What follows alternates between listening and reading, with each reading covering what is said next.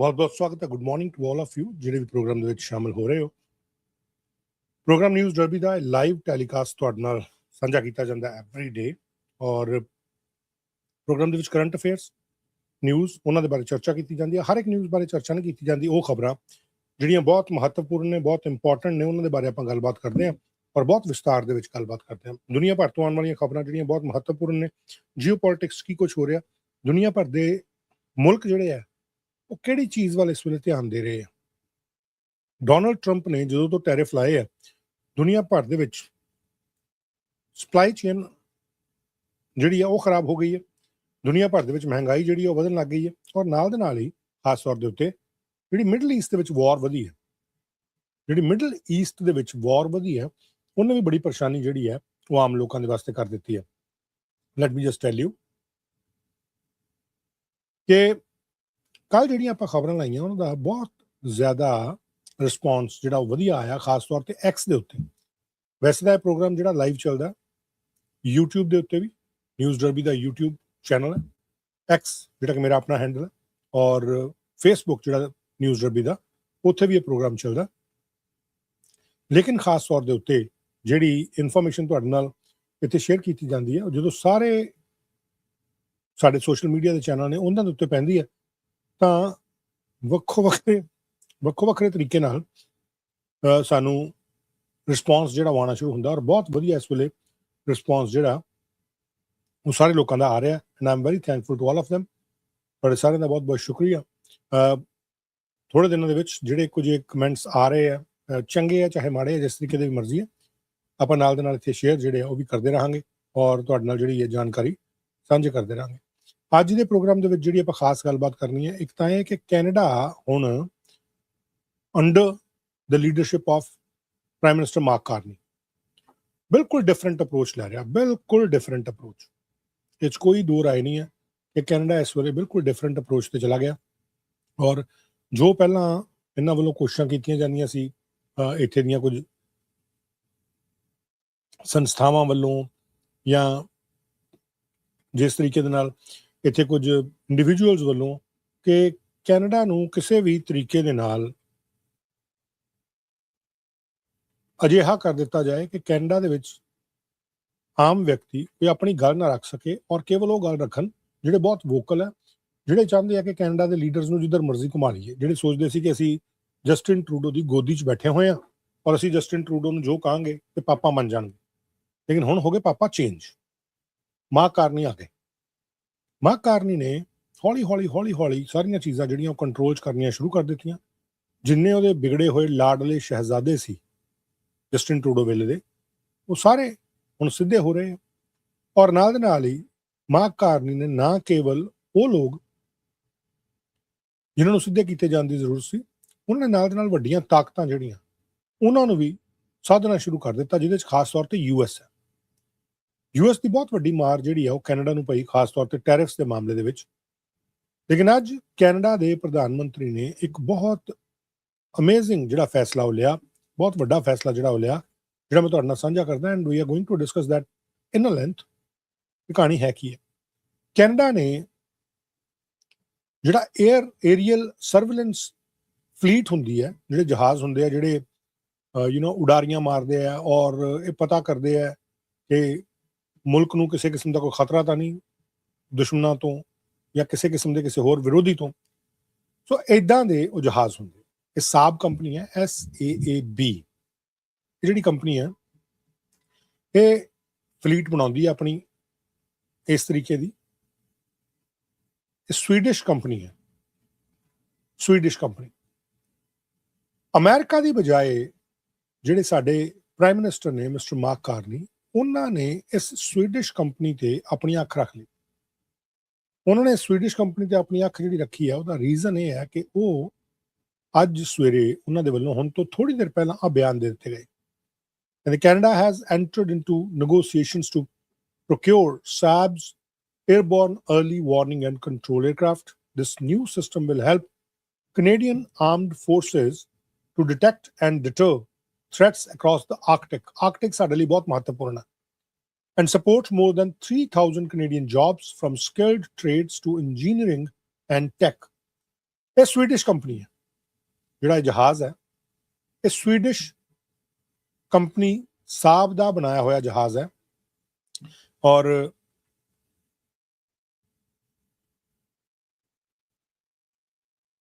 ਖਾਸ ਤੌਰ ਦੇ ਉੱਤੇ ਜਿਹੜੀ ਇਹ ਕੰਪਨੀ ਹੈ ਇਹਨਾਂ ਦੇ ਵੱਲੋਂ ਮੈਂ ਨਾਲ ਦੇ ਨਾਲ ਨਾ ਪੋਸਟ ਕਰ ਰਿਹਾ, ਯੂ ਨੋ ਦੈਟ ਆਪਾਂ ਐਵਰੀ ਡੇ ਪੋਸਟਿੰਗ ਜਿਹੜੀ ਆ ਉਹ ਨਾਲ ਕਰ ਦੇਗੀ।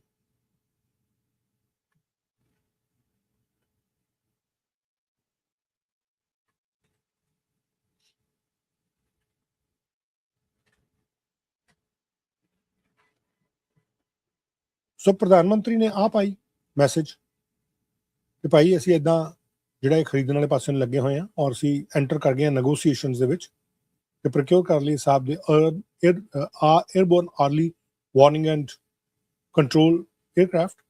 ਉਹਦੇ ਉੱਤੇ ਸਵੀਡਿਸ਼ ਪ੍ਰਾਈਮ ਮਿਨਿਸਟਰ ਨੇ ਉਲਫ ਕ੍ਰਿਸਟਰਸਨ ਉਹਨਾਂ ਨੇ ਲਿਖਿਆ, ਕਹਿੰਦੇ Canada has decided to move forward with Saab GlobalEye as its new airborne capability for airborne early warning and control. I look forward to welcoming Canada into the Global Eye family.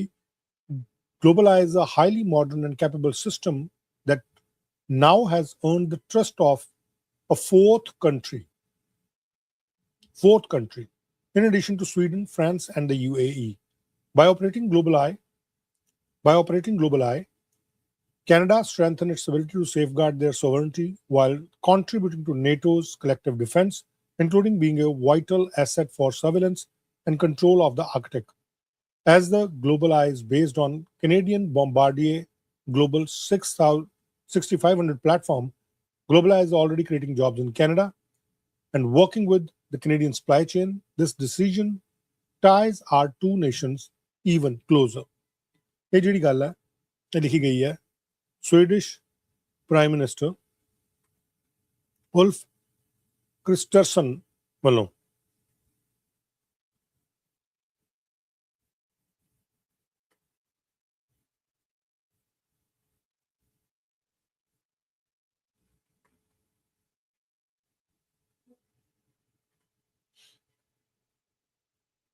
ਹੁਣ ਆਪਣੇ ਕੋਲ ਜਾਣਕਾਰੀ ਕੀ ਹੈ ਜਿਹੜੀ ਮੈਂ ਤੁਹਾਡੇ ਨਾਲ ਸਾਂਝੀ ਕਰਦਾ।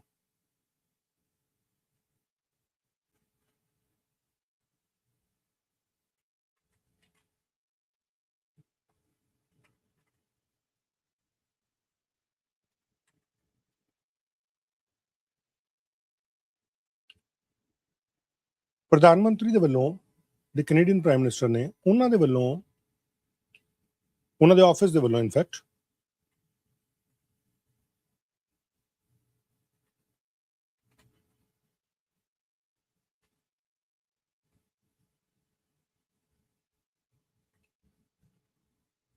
ਉਹਨਾਂ ਦੇ ਆਫਿਸ ਦੇ ਵੱਲੋਂ ਇੱਕ ਪ੍ਰੈਸ ਰਿਲੀਜ਼ ਜਿਹੜਾ ਜਾਰੀ ਕੀਤਾ ਗਿਆ, ਜਿਹੜਾ ਮੈਂ ਉਹਨਾਂ ਦੀ ਹੀ ਵੈਬਸਾਈਟ ਤੋਂ ਤੁਹਾਨੂੰ ਪੜ੍ਹ ਕੇ ਸੁਣਾਉਣਾ ਔਰ ਥੋੜੀ ਜੀ ਜਾਣਕਾਰੀ ਦੇਣਾ ਕਿ ਦਰਅਸਲ ਇਹ ਕਹਾਣੀ ਕਿਸ ਪਾਸੇ ਨੂੰ ਗਈ ਹੈ ਔਰ ਯੂਐਸ ਜਿਹੜਾ ਉਹਨੂੰ ਕਿਸ ਤਰੀਕੇ ਨਾਲ ਖੋਡੇ ਲਾਈਨ ਇਹਦੇ 'ਚ ਲਗਾਇਆ ਗਿਆ। ਥੋੜੀ ਜਿਹੀ ਆਪਾਂ ਗੱਲਬਾਤ ਇਸ ਦੇ ਬਾਰੇ ਕਰਦੇ। ਪ੍ਰਾਈਮ ਮਿਨਿਸਟਰ ਮਾਰਕ ਕਾਰਨੀ ਦੇ ਆਫਿਸ ਦੇ ਵੱਲੋਂ ਜਿਹੜਾ ਅੱਜ ਪ੍ਰੈਸ ਰਿਲੀਜ਼ ਸ਼ੇਅਰ ਕੀਤਾ ਗਿਆ ਉਹ ਆ ਸੀ। Let me go on to this side. In an increasing dangerous and divided world, Canada must be prepared to defend ourselves and our allies. To that end, Canada's new government has invested over $65 billion over the past year in defense and security, and Canada has reached 2% of defense spending for the first time since the fall of Berlin Wall. So, पहली बार है कि 2% defense spending te Canada पहुंचे, and that is, I should say, under the leadership of Mr. Mark Carney. Mark Carney the leadership ਦੇ under ਹੀ ਇਹ ਹੋਇਆ ਕਿ ਇੰਨਾ ਵੱਡਾ ਜਿਹੜਾ ਫੈਸਲਾ ਉਹ ਕੈਨੇਡਾ ਦੇ ਵੱਲੋਂ ਲਿਆ ਗਿਆ ਔਰ ਸਵੀਡਿਸ਼ ਕੰਪਨੀ ਜਿਹੜੀ ਹੈ ਉਹਦੇ ਨਾਲ ਨੈਗੋਸੀਏਸ਼ਨ ਜਿਹੜੀਆਂ ਕਰ ਲਈਆਂ ਗਈਆਂ। ਇਹਦੇ ਬਾਰੇ ਜਿਹੜੇ ਪ੍ਰਾਈਮ ਮਿਨਿਸਟਰ ਮਾਰਕ ਕਾਰਨੀ ਹੈ ਉਹਨਾਂ ਦੇ ਵੱਲੋਂ ਇੱਕ ਅਨਾਉਂਸਮੈਂਟ ਵੀ ਜਿਹੜੀ ਹੈ ਉਹ ਕੀਤੀ ਗਈ। ਉਹ ਅਨਾਉਂਸਮੈਂਟ ਕੀ ਕੀਤੀ ਗਈ ਔਰ ਕੀ ਜਾਣਕਾਰੀ ਹੈ? ਡੇਵਿਡ ਮੈਕਗਿੰਟੀ ਜਿਹੜੇ ਸਾਡੇ ਕੈਨੇਡਾ ਦੇ ਡਿਫੈਂਸ ਮਿਨਿਸਟਰ ਨੇ ਉਹਨਾਂ ਨੇ ਇੱਕ ਪ੍ਰੋਗਰਾਮ ਦੀ ਅੱਜ ਸ਼ੁਰੂਆਤ ਕੀਤੀ ਔਰ ਦੱਸਿਆ ਕਿ ਕਿਹੜੇ ਤਰੀਕੇ ਹੈ ਜਿਹਦੇ ਨਾਲ ਕੈਨੇਡਾ ਨੂੰ ਸੇਫ ਰੱਖਣ ਦੇ ਉਪਰਾਲੇ ਕੀਤੇ ਜਾ ਰਹੇ ਆ। I am going to share it with you. Is rebuilding and Canada's stepping forward with renewed confidence and purpose. Because our government understands something rudimentary, something fundamental. A stronger Canada requires stronger national defense. And stronger national defense requires a strong Canadian industrial base. That's why all of you in this room are so important. You're not simply suppliers, you're partners in Canada's security, resilience, and future prosperity. We all know the global security environment is changing rapidly, sometimes too fast to follow. From the Arctic to cyberspace, national security and economic security are now deeply connected. And Canada is responding with seriousness, ambition, and confidence in Canadian capability. Because this country has extraordinary talent, extraordinary workers, and extraordinary companies capable of leading on the world stage. That is what CanSec represents. Not only the strength of Canada's defense sector, but the strength of Canada itself. And under the Prime Minister's leadership, Canada is showing the world that we are prepared to lead, we are prepared to invest, and we are prepared to meet this moment with confidence and resolve. And on that note, ladies and gentlemen, it is my great honor and privilege to ask you to join me in helping to welcome the Right Honourable Mark Carney, Prime Minister of Canada. Thank you very much.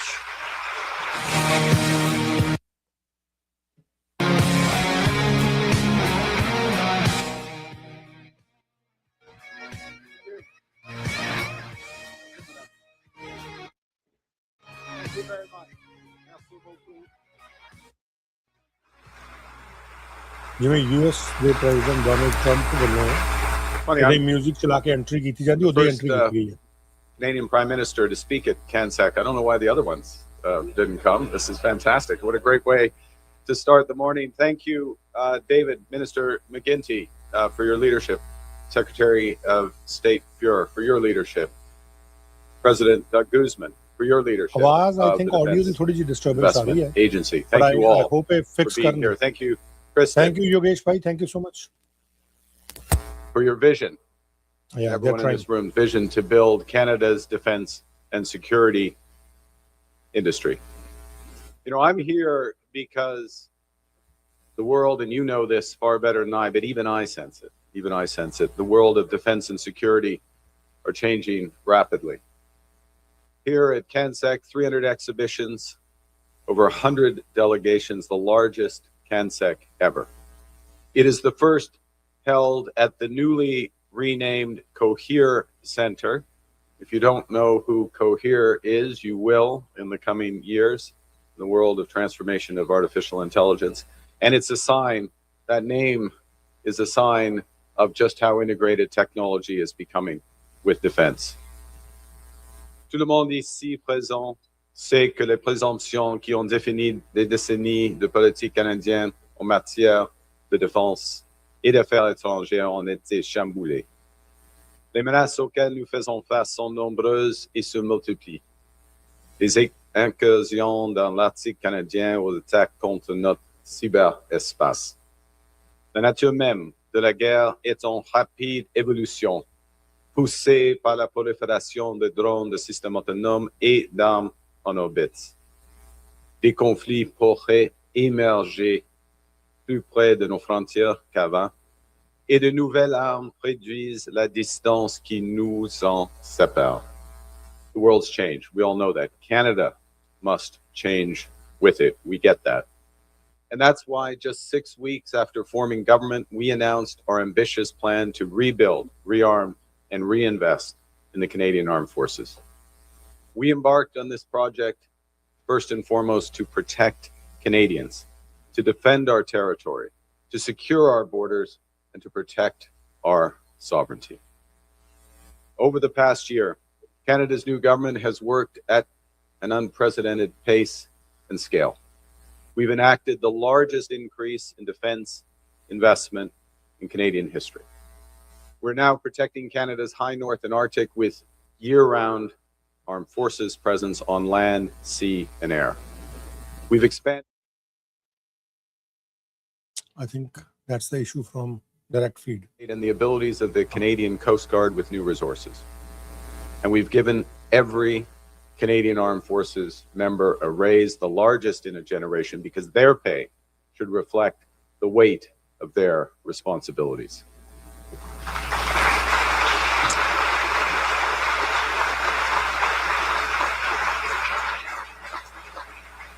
These things have an impact already. Recruitment in the Canadian Armed Forces is the highest in 3 decades. Canada has achieved NATO's 2% GDP defense expenditure target half a decade ahead of the original schedule, I have to say, for the first time since the fall of the Berlin Wall. I don't know if that's an accomplishment or an admission, but we're there. We are working towards NATO's 3.5% of GDP in 2035 defense expenditure target through major new investments in strategic capabilities, including a modernized submarine fleet and one of the world's largest fleets of icebreakers to strengthen our defense of the Arctic. We are already meeting NATO's 1.5% target for critical defense infrastructure, from upgraded ports, airports, air bases, to new northern operational support hubs to deter threats in the north.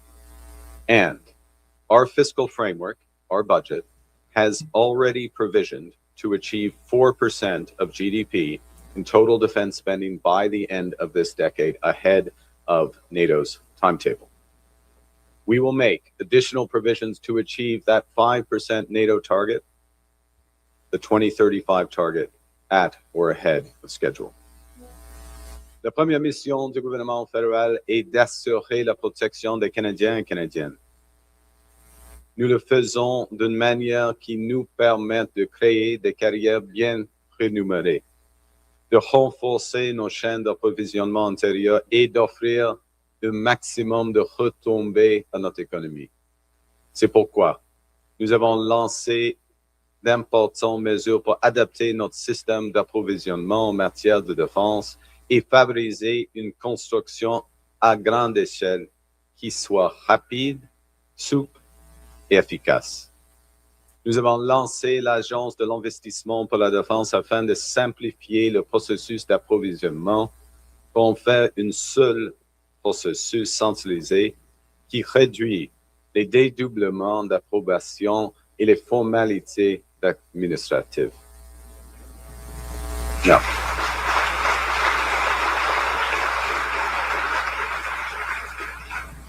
about time, you say. Yes, c'est le moment. L'Agence d'investissement pour la défense développe les capacités souveraines essentielles à notre aptitude à défendre nos frontières, nos océans et l'Arctique.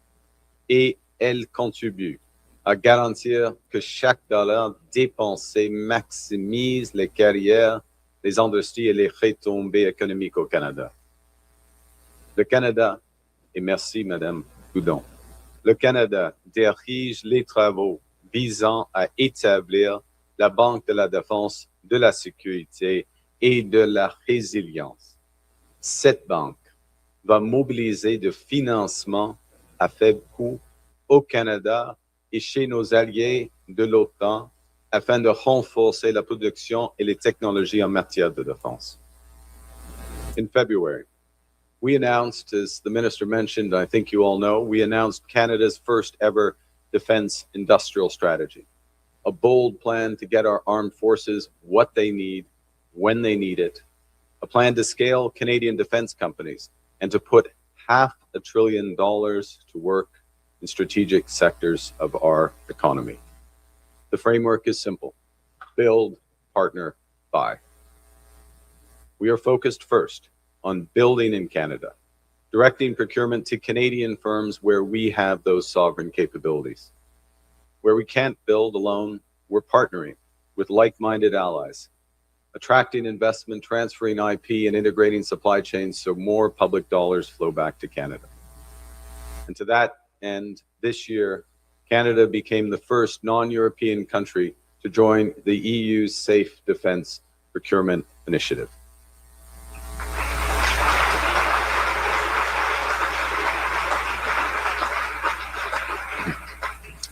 Now, using that new framework, we're beginning to move ahead with ambitious major investments for our defense and security. And today, as part of our steadfast commitment to defend Canada and to protect our allies, I'm pleased to announce that Canada has entered into negotiations to procure Saab's airborne early warning and control aircraft. Ah, voilà.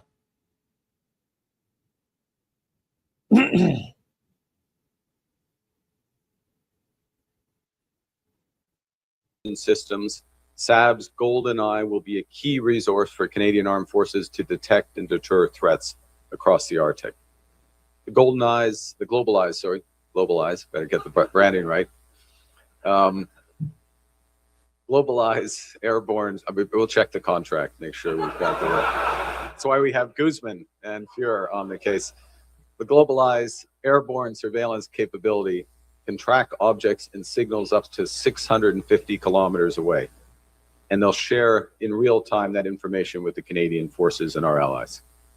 At the heart of the Global Eyes system is the Canadian-made Bombardier Global 6500, an aircraft that includes 20% US content, which gives a sense of just how integrated these defense systems are. Saab and Bombardier's expertise is transforming a modern jet into a cutting-edge surveillance aircraft with altitudes of over 30,000 feet. The Global Eye partnership will establish Canadian-based production capability, including aircraft conversion and missionization, engineering collaboration, R&D, and potential participation in radar component production, positioning Canada as an integral part of the Global Eye global supply chain. En tout, ce seront plus de 3,000 emplois qui seront soutenus dans le secteur aérospatial canadien. Et pas moins du tiers de la flotte prévue d'appareils Global Eye sera produit au Canada au cours des 15 prochaines années.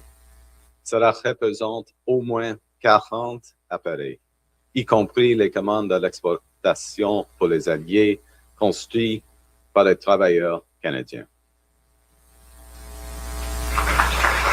At least 40 aircraft. The Saab Global Eye combines airborne early warning and control with long-range air, sea, and land surveillance in real time, as I said, in a single platform. It's advanced, it's available, and operational. It's one of a kind.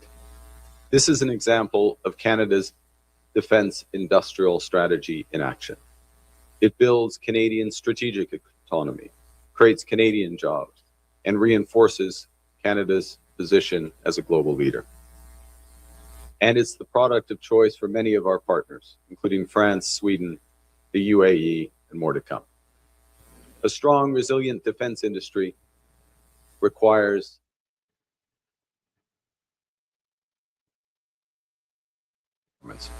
and that's why today I'm also announcing a series of measures to improve our defense industry partnerships. And in doing so, we're fulfilling commitments we made when we launched that defense industrial strategy a few months ago in February. The first thing, we are transforming our industrial technological benefits policy. We're directing investments towards the areas that most matter for Canadian competitiveness. So foreign contractors that secure Canadian defense contracts will now have stronger incentives to subcontract to Canadian firms and invest in our supply chains. Said another way, they will get more credit for doing so. We're cutting red tape with a new 90-day approval standard, so companies, especially small businesses, get faster and more predictable decisions. We're introducing something called the Strategic Investment Transaction. And this is a new crediting system for high-value investments, such as building or expanding a Canadian facility, funding R&D in Canada, or transferring IP to a Canadian company. In short, we're going to reward those investments that build lasting defense capacity and industrial capacity in Canada. With this new ITB policy, we're making it more valuable to work with Canadian companies by treating those that have at least 70% Canadian content value as if they had 100% Canadian content value, the so-called Canada Boost. The second thing we're going to do is launch a new strategic partnerships framework so companies can work more closely with government to build the sovereign capabilities that the Canadian forces need. So rather than one-size-fits-all procurement, our new framework will catalyze robust partnerships with government sharing operational priorities and industry bringing your innovation and your expertise. Companies designated as strategic partners will invest in Canadian R&D, grow our domestic supply chains, hire a Canadian workforce. And in return, you can rely on government to be an anchor customer, accelerating approvals and supporting your exports. Si retrouver parmi les programmes du gouvernement fédéral peut s'avérer difficile, en particulier pour les PME qui font leur premier pas dans le secteur de la défense. C'est pourquoi notre troisième mesure consiste à créer un nouveau service d'orientation qui va nous permettre d'aider les entreprises canadiennes à accéder au soutien dont elles ont besoin pour assurer leur croissance et soutenir la concurrence des marchés de la défense et de double emploi comme l'intelligence artificielle, les technologies quantiques et la fabrication de pointe.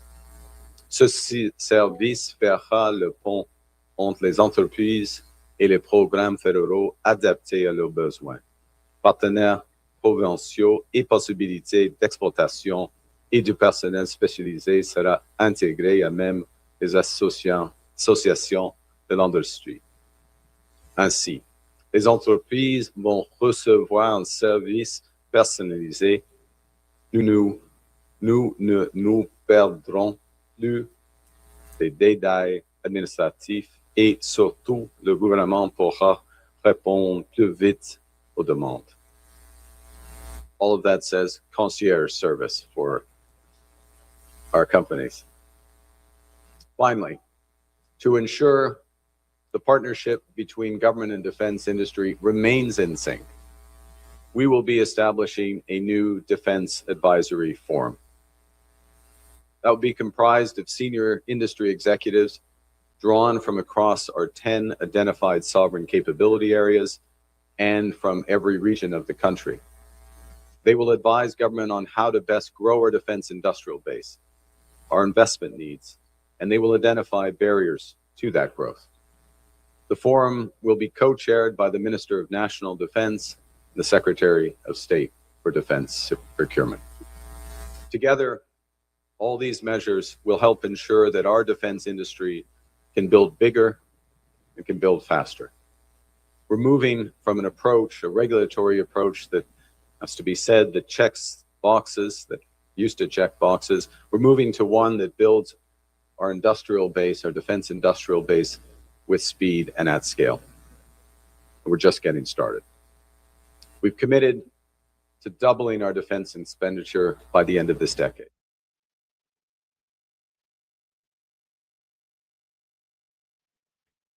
Next 10 years, Canada will invest $180 billion directly in defense procurement, $290 billion in defense and security-related infrastructure, and we expect to create an additional over $125 billion in downstream economic benefits. We will boost government investment in defense-related research and development by almost 85%, and we plan to increase our defense sector revenues by over 220%, our defense exports by 50%, and to create 125,000 new jobs in the sector. This will, no.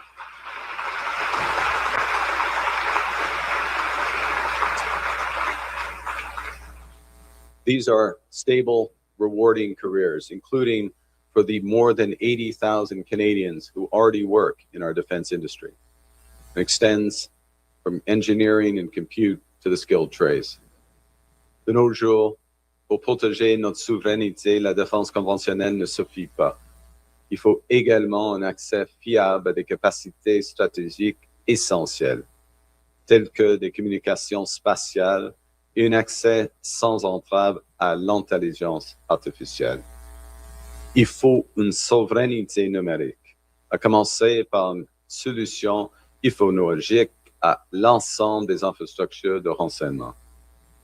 So from the domestic ammunition production to over-the-horizon radar to quantum, cyber, AI, and drones, we're building and partnering with Canadian materials, Canadian expertise, Canadian workers across this country. We're protecting Canada's ability to act independently in a more dangerous and divided world. You know, we used to build in this country. We had built one of the largest aircraft and naval fleets by the end of the Second World War. Canada built one of the world's first autonomous submarines, one of the first drones used by NATO forces. The message today, thanks to you and our new strategy, is we are now building again. We are reinforcing the foundations of the true North, the strong, the free.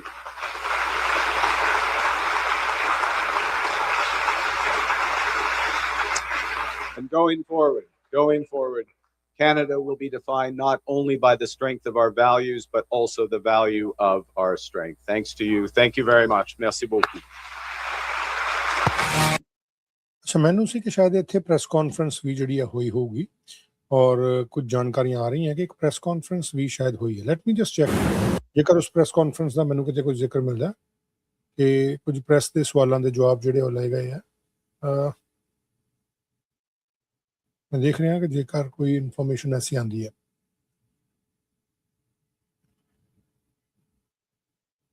Yes, उस तो बाद एक press conference हुई है। Let me just take you that press conference.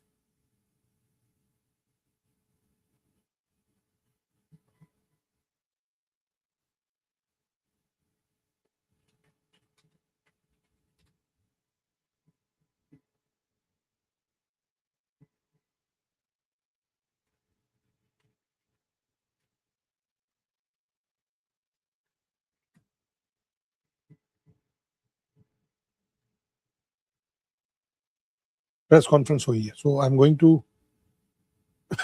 Share that press conference क्योंकि कई सवाल हुए हैं। स्टीवन गिलबो अज रिजाइन कर सकते हैं, उन्होंने लैके अपनियां शुभ इच्छावां मार्क करने ने दित्तियां। उन्होंने एनवायरनमेंट मिनिस्टर ने, कंट्रोवर्शियल एनवायरनमेंट मिनिस्टर ने, जस्टिन ट्रूडो दी कोठरी वाले बंदे आ।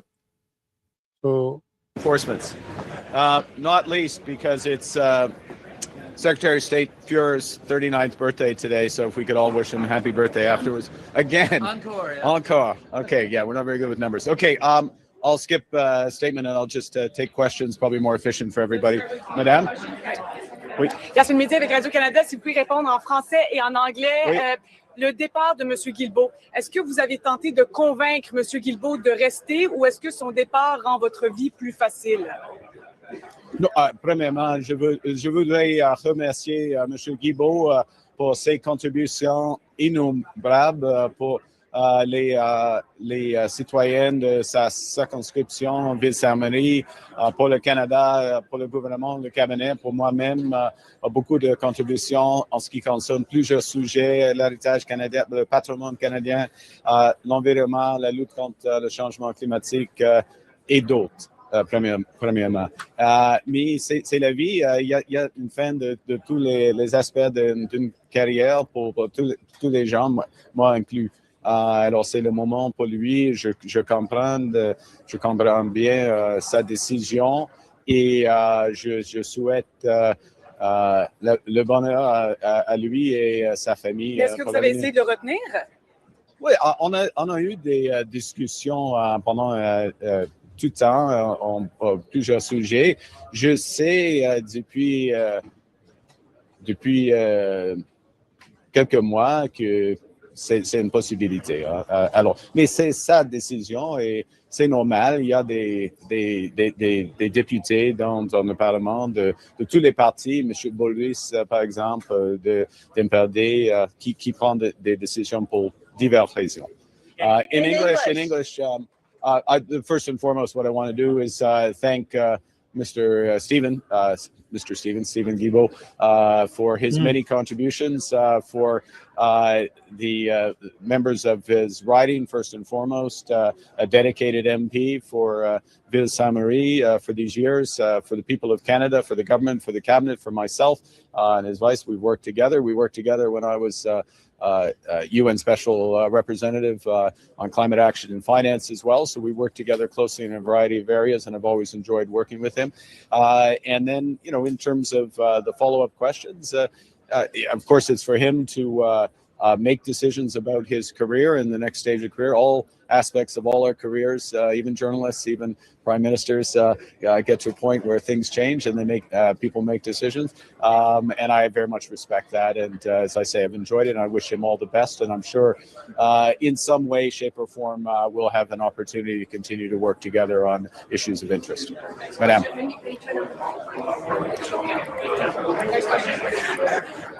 Good morning, Prime Sorry, I'll Minister. speak up. Sorry. Does the visit of China's Foreign Minister Wang Yi later this week pave the way for a visit by President Xi Jinping? And you've said previously that there are guardrails in place in Canada against foreign interference, yet your government has not released publicly the RCMP MOU signed with Chinese police. Why is that? Well, we don't make a habit. I'll answer the second part of the question first. We don't make a habit of releasing security documents with other governments for reasons of operational security. That is standard practice for this government, previous governments as well. So I don't see a reason to change that in this circumstance. So thank you for that question, but that's our policy, and that's what we stay to. I look forward to the visit of China's foreign minister tomorrow. I will have a chance to meet with him. It'll be a valuable exchange of views, and I appreciate his arrival. Thank you. Yeah, Prime Minister, I'm hoping you can clarify some remarks that you made after the scrum on Monday. When you were leaving the press conference, you spoke with Minister Robertson, and I want to read what you set out. What are you doing? This is stupid. You've got an off-ramp. Take it. That to me sounds like you're talking about Danielle Smith and the Alberta referendum question. I was talking to Minister Robertson. But can you clarify what you were discussing in that point in time? Because the scrum was about what Ms. Smith had done. No, it was about Minister Robertson. Look, I have, I think, if I'm gonna take your question about the relationship with Canada and Alberta, Canada and the federal government and the provinces, and we practice cooperative federalism. We work together. What we're focused on is making the federation work. We're doing that with Alberta. With respect to a variety of aspects of energy. It's much more than a pipeline. It's nuclear. It's interconnects with British Columbia. It's a new industry of carbon capture. It's restarting the renewable market. It's getting a carbon market that actually works, that other provinces can be able to join, so we can broaden out a national carbon market. That's what we're doing there. We're here talking about defense industrial strategy, the benefits of the announcement we just made around the negotiations led by Secretary of State Fuhr and President Guzman on the global eye, and the fact that will bring a third of the production of those aircraft to Canada, of the global production, a minimum of a third to Canada, benefits for supply chains in Quebec and also across the country. That's what we're focused on, and that's the thing. That was not about the that's my answer is my answer. Thank you. You've decided to buy Saab's Global Eye. Yes. When is Canada getting submarines, and are you prepared to buy Gripens? I didn't catch Are you prepared to buy Gripens? Well, first, we will take those decisions, both of those decisions in due course after proper deliberation and taking into account of all the considerations. First and foremost, operational requirements of the Canadian forces. Secondly, very importantly, the broader industrial benefits and true partnerships that we can strike in those cases. I think the Global Eye is, I'll just underscore, this is a partnership. You see 20% of the value add of the base aircraft is American. You see obviously a heavy European component to this, as well as 35% Canadian component, true global partnership that comes together. In submarines, as you know, I'll just observe there are two competing bids. Both of them meet the operational specs, the very high operational requirements of the Canadian forces. And so it's a question of those broader benefits. That's been run down. We will not take an hour longer necessary to make those decisions. Thank Still you. on track for the submarine decision by June? We're still on track, yeah. Yeah. By the end of June, How do you think the ongoing debate about separation in Alberta and upcoming referendum question is going to affect the likelihood or chances that a private sector proponent may come forward to build a West Coast pipeline? Well, it's first and foremost, I think what we do as the federal government is we continue to work collaboratively with Alberta, with British Columbia, with First Nations, in this case, First Nations, well, I should say Indigenous peoples, because Métis as well, to ensure that if there is a pipeline or related carbon capture or interties between the electricity grids and or nuclear and or other components of this, that it benefits all of the parties and works with all of the parties. In that way, we make two things more likely. One, we make the actual economic activity there more likely, lower emissions more likely, as well as the Federation work better, and of course that has implications for how people vote. Thank But you. you don't think separation but does separation have an impact on whether, you spent a career in business, does separation have an impact on whether a company wants to put their hand up and build a new pipeline? Well, it's look, my experience in these would be the same as others, is that uncertainty, this type of uncertainty is unhelpful for long-term investment decisions. What I answered, though, is what does the federal government do about this, and in terms of making the Federation work, creating the conditions to create jobs, create prosperity, to get emissions down. All of that is what we're doing. To move forward on reconciliation, truly move forward on reconciliation. That's what we're doing, and that has impacts both for the economic side, but also should have impacts in terms of voting. Thank you.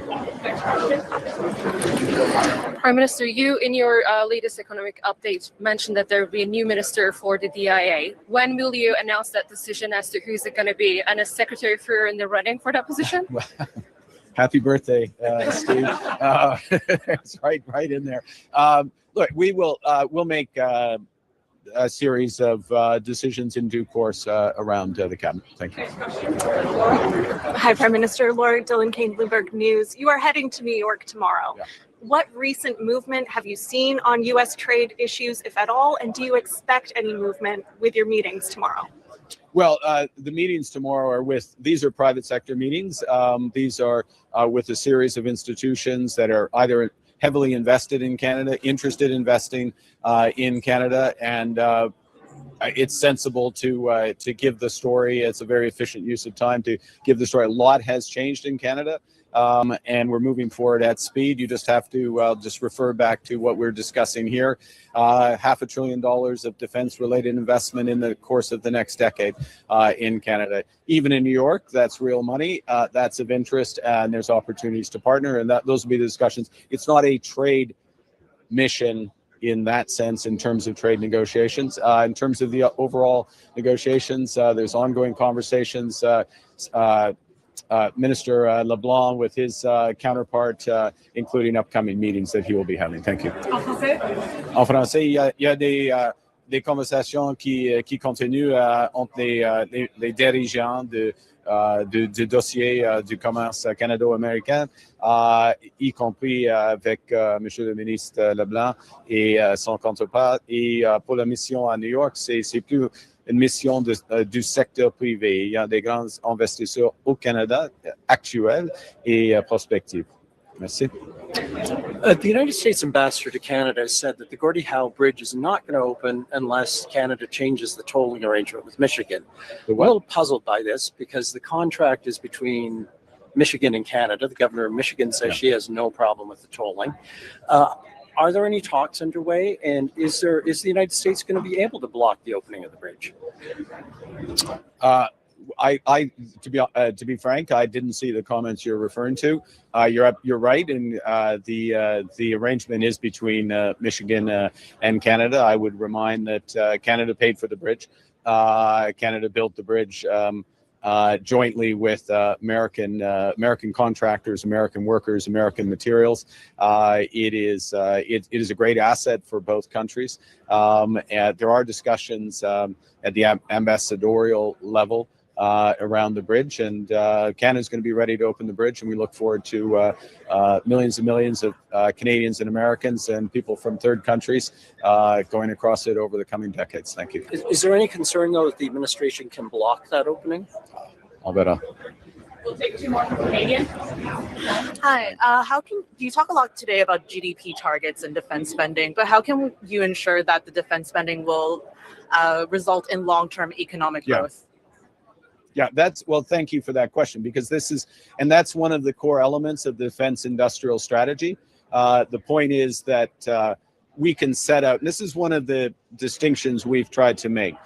So what I said today, which is new news, but had already been done, we just hadn't revealed that we had embedded in, when I say in the fiscal framework, it means that getting to that 4% of GDP by the end of this decade, which is on the track to the 5% by 2035. It's more than on the track.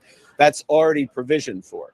Your question, which is the right one, is, but what do we spend it on? And how do we get the maximum benefit for Canadians, Canadian workers, Canadian business? And some of the areas we've identified, an earlier question about submarines, about advanced combat aircraft, that's part of it. The next phase of Arctic radar would be part of it, building out these operating hubs, as they're called, or that will be part of it. But there's other elements in a world where technology and the interface between technology and defense, I mean, everything here will be about that. That's changing very rapidly. So what we don't want to do is take a list that was sitting in a drawer from even last year. I've got the experts behind me, but even last year, and say, okay, we'll take that because we've provisioned the money for that. That will be the wrong decision, right? There's some things we know we need, but there's a series of other investments that we can make that will help protect Canadians first and foremost, help our allies. But we can do those in a way, given that the industry is changing rapidly, that, to your point, maximizes the Canadian benefit. And that's why we've changed our purchasing strategy. That's why we have the DIA. That's why the series of measures that I announced today are part of that overall strategy to make sure we get the impact. Thank you. Speaking of experts, yeah, there you go. Yeah. You said earlier that the submarines, both bids, meet the Navy's high-level requirements. Yeah. So what is going to be the deciding factor for you? Well, is it the economic bid? Well, there's a series of aspects there, and again, the gentlemen behind me are leading the charge on that, and it wouldn't be appropriate for me to go through into first off, I get something wrong, but also going into detail this day. But yes, certainly the economic implication, the broader economic benefits, it goes to the previous question, to Canada, but a partnership that extends more broadly and strategically. And I'm going to make let me make a meta point, which is this government has been very focused on building, in a positive way, our international partnerships over the course of last year. It's not just a line to say we've signed more than 20 defense and economic partnerships over the course of the last 12 months on 4 continents. It is a line, but it also happens to be true. There's substance to that. There's substance to that, which you'll see later today with the signing of major energy agreement. There's substance to that with what we announced today with this partnership here. There's substance with that, with the decision on the submarines and the broader benefits that's going to bring to Canada and that's going to bring to our allies. So these things are very much connected, and we're starting to see the multiplier effects, and that is going to have a multiplier effect right here at home in terms of jobs, career, resilience, stronger, more independent country. Thank you. Il y a des facteurs, oui, on commence avec des facteurs opérationnels, ça c'est fondamental, mais après ça, il y a deux initiatives, une initiative coréenne et une initiative qui vient de l'Allemagne et de la Norvège. Ils sont au-dessus, la barrière. Mais il y a des questions des grandes retombées ici au Canada, des jobs et puis des impacts industriels ici au Canada. C'est une des facteurs fondamentaux pour nous. OK, merci. Hi, Prime Minister. How does getting more LNG to Germany 4 years after there was apparently no business case affect global security, Russia's ability to fund its war, and Canada's role in global security? Will our product displace Russian in the market? And what is the impact of that? And does your Saab comments this morning at an announcement, does it portend a mixed fleet for the fighter jets down the road? The answer to the first question is Canada is one of the solutions to energy security in Europe, energy security in Asia. The Silicon LNG is, I would add, is the lowest carbon LNG in the world because it's top decile in terms of emissions for the LNG train that creates that. So yes, it contributes to energy security in Germany, and there's a lot more that we can do in partnership with our European partners. I was going to say allies, but in this case, it's about partnership. And that's why we've been having these intensive discussions. And this goes, of course, both ways. In terms of the second, I'm not going to comment about specifics of upcoming procurement. Thank you. Thank you. Hi. Nina from it's Germany Day, by the way. Yes, it is Germany Day. Yeah. I'm from for you, Germany's every day international is broadcaster. Sorry. Yeah, but you're intensifying ties, like you just said, with Germany on many levels. So, what exactly is keeping you from intensifying it when it comes to building submarines? What more does Minister Pistorius need to give you? The process is moving forward in procurement. Speed and timelines, it's moving at lightning speed. We're almost at the start of June. We're intending to make a decision by the end of June. I'm glad the minister is here. I look forward. I'll have a brief word with him in a moment. And had a good conversation with the chancellor last week. So as I did with the Korean president the week before. Thank you. Merci beaucoup. That's it. Okay. So the ਨਾਲ ਜਿਹੜੀ press conference ਹੈ ਖਤਮ ਹੁੰਦੀ ਹੈ ਲੇਕਿਨ ਜੇਕਰ ਤੁਸੀਂ ਦੇਖੋ ਕਿ ਮਾਫ ਕਰਨਾ ਆ ਜਹਾਜ਼ ਹੈ ਜਿਹੜਾ ਖਰੀਦਿਆ ਜਾ ਰਿਹਾ ਲੇਕਿਨ ਇਹਦੇ ਚ ਵੀ ਹੁਣ ਤੋਂ ਥੋੜੀ ਦੇਰ ਪਹਿਲਾਂ ਜਿਵੇਂ ਮੈਂ ਤੁਹਾਨੂੰ ਦੱਸਿਆ ਕਿ ਸਵੀਡਿਸ਼ ਪ੍ਰਾਈਮ ਮਿਨਿਸਟਰ ਜਿਹੜੇ ਨੇ ਉਹਨਾਂ ਦੇ ਵੱਲੋਂ ਵੀ ਇਹਦੀ ਜਾਣਕਾਰੀ ਦਿੱਤੀ ਗਈ ਹੈ ਸਵੀਡਨ ਦੇ ਜਿਹੜੇ ਪ੍ਰਾਈਮ ਮਿਨਿਸਟਰ ਨੇ ਉਹਨਾਂ ਦੇ ਵੱਲੋਂ ਵੀ ਕਿਹਾ ਗਿਆ ਬੜੀ ਖੁਸ਼ੀ ਜਤਾਈ ਗਈ ਹੈ ਇੱਦਾਂ ਹੀ ਸਵੀਡਨ ਦੇ ਵਿੱਚ ਇੱਕ ਪਾਰਟੀ ਹੈ political party light me just share that with you already information a party a Christian party Christian Democratic Party ਇਹਨਾਂ ਦੇ ਲੀਡਰ ਨੇ ਆ ਲਿਖਿਆ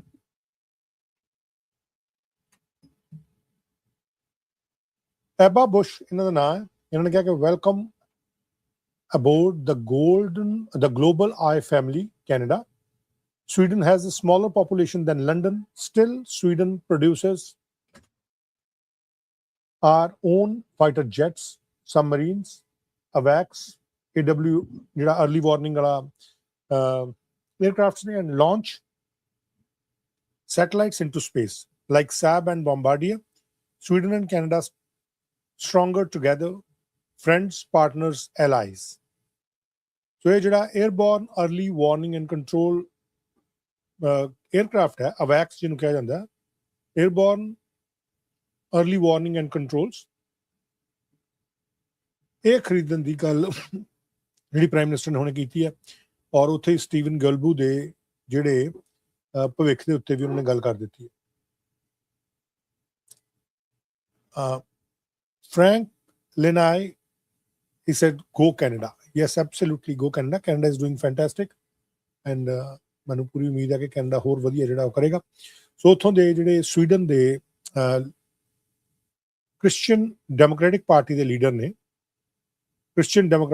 ਲੀਡਰ ਐਬਾ ਬੁਸ਼ ਉਹਨਾਂ ਦੇ ਵੱਲੋਂ ਵੀ ਇਹ ਗੱਲ ਕਹੀ ਗਈ ਹੈ ਸਵੀਡਿਸ਼ ਪ੍ਰਾਈਮ ਮਿਨਿਸਟਰ ਉਲਫ ਕ੍ਰਿਸਟਰਸਨ ਇਹਨਾਂ ਦੇ ਵੱਲੋਂ ਵੀ ਇਹ ਕਿਹਾ ਗਿਆ ਔਰ ਪ੍ਰਾਈਮ ਮਿਨਿਸਟਰ ਨੂੰ ਸੁਣ ਲਿਆ ਔਰ ਸਟੀਵਨ ਗੋਲਬੂ ਨੂੰ ਉਹਨਾਂ ਦੇ ਭਵਿੱਖ ਦੀਆਂ ਅੱਗੇ ਚੰਗੇ ਭਵਿੱਖ ਵਾਸਤੇ ਕਾਮਨਾ ਕਰਦੇ ਹੋਏ ਇਹ ਵੀ ਜਿਹੜੀ ਇਨਫੋਰਮੇਸ਼ਨ ਹੈ, ਜਿਹੜੀ ਸਟੇਟਮੈਂਟ ਹੈ, ਉਹ ਪ੍ਰਾਈਮ ਮਿਨਿਸਟਰ ਦੇ ਵੱਲੋਂ ਜਾਰੀ ਕੀਤੀ ਹੈ। ਨਾਓ ਵੀ ਗੋ ਟੂ ਟੋਰਾਂਟੋ। ਟੋਰਾਂਟੋ ਕੀ ਕਰਨ ਜਾਣਾ? ਟੋਰਾਂਟੋ ਦੇ ਵਿੱਚ ਜਿਹੜਾ ਇੰਡੋ ਕੈਨੇਡੀਅਨ ਭਾਈਚਾਰਾ ਹੈ, ਉਹਨਾਂ ਦੇ ਨਾਲ ਮੀਟਿੰਗ ਕੀਤੀ ਹੈ, ਜਿਹੜੇ ਇੰਡੀਆ ਤੋਂ ਆਏ ਹੋਏ ਉਹਨਾਂ ਦੇ union minister for commerce and industry mister Piyush Goyal ਨੇ।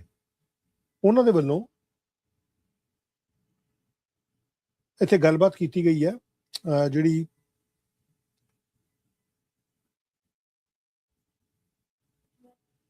ਭਾਰਤੀ ਮੂਲ ਦੇ ਲੋਕ ਨੇ ਉਹਨਾਂ ਦੇ ਨਾਲ ਕੀ ਗੱਲਬਾਤ ਹੋਈ ਹੈ, ਕਿਸ ਤਰੀਕੇ ਦੇ ਨਾਲ ਹੋਈ ਹੈ, ਮੈਂ ਤੁਹਾਨੂੰ ਸਾਰੀ ਉਹ ਜਿਹੜੀ ਇਨਫੋਰਮੇਸ਼ਨ ਹੈ ਉਹ ਦੇਣਾ, ਔਰ ਆਪਾਂ ਉਸ ਤੇ ਅੱਗੇ ਚੱਲਦੇ ਹਾਂ, ਉਸ ਵਿਸ਼ੇ ਦੇ ਉੱਤੇ ਗੱਲਬਾਤ ਥੋੜੀ ਜਿਹੀ ਅੱਗੇ ਵਧਾਉਂਦੇ ਹਾਂ।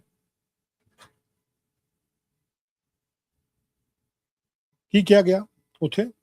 Light me just post it for you.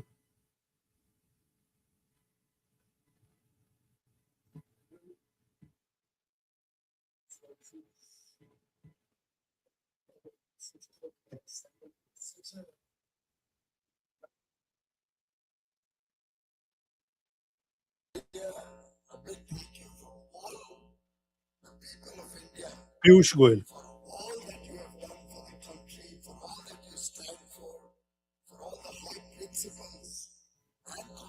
That each one of you makes to Canada, to your Karmabhumi, and thank you for keeping a little bit of India in your hearts, your Marthabhumi.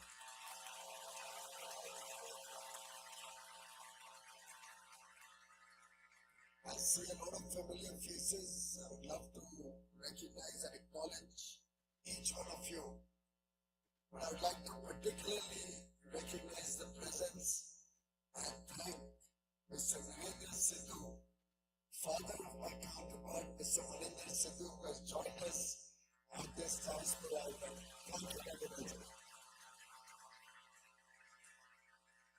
I can only tell you, Narendra, you brought up a very fine gentleman.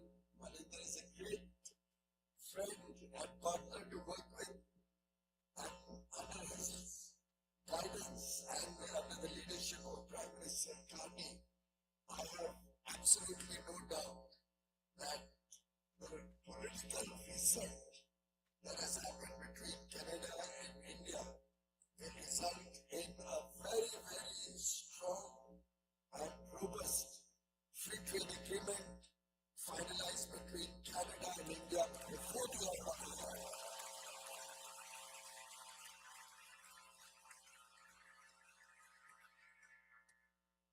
Friends, India has arrived. Gone are the days when the world looked upon India as a fragile five economy. I don't know how many of you remember. And in the passage of time, it's actually good to forget some of these old things. But there was a time when we took our Indian passport and we traveled across the world, and people looked down upon us. Do you remember 15 years ago, if you went to any country in the world, what kind of a reception did we get as Indians? अगर हिंदी में बोलो तो हमें नीचा देखते थे, हमारे passport की वो इज्जत नहीं थी। भारत के मूल ताकत को दुनिया रिकॉग्नाइज नहीं कर पाती। भारत की ताकत सदियों से India was always a very powerful nation, an enlightened nation, blessed with natural resources, blessed with spirituality, blessed with a rich heritage, traditions, family value systems, but we were never recognized for all our strengths across the world. Our economy was weak when we came into government in 2014. Low growth, high inflation, dwindling foreign currency reserves, sector in a shambles. I think that year banks had non-performing loans and restructured loans as high as 12 or 13%, collectively making a huge loss. The public sector banks alone probably made a 80,000 crore rupee annual loss. Investors were fighting shy of India. Things have changed. Today, you go anywhere in the world. After all, High Commissioner just mentioned that I was received by Prime Minister Gandhi.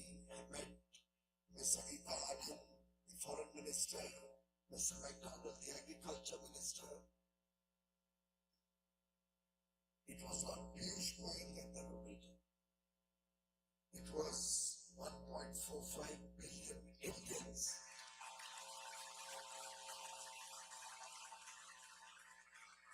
The power that India represents today, the talent, the skill that each one of you bring to the table, it was your achievements that were being recognized. I was only a symbol of the India story. And the India story in the last decade is one of empowerment, empowering 1.4 billion people, young India, a very talented and skilled India, today aspiring for a better quality of life, aspiring for a better future for their children. India today does not rest on its laurels. India today is working for much more. India today is working to become a developed country, a prosperous country, a Viksit Bharat by 2047, when we celebrate 100 years of independence. And the 4 crore Indians, almost 20 lakh of them, nearly 2 million in Canada, people of Indian origin, define the aspirations that we hold in India.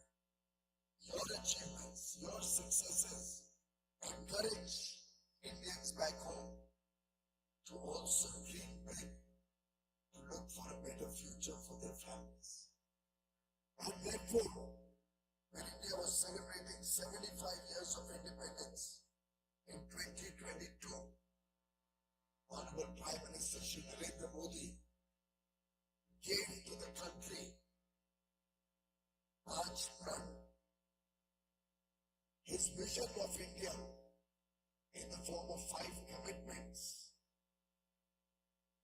And I'd like to just jog your memory and invite all of you to be a part of this journey in the Amrit Kaal, this journey until 2047, where 140 crore Indians have given unto themselves the mission, have collectively prepared the roadmap to make India a $30 trillion economy by 2047. Friends, this journey from 4 trillion today to 30 trillion is going to define the future of India.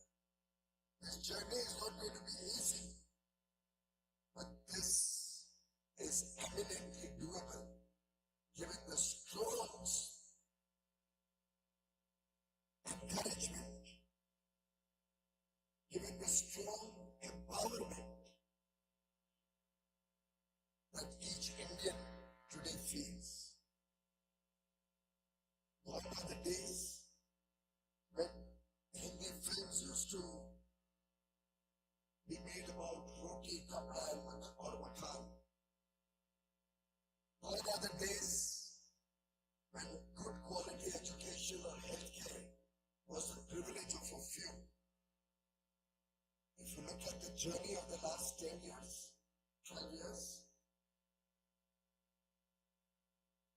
we have made sure that all the basic needs of every individual are taken care of.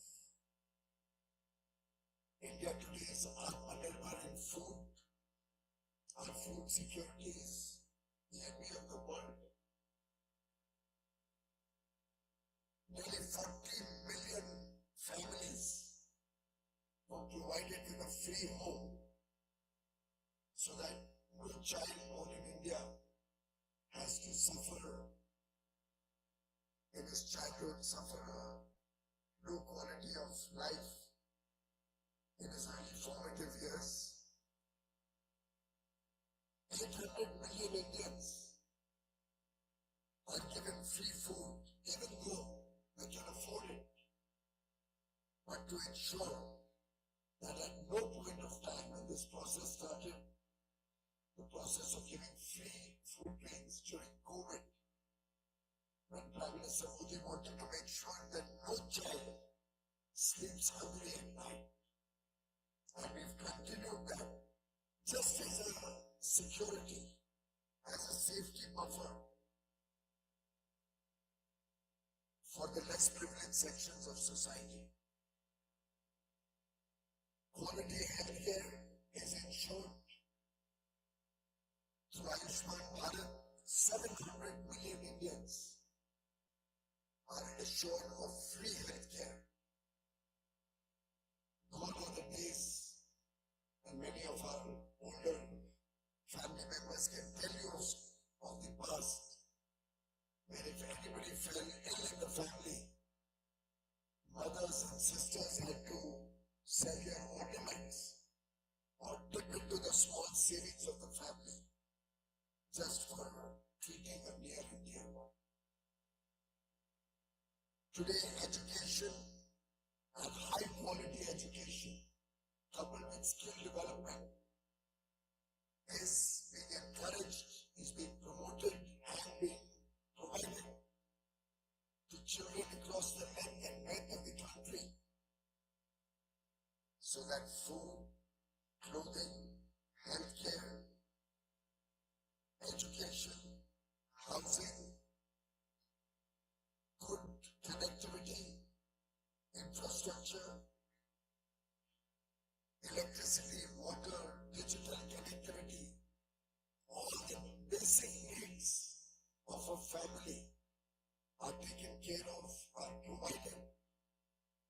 Families are empowered, young children are empowered to think big, to plan big, to achieve big.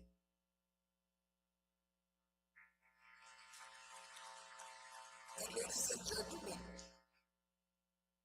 look at the systematic way in which the Indian economy has turned around. Right in 2014, we launched the Jan Dhan Yojana, the financial inclusion plan, and another plan, 550 million bank accounts have been opened across India so that everybody gets connected to the banking system and gets out of the dependence on money lenders and feels is able to go and get into a bank. And both savings and credit are today not the privilege of a few, but available to all.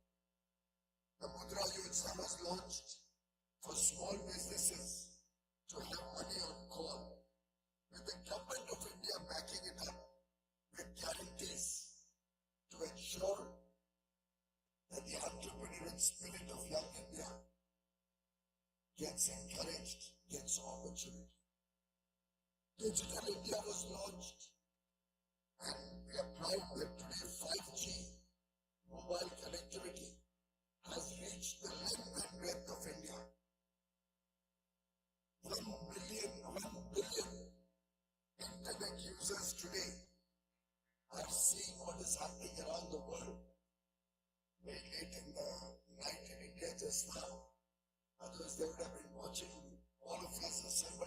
such large numbers to celebrate India.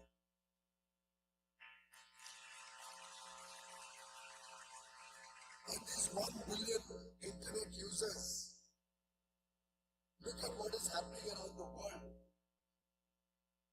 and desire that quality of life for their families back home. In fact, the second largest cohort of ChatGPT users is in India today. I don't know, you must have seen children in kindergarten and first and second grade today not playing with video games anymore, but playing with their smartphone, connected to the rest of the world. Make in India program was launched in 2015 to bring the mojo back into manufacturing in India.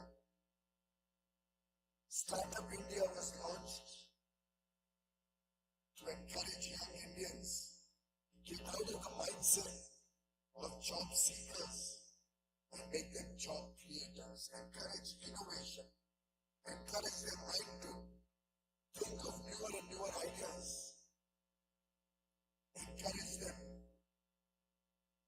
with the spirit of inquiry to experiment newer ways of work, new ways of doing business. Friends, through the last 10 years, while on the one hand, Prime Minister Modi continued to provide a good quality of life and take people out of poverty into the middle classes, he also focused on creating infrastructure and scale. India today invests about $130 billion every year on adding to our capacity in ports, railways, airports, our electricity grid, water reaching every home through the Jal Jeevan Mission, ensuring new connectivity right up to the villages, strengthening our border security. All these infrastructure initiatives are today paying rich dividends in terms of lower logistics costs, better connectivity across the country, encouraging tourism, encouraging more and more people to travel. You must have heard about the Vande Bharat, new railway coaches and railway trains, modern in outlook and conveniences, fast, efficient, taking people across the country. Our airports have more than doubled from 74 to over 160. And I dare say, India today has some of the best airports in the world, far better than many in the Western world.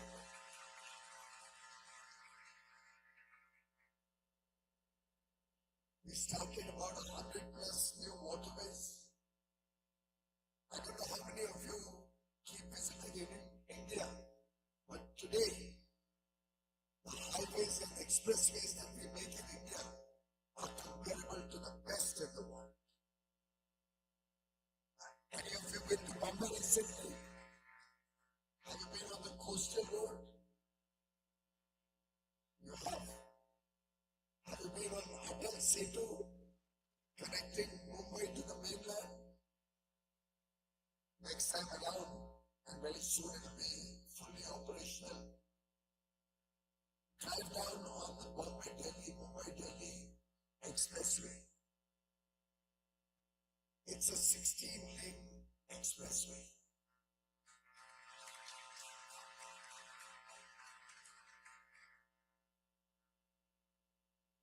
Modern amenities along the way, cutting down travel time from Delhi to Mumbai to 12 hours in a car. And friends,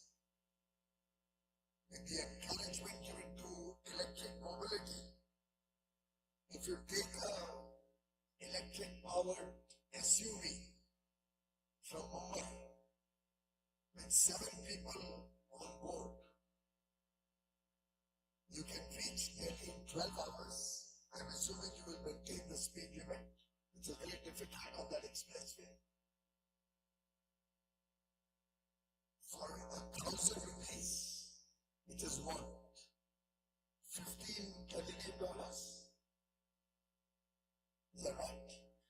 For 15 Canadian dollars worth of electricity that it will take to charge your SUV battery, probably once or twice a day, twice maybe, you can reach from Mumbai to Delhi, 7 people at OPEX or operating cost or running cost of 15 Canadian dollars. Where else in the world can you do that? Because electricity is cheap, abundantly available. 50% of our installed capacity is renewable energy. Solar energy today is available in India for 2 rupees 50 paisa per kilowatt hour. That is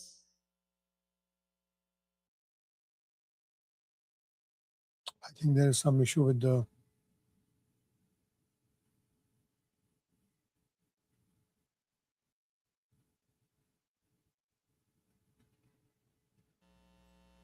at OPEX or operating cost or running cost of 15 Canadian dollars.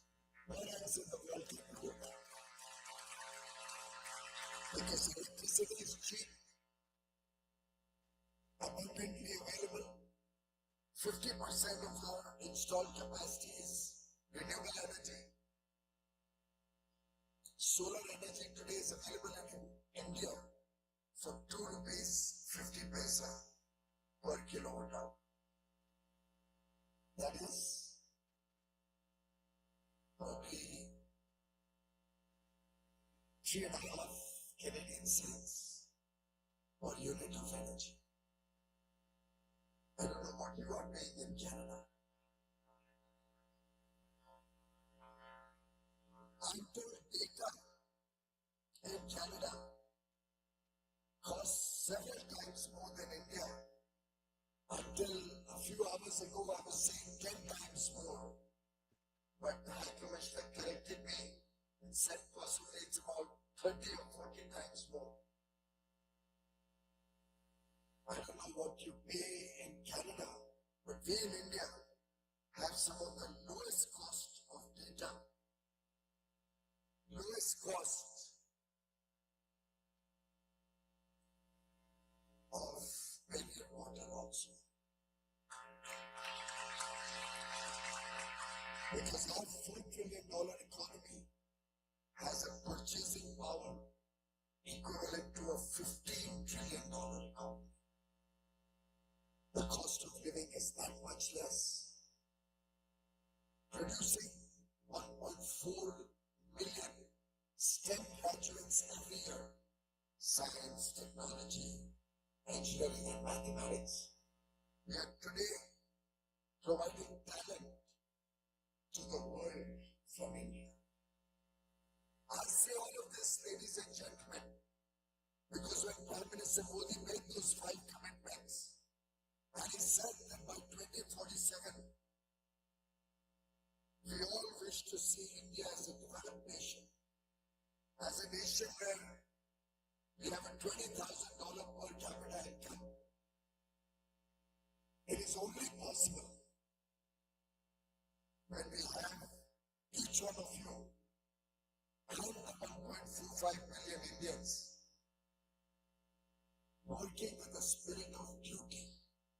कर्तव्य भावना से जब हम सब सामूहिक रूप से collectively ये प्रतिज्ञा करें, ये अपने आप में संकल्प करें कि हमें भारत को एक विकसित देश, एक समृद्ध देश बनाना है और 2047 तक बनाना है। मेरे it becomes the collective commitment of 1.4 billion Indians, joined by our extended family across the world, who act as a living bridge between India and the rest of the world.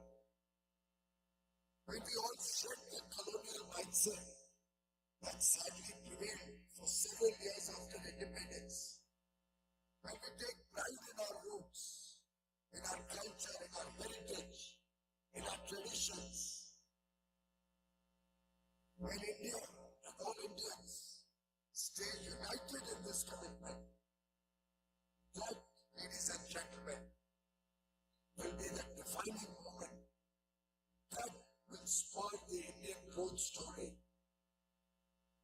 And when Prime Minister Modi receives 32 national awards from countries around the world, 32 countries,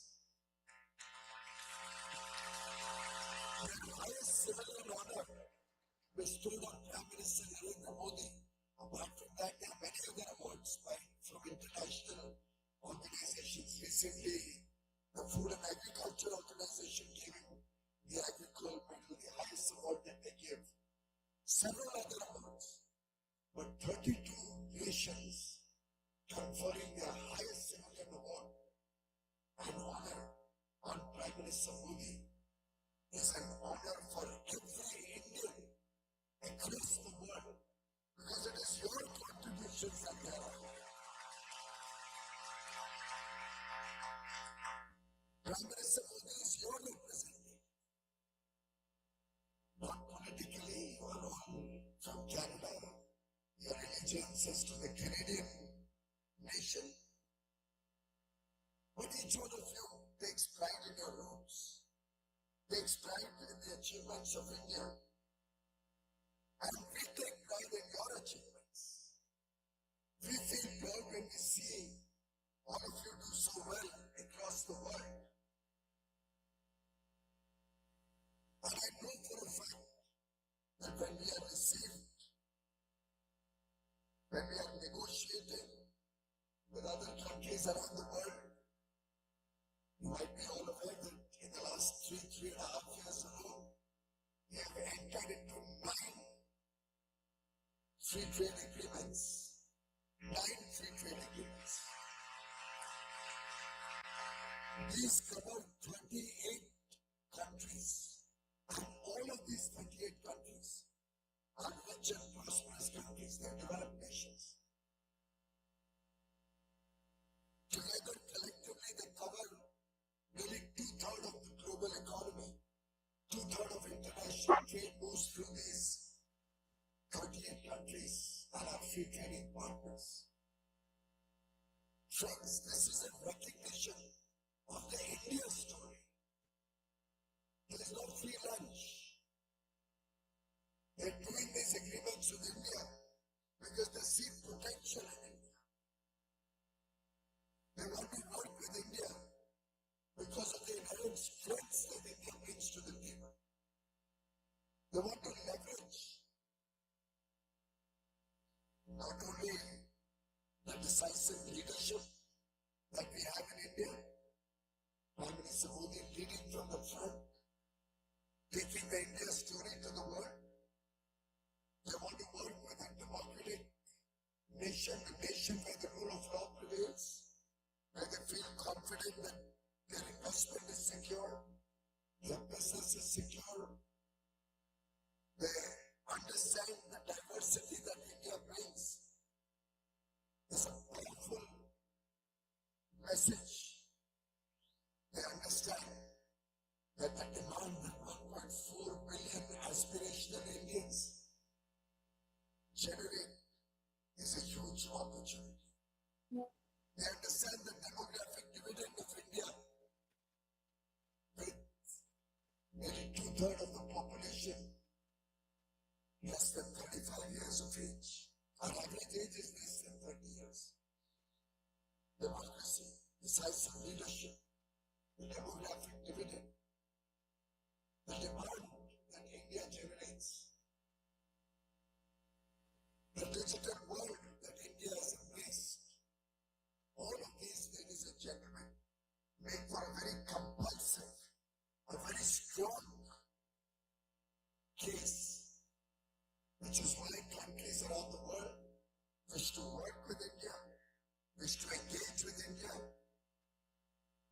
We are very happy with the relationship that we have been able to reset with the government of Canada, with the people of Canada. They're extremely cognizant of the huge possibilities that Canada and India have to share with each other. We have two economies that complement each other. We're not in competition. What India has to offer will help the Canadian economy.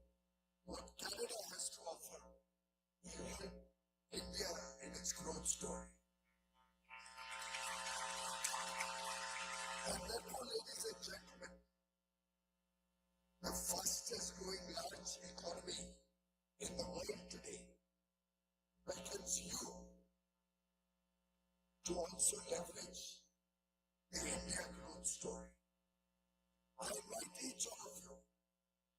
We have chartered accountants, maybe an Indian chartered accountant in almost all the top corporations in India.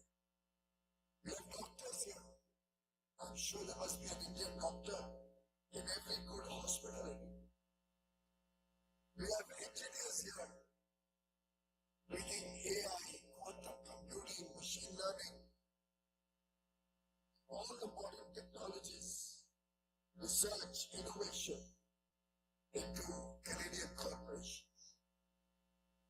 We have nurses here serving the elderly, bringing people back to good health. Not to speak about the wonderful chefs and restaurant owners who have caught the fancy of the Canadian people. Everywhere I go, they tell me, I love to have some Hyderabadi biryani or chicken curry.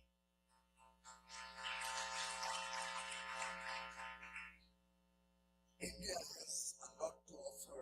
We Indians have a lot to contribute to Canada.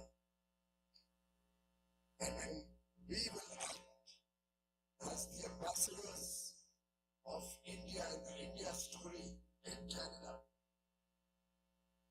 imagine what a force multiplier each Indian here can be, not only in strengthening the Canada-India journey together on relations, but also supporting the India growth story back home. Now think about it, friends. Suppose each one of you, in your company, in your neighborhood, amongst your friends, was to talk to your friends, talk to your co-workers, your colleagues, about traveling to India as a tourist. 1.8 million Indians take one family each to India every year. We could bring 5 million more tourists to India. I'm working on the air connectivity with Minister Singh.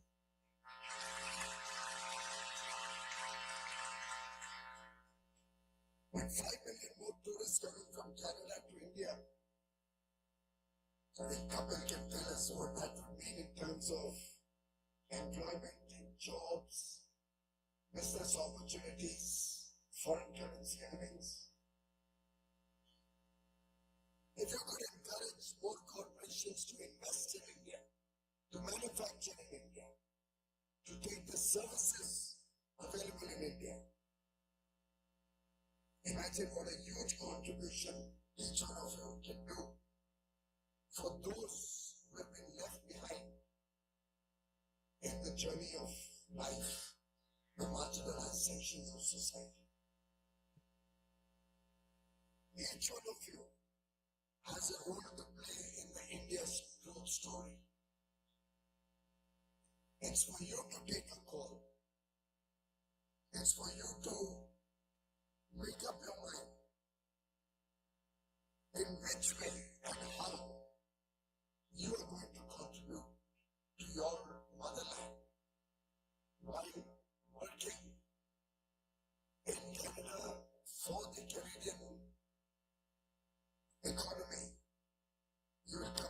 several opportunities which will help strengthen the bonds between Canada and India. Leverage them. Be cognizant of your own strengths. And I'm sure going forward, the sky is the limit to this relationship. Of course, we've set some short-term targets. We believe that the 17 billion bilateral trade should triple to 50 billion in the next 5 years. I'm calculating in US dollars because that's what the mind is more used to. And it's eminently doable, friends. Both countries are countries which can significantly play a role on the global stage.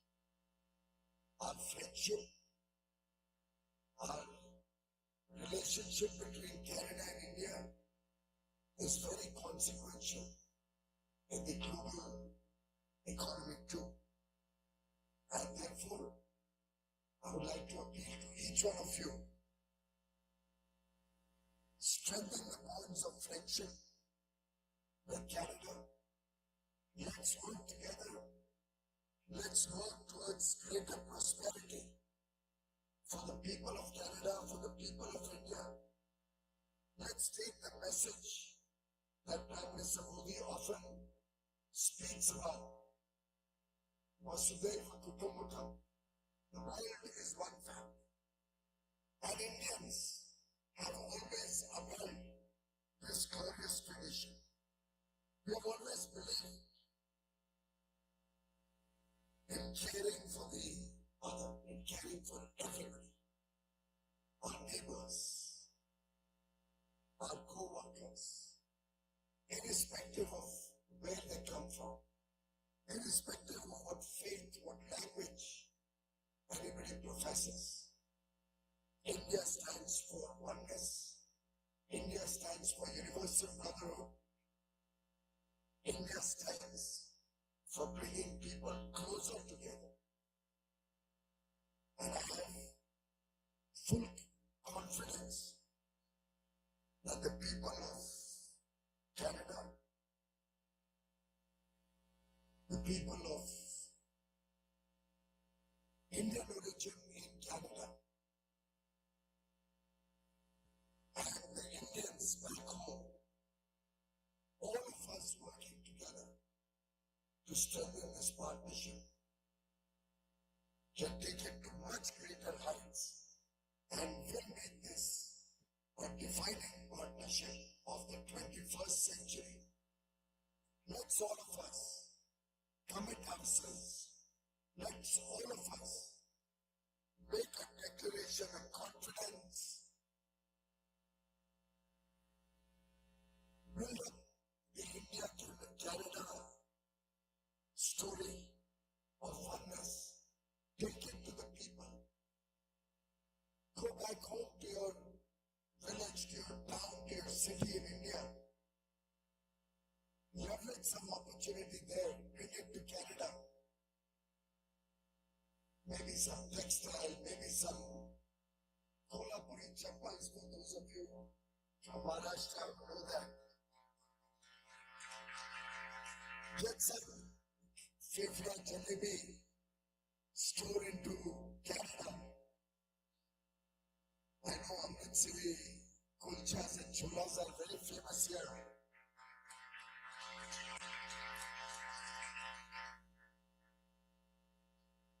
Of course, cuisine is just one element, but it can really bring people together. But there's so much that we have to offer Canada, and you have from Canada to offer to India. Let's work together. I know the High Commissioner and the Consul General are working relentlessly to strengthen the relations between Canada and India.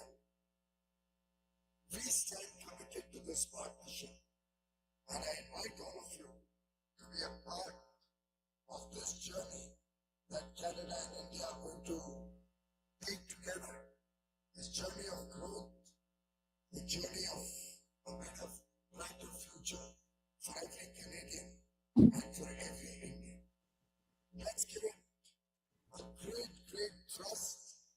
let's give it the best that each one of us has.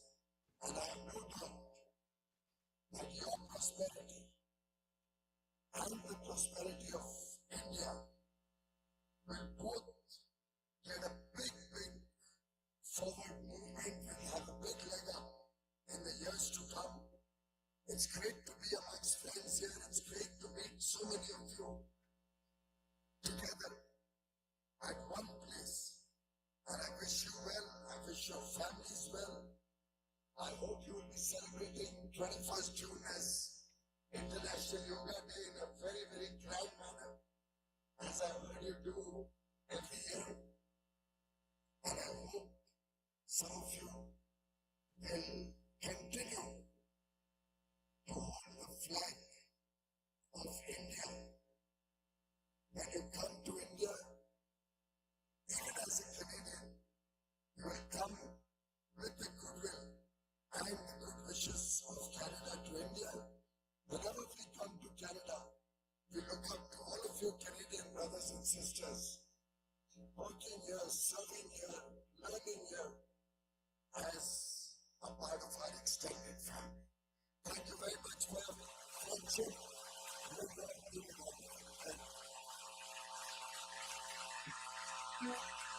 ਕਾਫੀ ਲੰਬੀ ਇਹਨਾਂ ਦੀ speech ਸੀ। Leader ਜਿਹੜੇ ਹੈ, leaders ਨੂੰ ਦੱਸਣਾ ਨਹੀਂ ਪੈਂਦਾ ਕਿ ਤੁਸੀਂ ਕੀ ਬੋਲਣਾ ਤੇ ਕੀ ਨਹੀਂ ਬੋਲਣਾ। And it was indeed a very long speech. ਲੇਕਿਨ ਜਿਹੜਾ ਪ੍ਰੋਗਰਾਮ ਹੈ ਉਹਦੇ ਵਿੱਚ ਮੈਂ ਤੁਹਾਨੂੰ ਹੁਣ ਜਿਹੜੀ ਜਾਣਕਾਰੀ ਦੇਣ ਲੱਗਾ ਨਾ, it is very important. It's very important. ਇਹ ਕੀ ਹੈ? ਇਹ ਇਨਫੋਰਮੇਸ਼ਨ ਹੈਗੀ ਹੈ ਕਿ ਕੈਨੇਡਾ ਤੇ ਜਰਮਨੀ ਇੱਕ ਹਿਸਟੋਰਿਕ ਡੀਲ ਜਿਹੜੀ ਕਰਨ ਜਾ ਰਹੇ ਆ, ਔਰ ਇਹ ਹੁਣ ਤੋਂ ਥੋੜੀ ਦੇਰ ਦੇ ਵਿੱਚ ਵੈਨਕੂਵਰ ਤੋਂ ਇਹਦੇ ਬਾਰੇ ਅਨਾਉਂਸਮੈਂਟ ਜਿਹੜੀ ਹੋਣੀ ਹੈ। And I am going to share that information with you. ਮੈਂ ਤੁਹਾਡੇ ਨਾਲ ਸ਼ੇਅਰ ਕਰਦਾ। ਅੱਜ ਬਹੁਤ ਸਾਰੀਆਂ ਖਬਰਾਂ, ਵੈਸੇ ਵੈਨਸਡੇ ਨੂੰ ਖਬਰਾਂ ਜ਼ਿਆਦਾ ਹੁੰਦੀਆਂ, ਵੈਨਸਡੇ ਨੂੰ ਖਬਰਾਂ ਹੁੰਦੀਆਂ ਵੀ ਜ਼ਿਆਦਾ। ਔਰ ਮੇਰੇ ਕੋਲ ਜਿਹੜੀਆਂ ਇਨਫੋਰਮੇਸ਼ਨ ਹੈਗੀਆਂ, ਲੈਟ ਮੀ ਜਸਟ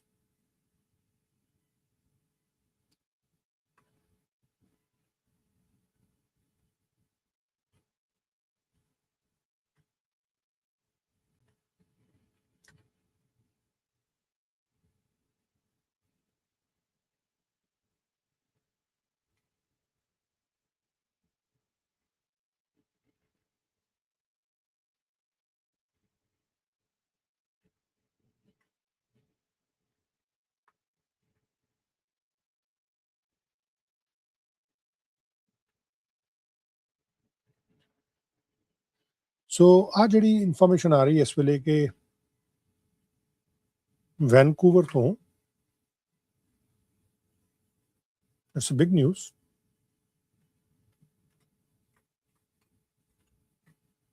ਕੈਨੇਡਾ ਬਹੁਤ ਤੇਜ਼ੀ ਦੇ ਨਾਲ ਅੱਗੇ ਵਧ ਰਿਹਾ, ਬਹੁਤ ਤੇਜ਼ੀ ਦੇ ਨਾਲ। ਐਂਡ ਦਿਸ ਇਨਫੋਰਮੇਸ਼ਨ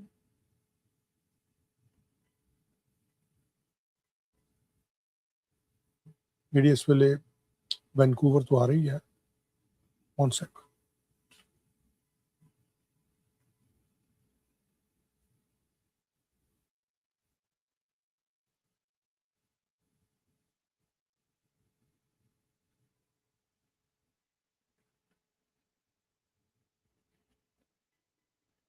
ਥੋੜੀ ਦੇਰ ਦੇ ਵਿੱਚ ਇਨਫੋਰਮੇਸ਼ਨ ਆ ਜਾਣੀ।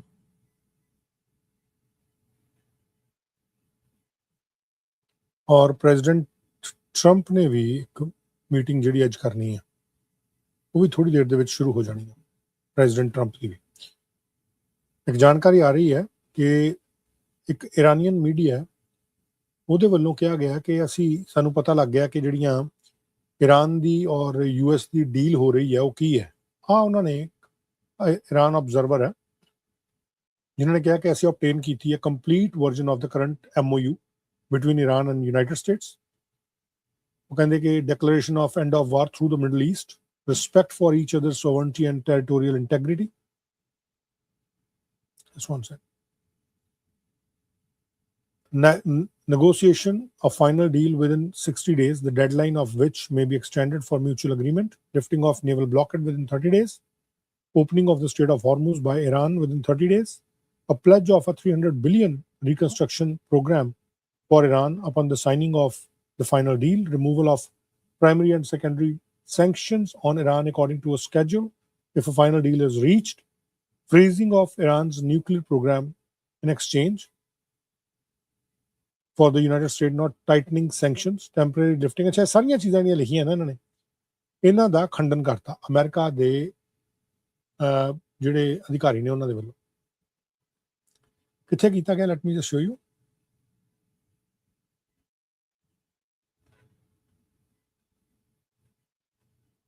ਫੌਕਸ ਨਿਊਜ਼ ਦੇ ਵੱਲੋਂ ਵਾਈਟ ਹਾਊਸ ਤੋਂ ਇਹ ਜਾਣਕਾਰੀ ਆਈ ਹੈ ਫੌਕਸ ਨਿਊਜ਼ ਦੇ ਵੱਲੋਂ ਵਾਈਟ ਹਾਊਸ ਤੋਂ ਇਹ ਜਾਣਕਾਰੀ ਆਈ ਹੈ ਉਹ ਕਹਿੰਦੇ ਕਿ ਆ ਬਿਲਕੁਲ ਗਲਤ ਨਿਊਜ਼ ਹੈ let me just share it with you Fox News ਕਿੱਥੇ ਕਹਿ ਰਿਹਾ ਤੁਹਾਨੂੰ ਉਸ ਤੋਂ ਬਾਅਦ ਵੈਨਕੂਵਰ ਵੀ ਲੈ ਕੇ ਜਾਣਾ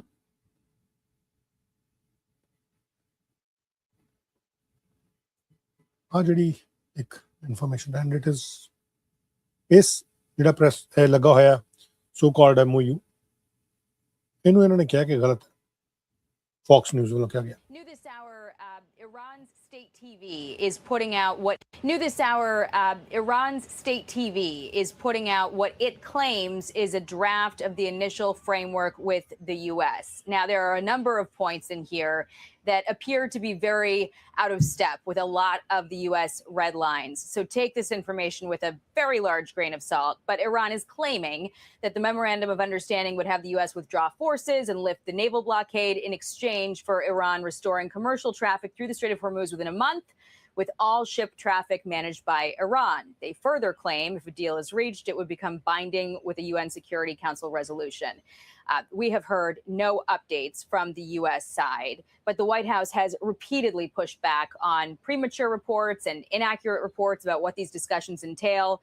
This is new from Iran today, so likely we'll hear some response from the White House. But today the president is set to meet with his cabinet to discuss all of this after scrapping plans to convene at Camp David due to bad weather, the same place where he convened his cabinet last year just before bombing Iran's nuclear sites. The stakes are very high. Iran accused the U.S. of a grave violation of the ceasefire after CENTCOM carried out what it described as defensive strikes on missile launch sites and Iranian boats trying to lay mines. Iran vowed to respond, and all of this was just days after the president announced a deal to ਕੋਈ ਗੱਲਬਾਤ ਨਹੀਂ ਹੈ ਐਸੀ ਕੋਈ ਗੱਲਬਾਤ ਨਹੀਂ ਉਹ ਕਹਿੰਦੇ ਕਿ ਇਰਾਨ ਦਾ ਜਿਹੜਾ ਕੰਟਰੋਲਡ ਮੀਡੀਆ ਇਹਦੇ ਵੱਲੋਂ ਜਿਹੜੀ ਜਾਣਕਾਰੀ ਦਿੱਤੀ ਗਈ ਸਹੀ ਨਹੀਂ ਹੈ ਮੈਂ ਤੁਹਾਨੂੰ ਹਮੇਸ਼ਾ ਕਹਿੰਦਾ ਕਿ ਇਦਾਂ ਦੀਆਂ ਜਿਹੜੀਆਂ ਇਨਫੋਰਮੇਸ਼ਨਸ ਨਾ ਜਿਹੜੀਆਂ ਆ ਰਹੀਆਂ ਔਰ ਇਦਾਂ ਦੀਆਂ ਗੱਲਾਂ ਕਹੀਆਂ ਜਾ ਰਹੀਆਂ ਇਹਨਾਂ 'ਚ ਬਹੁਤਾ ਅਸੀਂ ਕੋਈ ਜਾਣਕਾਰੀ ਜਿਹੜੀ ਹਾਸਲ ਕਰ ਨਹੀਂ ਸਕਦੇ ਕਿ ਭਾਈ ਇਹ ਕਿੰਨੀ ਕੁ ਸਹੀ ਹੈ ਜਾਂ ਕਿੰਨੀ ਕੁ ਗਲਤ ਹੈ ਲੇਕਿਨ ਹੁਣ ਜਿਹੜੀ ਮੈਂ ਤੁਹਾਡੇ ਨਾਲ ਗੱਲਬਾਤ ਕਰਨੀ ਹੈ ਬੜੀ ਇੰਪੋਰਟੈਂਟ ਹੈ ਇਹ ਹੈਗੀ ਹੈ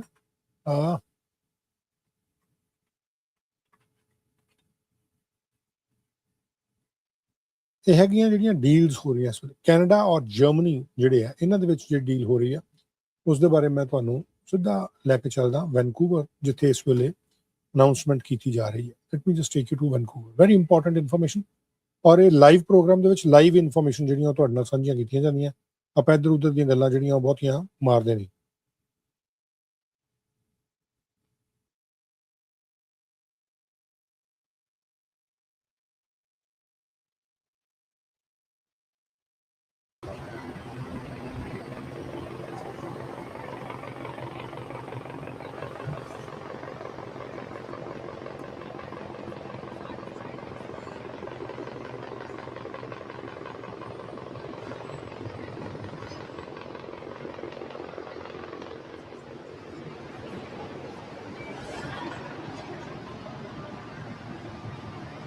ਇਹ ਲਾਈਵ ਇਸ ਵੇਲੇ ਵੈਨਕੂਵਰ ਤੋਂ ਆ ਰਿਹਾ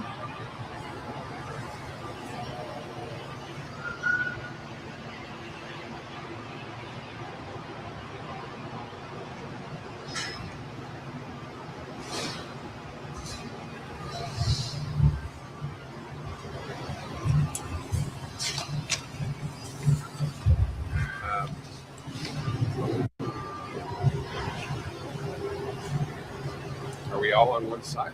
I don't know. It looks like we're all on one side. It's not a flag wedge, it's something else. For information. We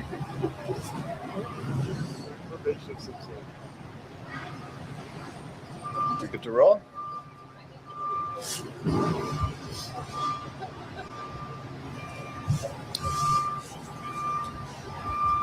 Good morning, everyone. Thank you all for being here. It's great to be here with you at this important announcement today. Before I begin, I would like to acknowledge that the city of Vancouver is situated on the shared, unceded, and ancestral traditional territories of the Musqueam, Squamish, and Tsleil-Waututh nations.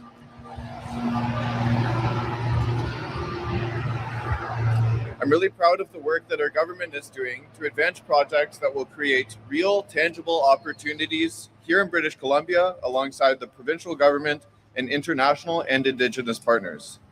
The agreement announced today will create thousands of good, skilled jobs, open doors to new opportunities for local businesses and supply chains, helping strengthen Canada and British Columbia's role in the global energy economy. It's initiatives like this one that are ensuring our province remains a key player in global energy security at a time where reliable, trusted partners are more important than ever. Because a Team Canada approach is the best approach. And with that, I'll pass it off to Minister Hodgson to make this exciting announcement. Thank you. Merci beaucoup tout le monde.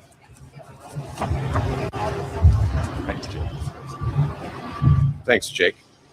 And thank you very much for being with us here today. Hello, everyone. Bonjour tout le monde. Good morning, Minister Dix, President-in-Chief Clayton, and Deputy Counsel Derek Jacobi from Germany. Thank you all for being here to celebrate this day. And leaders from industry and the Indigenous communities, thank you for being here today. Thank you for being here to mark an exciting and important milestone for Canada's energy future. It's been just over a year since I became Minister of Natural Resources, and at that time I started saying Canada has what the world wants. That's because we not only have abundant energy and extraordinary natural resources, but we also have some of the most skilled workforces in the world and one of the most educated populations in the world. We have a reliable democracy. We have impressive Indigenous leadership, and we have access to 3 oceans on which to ship our goods to the world. And increasingly, Canada is something even more valuable than all of these things. We have trust. In a moment that feels uncertain and volatile, the world trusts Canada. You don't have to take it from me. A few weeks ago, the executive director of the International Energy Agency, Fatih Birol, visited Canada, and he said the very same thing. This trust, as Dr. Birol said, gives Canada a golden opportunity. He said, and I quote, "When I look at the world, the energy-hungry world, it needs Canada more than ever." Ladies and gentlemen, the world is indeed an energy-hungry world. As the Prime Minister said when he was here in Vancouver just last week, we are not in normal times. We are in an energy crisis of epic proportions across 3 dimensions: energy availability, energy security, and energy transition. So let me elaborate briefly on all 3. First, many of our allies around the world are facing an urgent challenge with respect to energy availability. While we are fortunate not to be facing anything close to a shortage in Canada, we know that energy markets are global, and this availability challenge shows up in Canada as an affordability challenge. That's why last month we canceled the federal fuel excise tax on gasoline and diesel, because Canadians shouldn't have to pay for a war they didn't start. The second dimension of this energy crisis that the Prime Minister identified is energy security. This dimension is only getting more apparent as the world becomes more dangerous and divided. Global energy markets are highly integrated, and it's getting clearer and clearer that integration is potentially a vulnerability for our allies around the world, especially in Europe and Asia. However, this is a vulnerability Canada can help solve with responsible development and new exports of our energy resources. The third dimension of this energy crisis is the need to address climate change through a successful energy transition, one that has the potential to create good-paying Canadian jobs, to enhance Canada's leadership in areas like nuclear, CCUS, and renewables, and one that makes energy more secure and affordable for all Canadians. And while growing our economy on the way to net zero, and also while growing our economy on the way to net zero by 2050. Anyone who tells us the dimensions of this energy crisis are not daunting is not telling the truth. As we tackle this challenge, the policies we make, the projects we build, and the direction we set today will determine our trajectory for years to come. But with crisis comes opportunity, which brings me back to the urgent need for Canada to not just talk about our resource wealth, but use our energy and natural resources to put the proverbial best cards in our hands and to build Canada strong for all. We must translate advantage into action. We must build projects that strengthen our economy, that diversify our supply chains, and that enhance our energy sovereignty, as well as expand our exports beyond a single market. Building these projects will create good Canadian careers. They will advance Indigenous reconciliation, and they generate the revenue to pay for things we care about as Canadians. Things like healthcare, childcare, public safety, and infrastructure. As Minister of Energy, that's how I measure success. Projects greenlit, partnerships with Indigenous peoples struck, exports sold to new markets, and jobs and prosperity created for Canadians. To that end, I'm extremely pleased to announce that the leading German energy utility, Securing Energy for Europe, or CEFE, has signed a new agreement to buy liquefied natural gas offtake from Silesium LNG. This marks a major milestone for this project as it advances towards its final investment decision, its construction and production. Through this agreement, CEFE will purchase 1 million tons per annum of LNG for up to 20 years, beginning in the early 2030s. Less than a year ago, Canada made history as we shipped our first cargo of LNG to global markets. Today, this contract represents the first agreement that we see long-term, low-carbon LNG from Canada being shipped to our allies in Europe. A clear example of how we can not only support global energy security, reduce reliance on coercive actors like Russia, advance Indigenous leadership and equity, but also deliver on our promise to Canadians to diversify and expand our trade. This agreement is a testament that the Prime Minister's trade diversification efforts are working. In fact, this agreement stems from a trade mission our cabinet took to Germany in August of 2025, led by the Prime Minister. On that trip, we committed to exploring further collaboration on energy, including Canada's interest in supplying Germany with liquefied natural gas. We were honored to have President Clayton and representatives from Silesium with us in Berlin, where they first made contact with CEFE and began discussions that became the agreement Canada and Germany are celebrating today. And since that trade mission, our government has been advancing this project together in partnership with our good partners from the government of British Columbia. Less than 3 weeks after that mission to Berlin, Silesium's project was approved under Canada and BC's One Project, One Review agreement, proving the very point of such agreements when the project was greenlit by British Columbia at 4 p.m. on September 15th, 2025, and by the federal government at 4:30 p.m. the same day.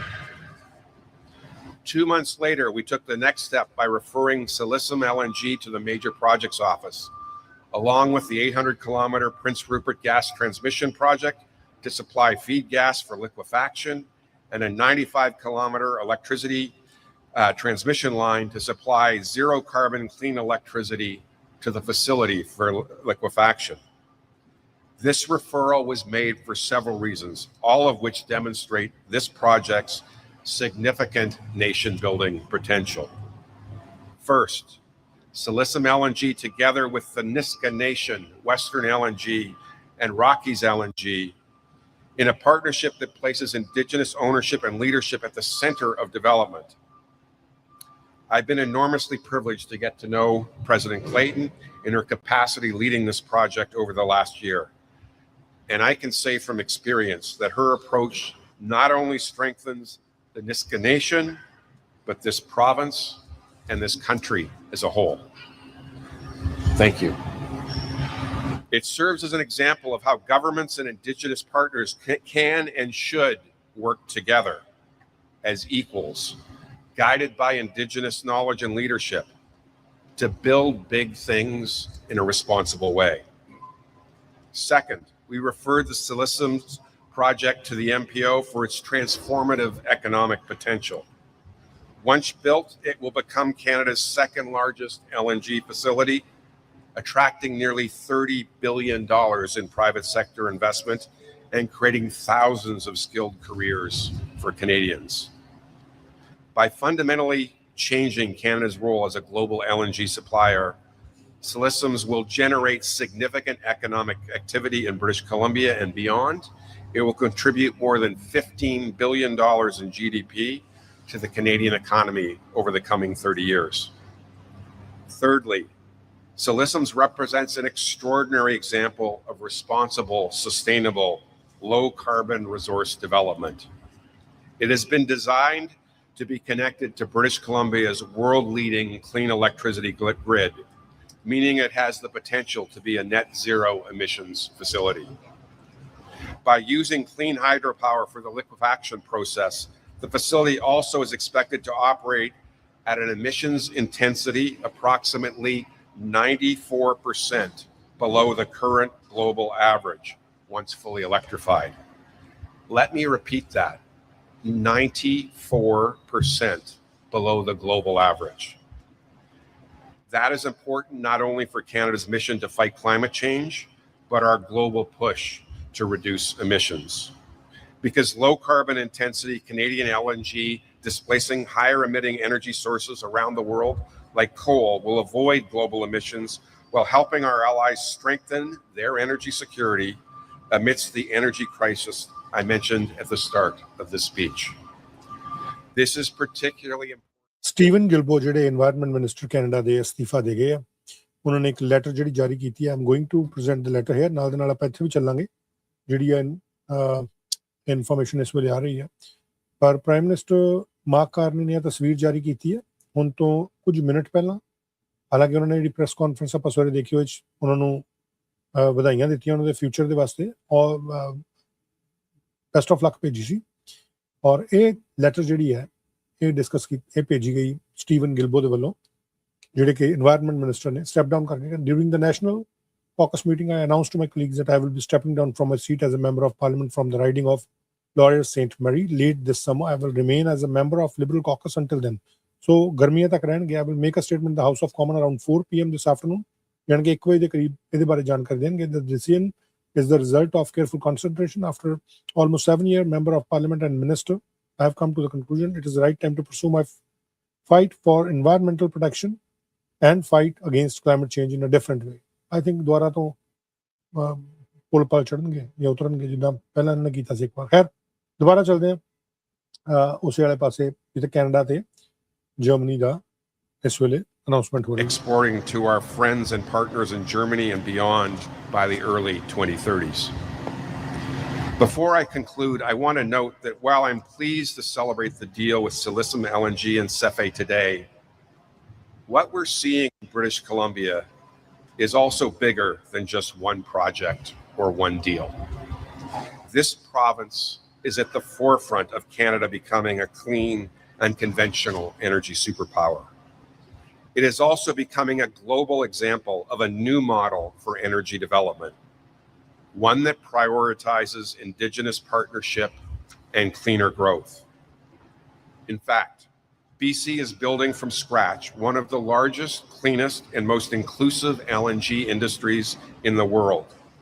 An industry that will create prosperity and revenues to pay for the service that British Columbians and Canadians, including Indigenous peoples, rightly expect from their governments.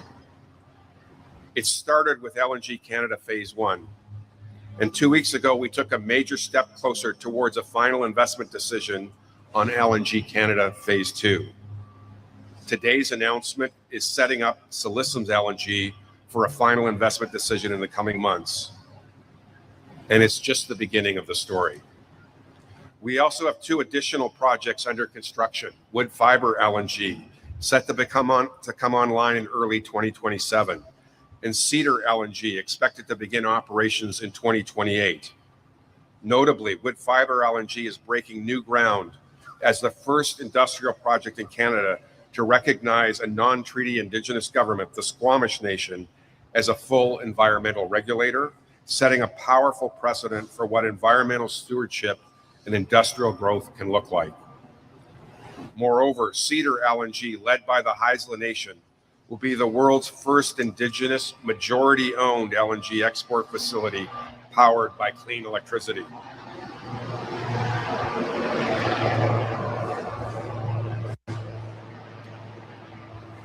Ladies and gentlemen, it's clear Canada and British Columbia are open for business. And ladies and gentlemen, the rest of the world is noticing.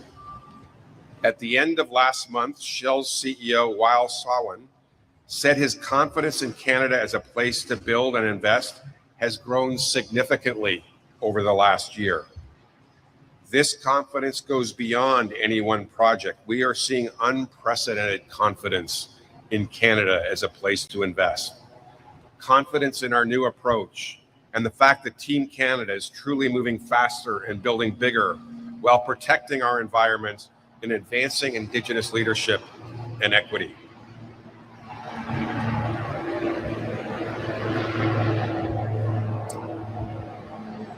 It's a busy port. We're not just going on trade missions. We're coming back with deals like the one we're announcing today. We're not just talking about the golden opportunity Dr. Birrell mentioned. We are seizing it. And we're not just ready to build, we are building. Thank you very much. Merci beaucoup. I'll now pass the mic over to my good friend and colleague, Minister Adrian Dix. Thank you.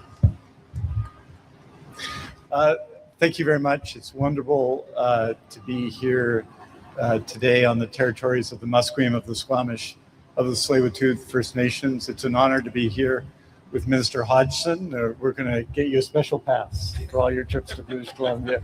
Be here with MP Sawatsky. I want to say as well my appreciation and respect for President Eva Clayton of the Nisga'a-Lissom's government and the role that that government has played in treaty making, of course, foundationally, but also for children and families, for healthcare, for education, for economic development, for forestry, for taking care of the land, for the environment, and now breaking new ground in this area. I am honored always to share the stage with President Clayton, always to share the stage with people from the Nisga'a-Lissom's government. I want to welcome Deputy Consul General Jacoby as well here, and our offices are right next door, so it's pretty good. This is an important announcement today. It reflects what's going on in British Columbia, which is substantive projects with proponents and plans and agreements and environmental approvals and led by First Nations that are, I think, not just in many ways unique in North America, unique in Canada, and unique in North America, unique in the world. We currently have 35 projects of a value of $88 billion. Wait, that was 2 weeks ago. The number is now more than $100 billion. We announced more clean energy projects and the progress that Minister Hodgson has indicated with respect to LNG Canada 2. The Nisga'a-Lissooms project is a demonstration of how we are doing business in BC, addressing issues fundamentally while maintaining the highest standards. The Nisga'a insist on it, we insist on it. On June 4th, 2025, the substantial start decision was made by the BC Environmental Assessment Office.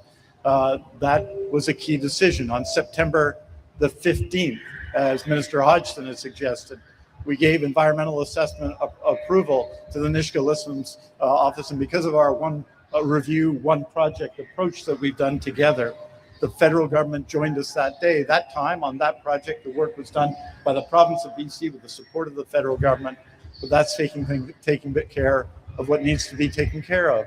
On November the 4th, the BC Energy Regulator gave the facility permit for Nisga'a-Lissooms. On November 21st, we passed legislation that made it easier for large potential projects to hook on the BC energy grid and advance the North Coast transmission line by passing legislation. On January 20th, 2026, we signed a deal with Lissooms and with the Nisga'a-Lissooms government, an electricity agreement between BC Hydro and them that will ensure that the 600 megawatts are there and outline when they'll be there and how they'll be there.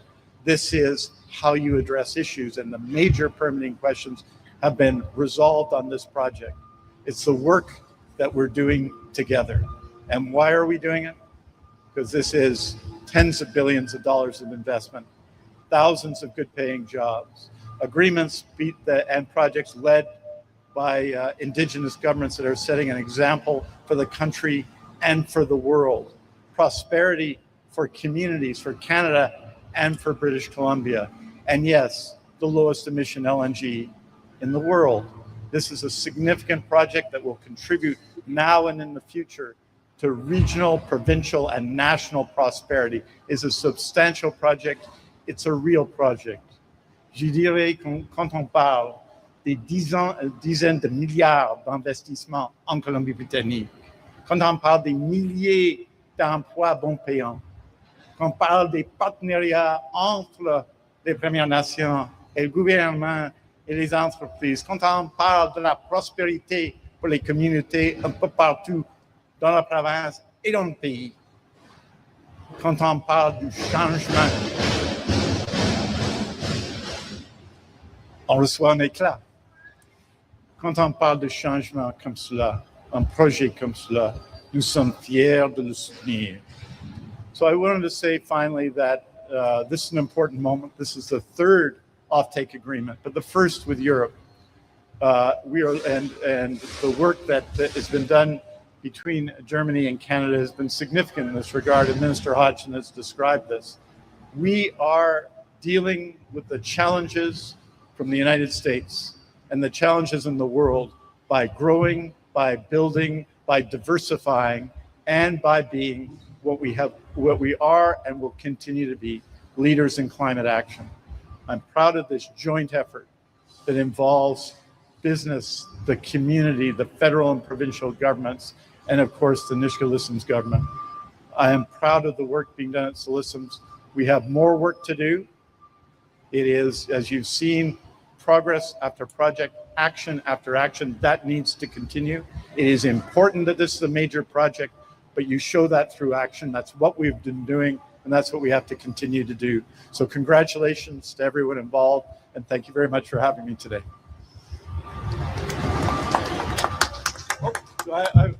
And I'm going to now introduce, I've done it a little bit already, President Eva Clayton of the Nisga'a-Lissooms government.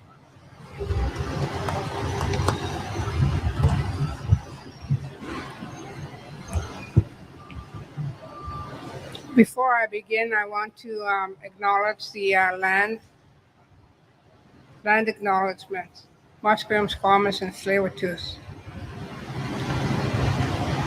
Thank you to our treaty partners, represented by Minister Hodgson, Minister Dix,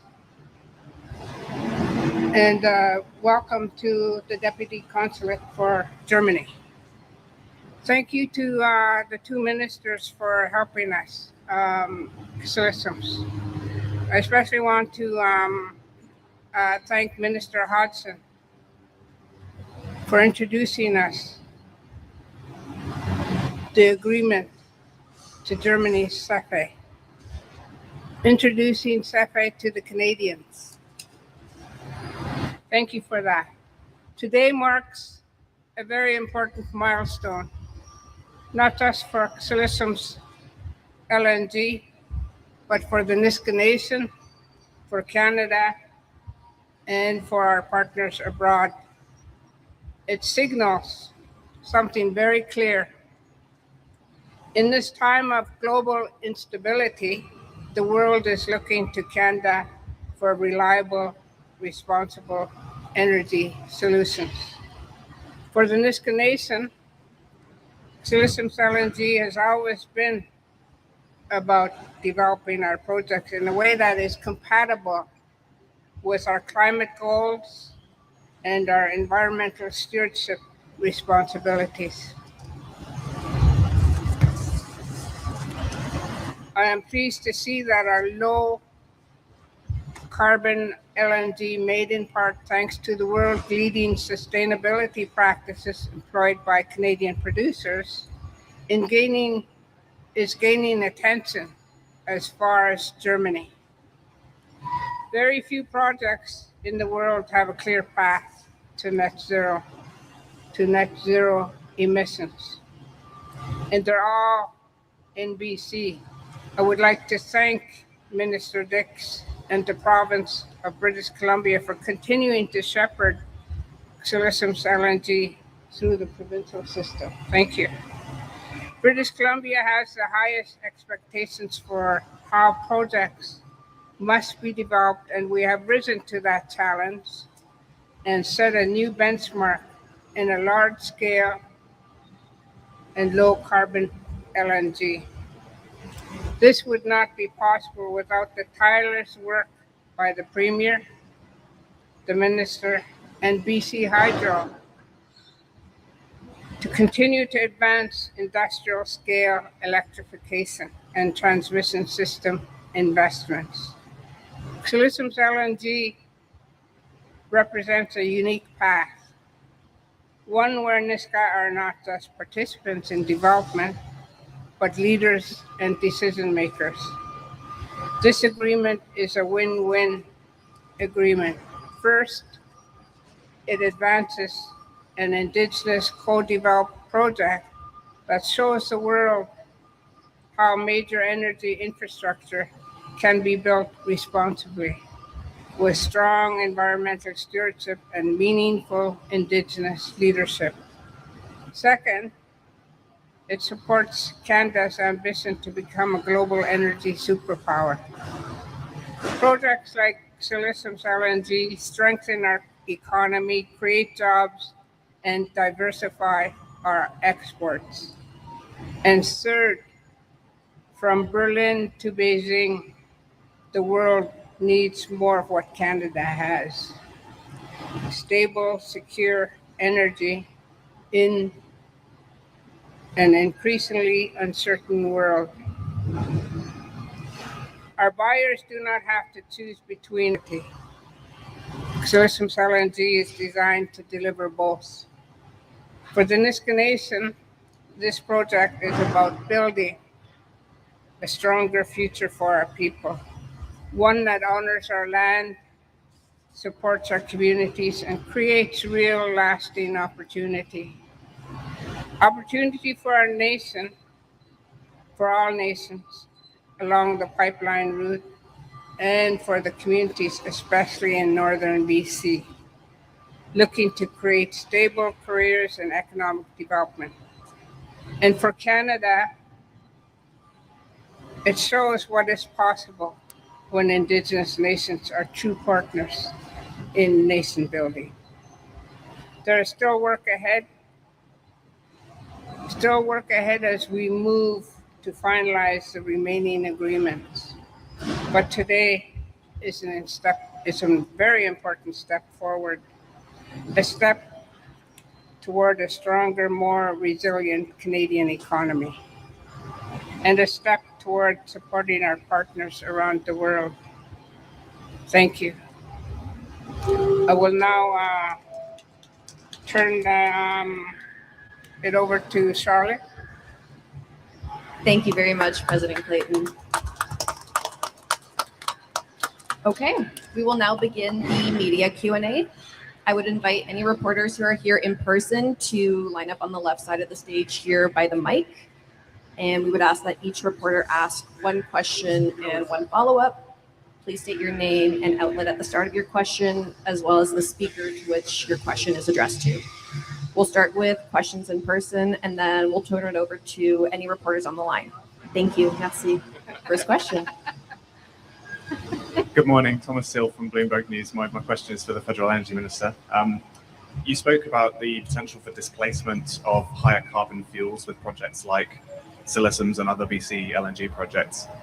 At the moment, we're seeing particularly AI suck up every spare gas molecule and electron it can find. So what's your confidence that this new supply is displacing and not just additive? So, as our Prime Minister said, we need to engage in the world as it is, not as we wish it to be. The AI revolution is a real revolution. It is a new revolution. It is dramatically increasing the demand for power on top of already a need to electrify our economies to reduce carbon footprints. So the reality is every country is looking at significantly increased demand for electricity. In our country, we've said we need to double our grid and double our capacity by 2050. We're seeing the same things around the world.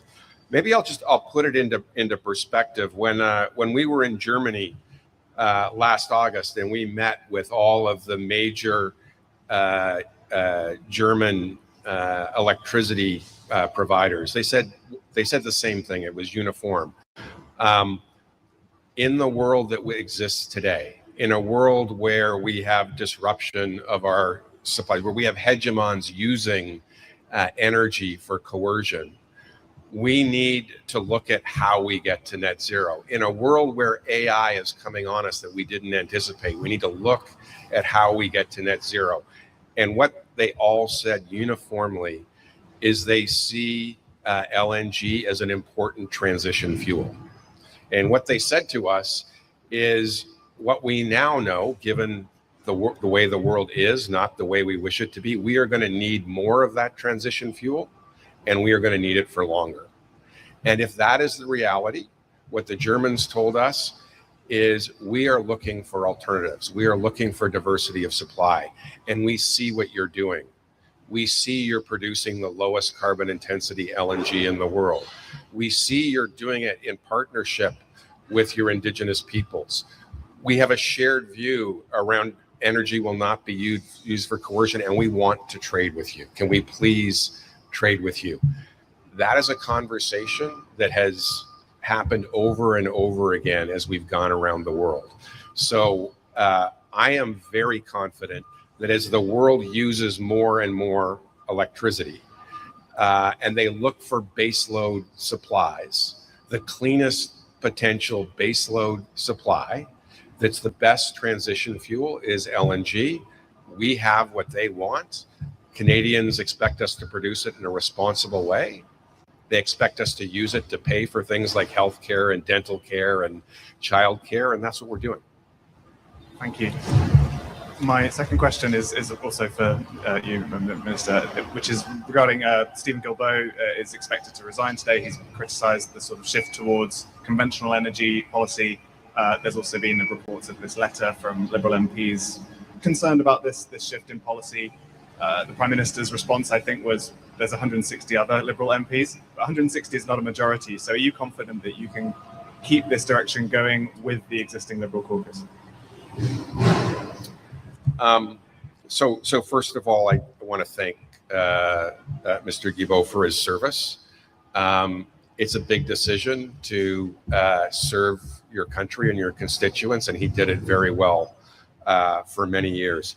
I also want to recognize his passion He's been a passionate advocate for the environment. He's been a passionate advocate for nature.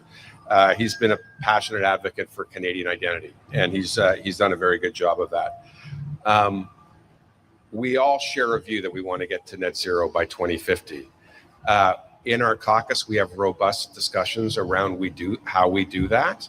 We take everyone's view. The collective view is the way we're going to get there is not by telling people what they can't do, but by building in a more responsible way. That was part of the climate competitiveness strategy that the Minister of Environment, Julie DeBruzen, put out. Excellent piece of work. It's also the reason why the chair of our climate caucus, our co-chair, Eric St-Pierre, said we're on the right path.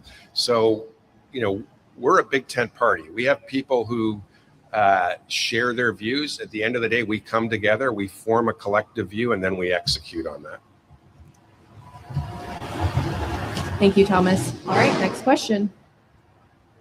Lindsay Duncombe, CBC National News. I'd like to direct this to the Energy Minister, please, the Federal Energy Minister. Mr. Hodgson, in order for this project to go ahead, there needs to be a large pipeline built. We know that there is opposition to the Prince Rupert project to move the gas to this project. And the last time that happened, going to LNG Canada, there was significant conflict in this province that also resonated right across the country. In the face of challenges and opposition, what is your plan to deal with the concerns of neighboring nations and Canadians that don't want to see this go? So I don't think this is uniformly a question for the federal government. This is a question for the BC government. This is a question for the proponents for the pipeline. Look, a lot has changed in the last 10 years. A lot has changed. We're in a rupture. We're in a world where energy security is national security. We're in a world where our allies are begging us to produce our resources. We're in a world where if we want to pay for our health care, if we want to pay for our dental care, if we want to pay for our child care, we need to find sources of revenue. We've now found a collective shared view about how we do this. As the Prime Minister said, we're not going to talk about if, we're going to talk about how. And the how is we're going to do it in an environmentally responsible way in partnership with Indigenous peoples.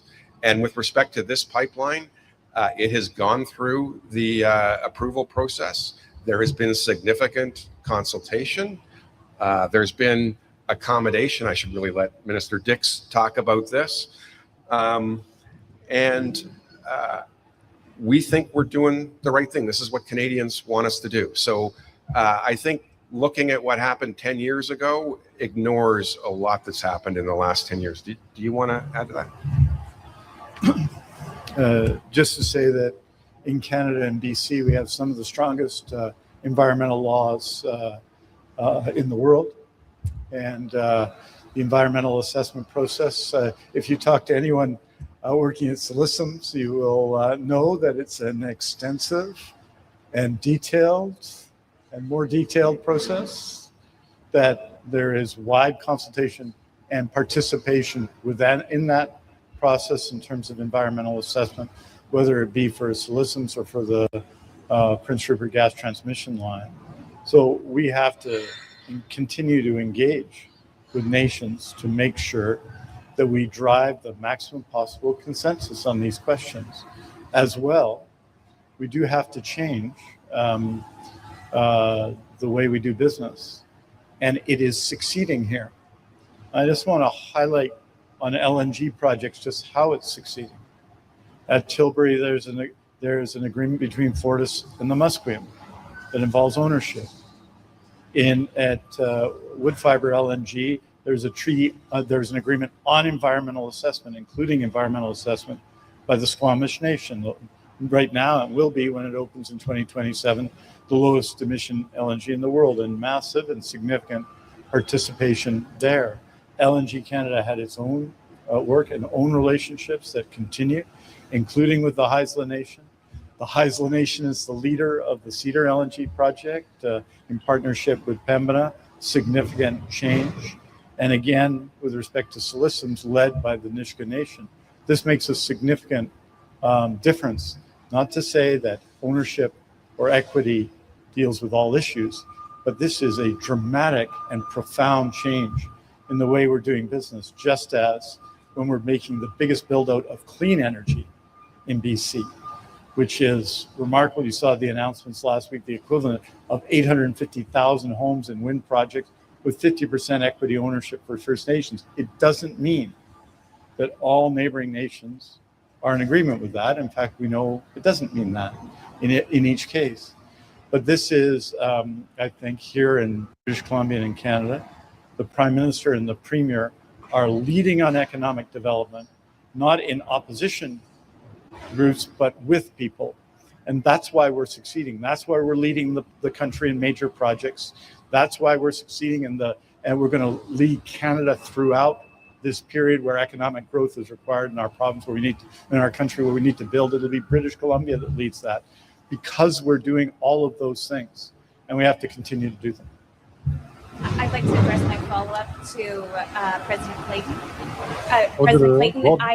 Important press conference when I was in the area last year, I talked to some of folks in neighboring communities, and one of their concerns was that the partner in this is a big American company based in Houston, and एक और important information जी आ रही है वो आ रही है कि कल 28 तारीख तो कुछ दिनों के दौरे वास्ते चाइना के फॉरेन मिनिस्टर कनाडा आ रहे हैं और 10 साल बाद है कि कोई चीन का फॉरेन मिनिस्टर कनाडा आ रहा है और उस तो पहला एक थिंक टैंक ने चाइना के इंटरफेरेंस ਨੂੰ ਲੈ ਕੇ ਇੱਕ ਰਿਪੋर्ट ਜਾਰੀ ਕੀਤੀ ਹੈ ਜਿਹਦੀ ਮੈਂ ਜਾਣਕਾਰੀ ਤੁਹਾਨੂੰ ਪ੍ਰੋਗਰਾਮ ਦੇ ਅਗਲੇ ਹਿੱਸੇ ਦੇਵਾਂਗਾ ਪਰ आज ਦੀ ਪ੍ਰੈਸ ਕਾਨਫਰੰਸ ਚੱਲ ਰਹੀ ਹੈ ਵੈਨਕੂਵਰ ਤੋਂ ਲਾਈਵ ਚੱਲ ਰਹੀ ਹੈ ਉਸ ਤੋਂ ਬਾਅਦ ਆਪਾਂ ਚੱਲਦੇ ਹਾਂ ਯੂਐਸ ਤੇ ਮਾਰਕੋ ਰੂਬੀਓ ਜਿਹੜੇ ਭਾਰਤ ਦੇ ਵਿੱਚ ਗਏ ਹੋਏ ਸੀ ਉਹ ਪਹੁੰਚ ਚੁੱਕੇ ਆ ਯੂਐਸ ਏ ਪੀਟ ਹੈਗਸਟ ਜਿਹੜੇ ਡਿਪਾਰਟਮੈਂਟ ਆਫ ਡਿਫੈਂਸ ਦੇ ਸੈਕਟਰੀ ਡਿਪਾਰਟਮੈਂਟ ਆਫ ਵਾਰ ਜਿਹਨੂੰ ਕਹਿੰਦੇ ਆ ਡੋਨਲਡ ਟਰੰਪ और नॉट सेक्रेटरी ऑफ स्टेट इनके विदेश मंत्री अमेरिका मार्को रूबियो और प्रेसिडेंट डोनाल्ड ट्रंप इनके वाले प्रेस कॉन्फ्रेंस की जा रही है उसके बारे में प्रोग्राम के अगले हिस्से जानकारी देना जी ये प्रेस कॉन्फ्रेंस आप थोड़ी सी और सुन लीजिए जेकर कोई इंपॉर्टेंट इन्फॉर्मेशन आती है आप पहले बारे सुनते हैं आगे चलते Granted, there will be there's a whole mixture of thoughts there. But more and more of our Indigenous people are beginning to recognize the very trying times that the world is facing. And so they're looking at ways to bring prosperity to their people, because when you think about it, many of us, the Indigenous groups, were managing poverty. We now want to manage prosperity. Thank you. Thank you. All right, next question. Hi, Jared Yeager here with Sitka Media. This question is for Minister Hodgson. So if you look on the map, BC is three oceans and a sea away from Germany. You know, a lot of people might think, why not just pipe it across the country and then just ship it over the Atlantic? For those who might not understand, why ship it directly from BC? So, without wonking out on economics, it's much cheaper to move LNG over water in a tanker than it is to pay tolls to ship it all across a country, and it's all about economics.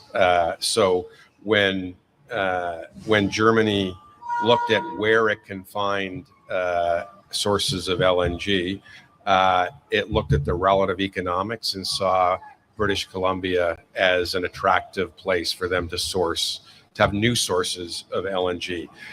But the other thing that's also really important, and it's why Canada is meeting the moment for our allies, is our allies found themselves in a really challenging spot.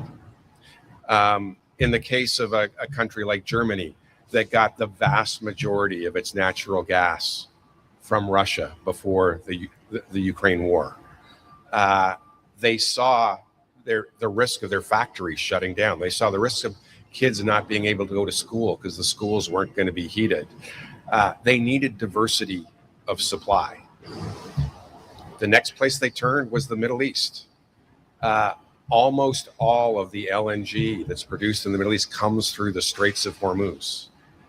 That's no longer a reliable source. So if you're one of our allies, like Asia, like Europe, and you see your traditional sources of supply now become questionable sources of supply, you look for, where do I diversify? And as I said, they look at Canada and say, wow, you produce the most responsible product in the world. You produce it in partnership with First Nations. You produce it at an effective cost that's interesting. We really want to do business with you. So hopefully that it's both price, but it's also, we are a reliable partner in a world where reliable partners are increasingly hard to find. And on that note, so you said nothing's going to happen until the early 2030s. That's lots of time for things to stabilize, both in Eastern Europe and in the Middle East. If that does happen, is there any risk that this deal falls apart?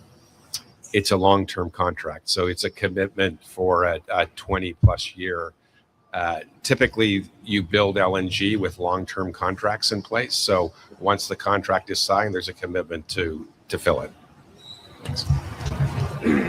Hi, Nelson Bennett with Business in Vancouver and ResourceWorks.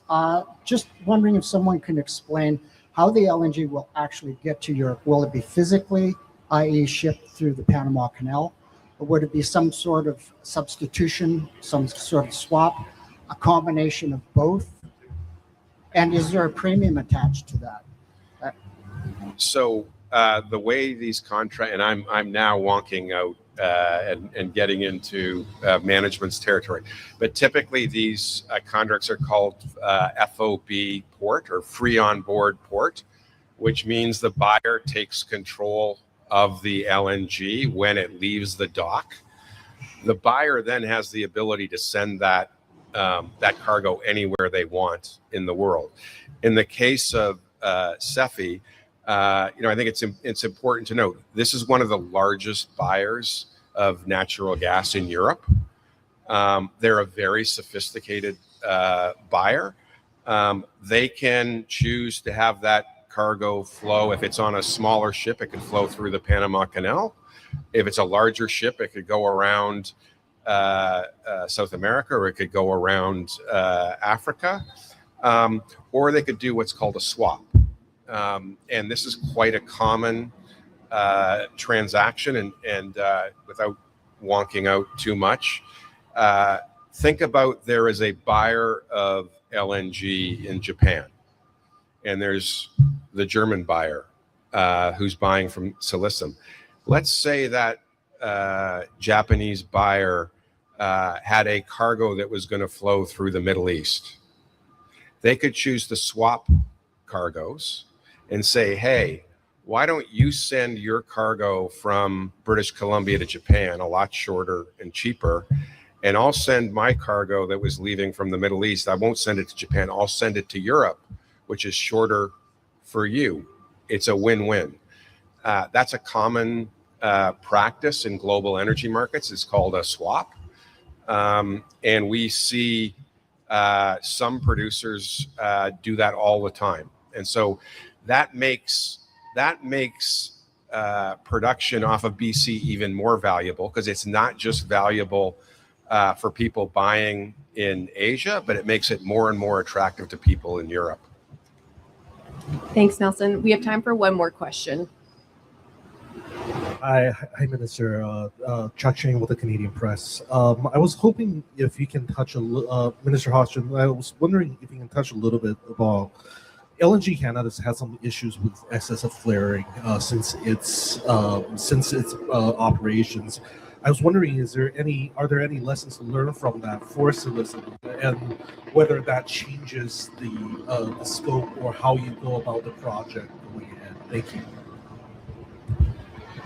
Yeah, thank you, and appreciate the question. And I'm answering because, to a large extent, the regulation and the requirements come under LNG Canada's environmental assessment certificate. So they have conditions and requirements, and regulated by the BC Energy regulators. So that's what I'd say. Flaring is, of course, typical when LNG operations start, and they're expected to be reduced over time.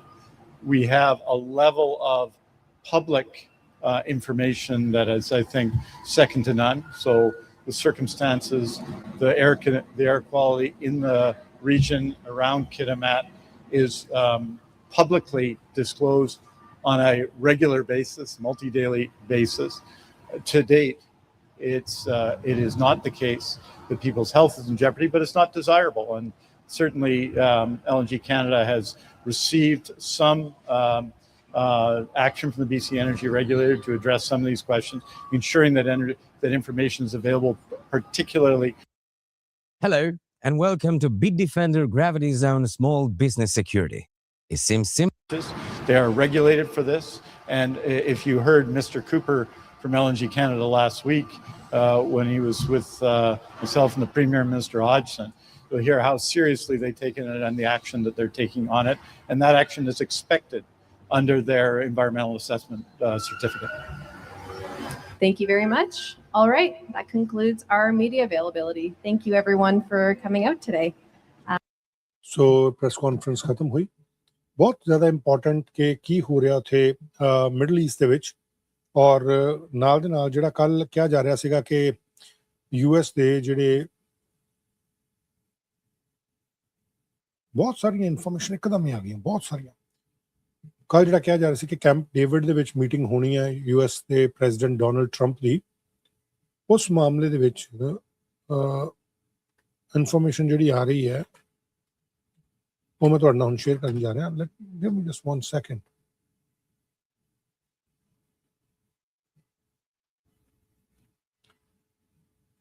Donald Trump ਦੇ ਨਾਲ ਪੀਟ ਹੈਗਸੈਟ ਜਿਹੜੇ ਉਹਨਾਂ ਦੇ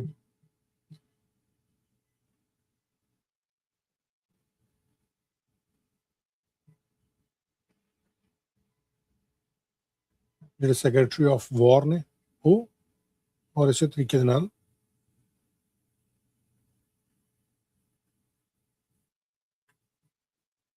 secretary of state ਮਾਰਕੋ Rubio ਉਹ ਵੀ ਬੈਠੇ ਹੋਏ ਆ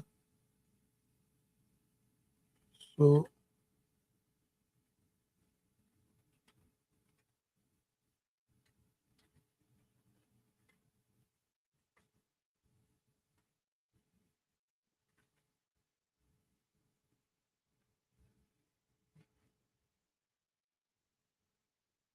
let me just bring it to you the live telecast of that coverage. Iran war ਦੇ ਉੱਤੇ ਕੀ ਗੱਲ ਹੋ ਰਹੀ ਹੈ ਔਰ ਦੁਨੀਆ ਭਰ ਦੇ ਵਿੱਚ ਜਿਹੜੀ ਹੋਰ ਇਸ ਵੇਲੇ ਇਨਫੋਰਮੇਸ਼ਨ ਆ ਰਹੀ ਹੈ ਉਹ ਕਿਸ ਪਾਸੇ ਨੂੰ ਜਾ ਰਹੀ ਹੈ let's just listen to that.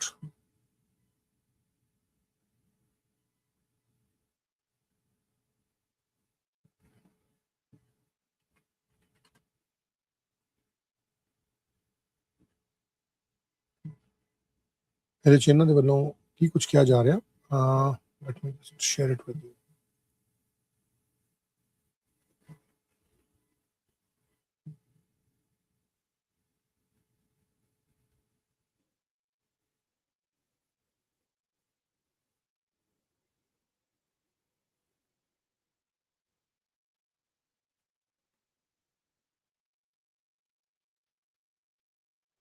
Illegal aliens admitted to the United States in the last 12 months. And those charts are made by, you would say, politically unfriendly people.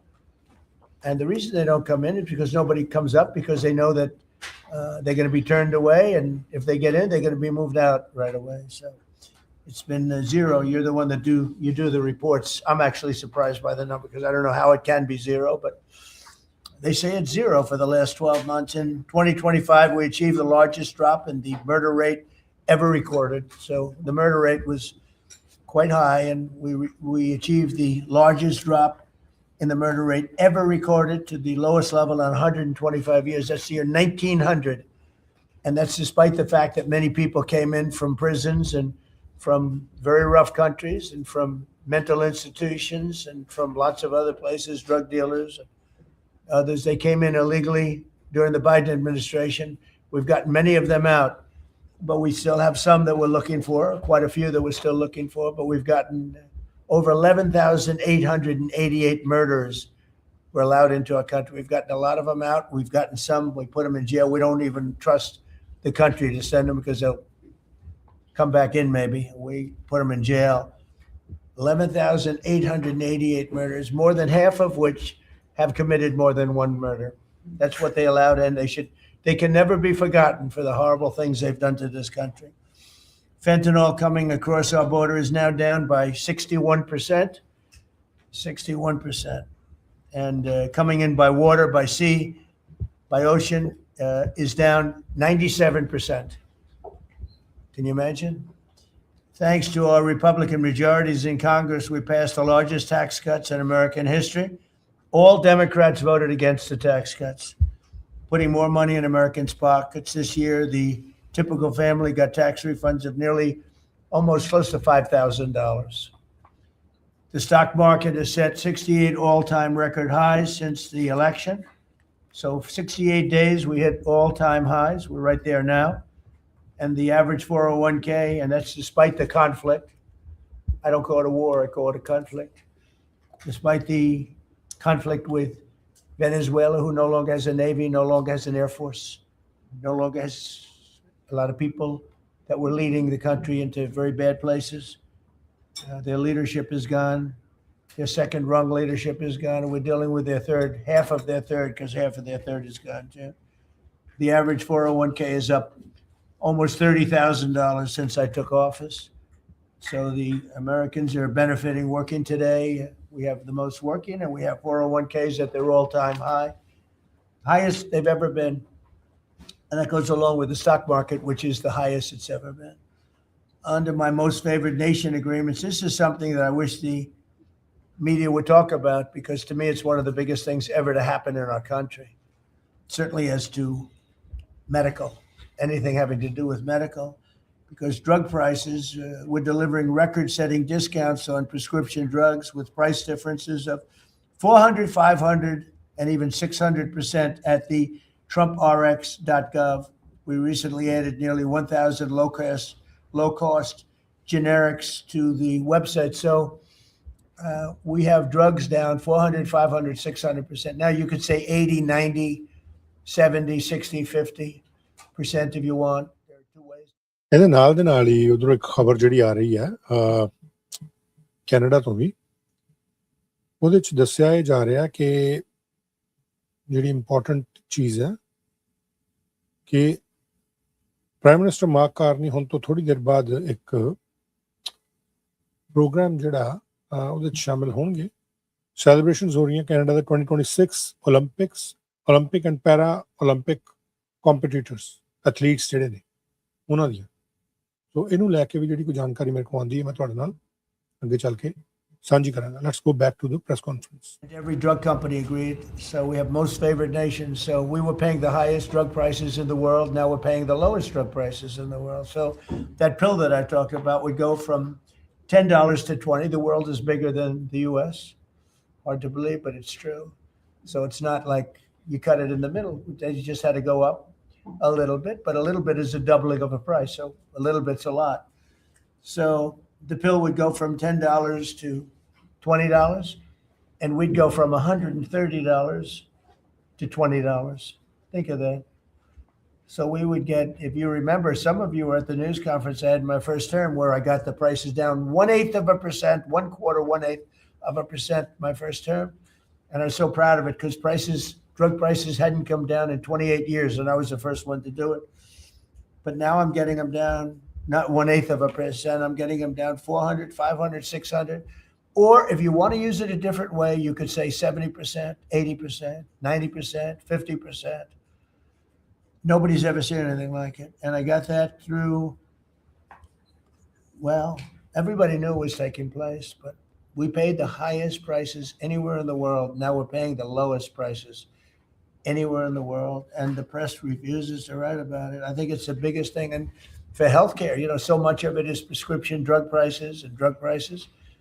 And with them coming down, the healthcare is going to come down very substantially. We recently added nearly 1,000 low-cost generics too, as I said, and that's 1,000 drugs, and it's all on. And this was not given by me. This was given by Dr. Oz and Bobby, and I, wasn't sure whether or not I loved the idea, but they said we want to use Trump TrumpRx.gov is what it is. And it's the hottest site, I think, anywhere on the planet, from what I understand, Bobby, right? It's really great. People are calling up and they're buying drugs for a fraction, for literally a fraction of the price. And it should be the biggest story. And on that alone, we should win the midterms. On that alone, we should win the midterms. But the press doesn't talk about it. It's the biggest thing to happen in the drug industry ever, maybe, ever. And the press doesn't even want to write stories about it. We made the largest ever investment in U.S. military, $1 trillion, and we're asking actually for $1.5 trillion for the coming year. And we have the strongest military anywhere in the world, as you know. You saw what we did with Venezuela. That worked out very quickly. And we're doing really equally as well with, but again, people don't want to write about it, with Iran. Iran is very much intent. They want very much to make a deal. So far, they haven't gotten there. We're not satisfied with it, but we will be. We will be either that or we'll have to just finish the job. But their Navy is gone, as I've said 1,000 times. Their Navy is gone. Their Air Force is gone. Everything's gone, and they're negotiating on fumes. But we'll see what happens. Maybe we have to go back and finish it. Maybe we don't. Right now, I mean, you can speak to Steve Witkoff and Jared. They're doing a good job. But right now, I think it looks like they want to just make a deal. They want to. They have. I don't think they have a choice. They're just going back to the internet because they're getting clobbered. Their economy is in free fall. They have 250% inflation. Their money has no value. Their whole economic system is broken down. They thought they were going to outweight me. You know, we'll outweight him. He's got the midterms. I don't care about the midterms. Look what happened last night. That was the prelude to the midterms. People understand it. They know that. Very simple. Iran cannot have a nuclear weapon. I'm doing that for the world. I'm not doing it just for us. And we've had great support from other nations, by the way. We don't need it at all, but we've had great support from other nations. The problem is you always get the support when you don't need it. When you need it, you don't get the support. With Operation Epic Fury, our warriors are ensuring that the world's #1 state sponsor of terror never obtains a nuclear weapon, and they won't. Under the leadership of Vice President J.D. Vance, very proud of this, the White House Task Force to eliminate fraud is waging war on waste, fraud, theft, and abuse like nobody's ever seen before. He looks like Elliot Ness. Do you ever see Elliot Ness? I'm telling you, the guys that are up there, Royal Central Casting, they're standing behind. What a group of people. No, it looks like a movie. I'm going to make a movie out of it, I think. And they're finding billions and billions and billions of dollars. And I just said, that's good. He said, you haven't seen anything yet. Just said that. And, if he does really great, we'll have a balanced budget without having to do anything. This is the kind of money they stole. They're crooks. They're thieves. And I hope that Todd is going to do a real job. These are crooked people. These are thieves. This isn't like a mistake. Just talking about one person, he got hundreds of thousands, millions of dollars for securing one man, for taking care of one elderly man. He was a service. He got paid millions of dollars for taking care of one man. Total crook. They're all crooks. The Somalians, what they've done to Minnesota, the Somalians, they're crooked as hell. Ilhan Omar, crooked as hell. They're all crooks. And we got them. We got them. Now we're putting the clamps on. But boy, I tell you, that's an impressive group of guys that you have behind you. I was watching that, and a couple of very strong women too. But I was watching that last night. I said, I'm proud of you guys.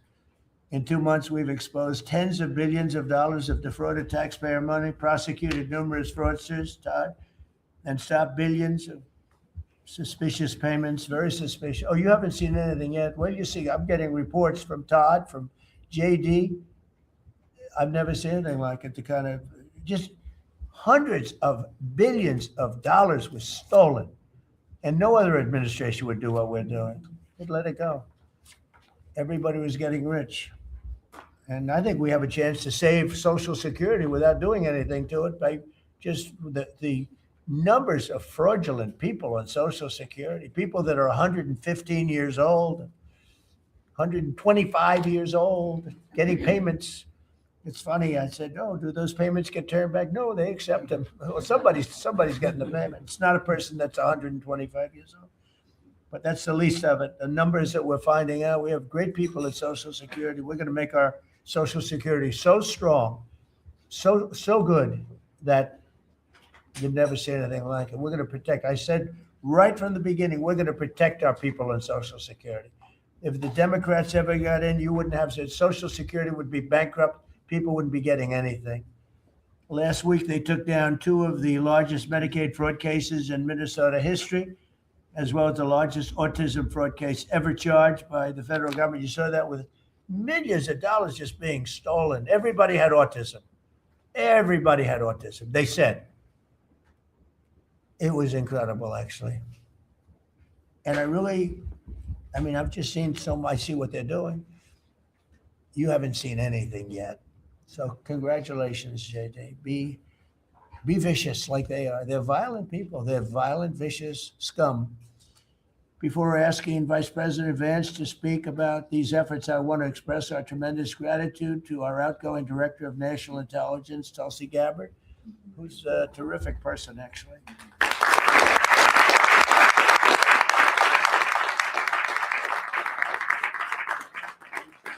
She's come up with some findings that were pretty good. And Tulsi's worked tirelessly to restore trust and focus on the intelligence and with the intelligence community. They all respected her.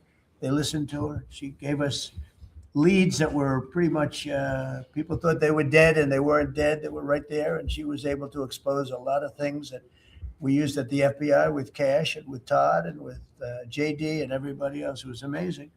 She dramatically reformed the Office of Director of National Intelligence and cutting the staff by 40%, and she prevented countless terrorists and cartel members from entering the United States.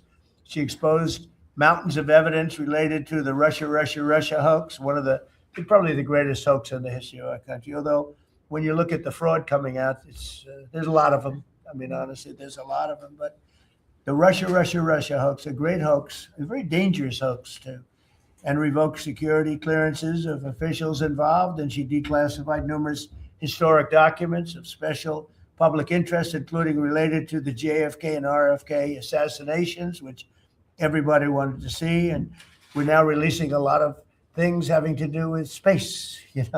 It's people are very interested in that. It actually became the #1 topic. We're releasing a lot of information having to do with extraterrestrial things, and people are totally fascinated by it. It's amazing. I wasn't sure if they would enjoy it. It's literally trending #1. Can you believe it? So a lot of people out there are like it, but we're releasing all of that information. And Tulsi, we're praying for you and for your husband. Her husband's not feeling great, but he's going to feel great soon. You're going to get him better. And he's a wonderful guy. So just say hello and thank you for the great work you've done. We appreciate it. Thank you very much. And now I'd like to ask JD to say a few words about the war on fraud, followed by Acting Attorney General Todd Blanche, who's doing fantastically, and Secretary of State Marco Rubio, another one. I mean, we have great people. And the Secretary of War, Pete Hegseth, Central Casting. He loves war. I don't like it. He's a good man, that one. And Scott Bessent, you talk about a guy doing a job. Been fantastic. Thank you, Scott. Really fantastic. And a lot of the success that we're having with other countries is what you've been able to do and find. And SBA Administrator Kelly Loeffler and all of the people here have been great. We're going to just do those few, and maybe if you have some questions, we'll go to others. But everybody around here has got a lot to say, but we did that once and it lasted for like 4 or 5 hours. It was a little much. We want to be open. So now if I do this way, they'll say, he didn't let anybody talk. But let's start with JD, and you can talk about a really, really important thing, bringing our country back to honesty.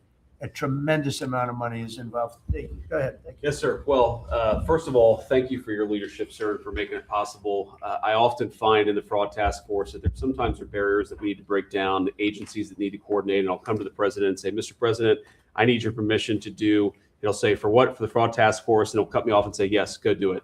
So the fact that we have dedicated presidential leadership is really what's made this possible, because it does require We've got great people around the table, but sometimes these agencies don't know how to work together at the lower level. And that's one of the things we've had to turn on and force with the fraud task force. So I want to shout out just a few all-stars here.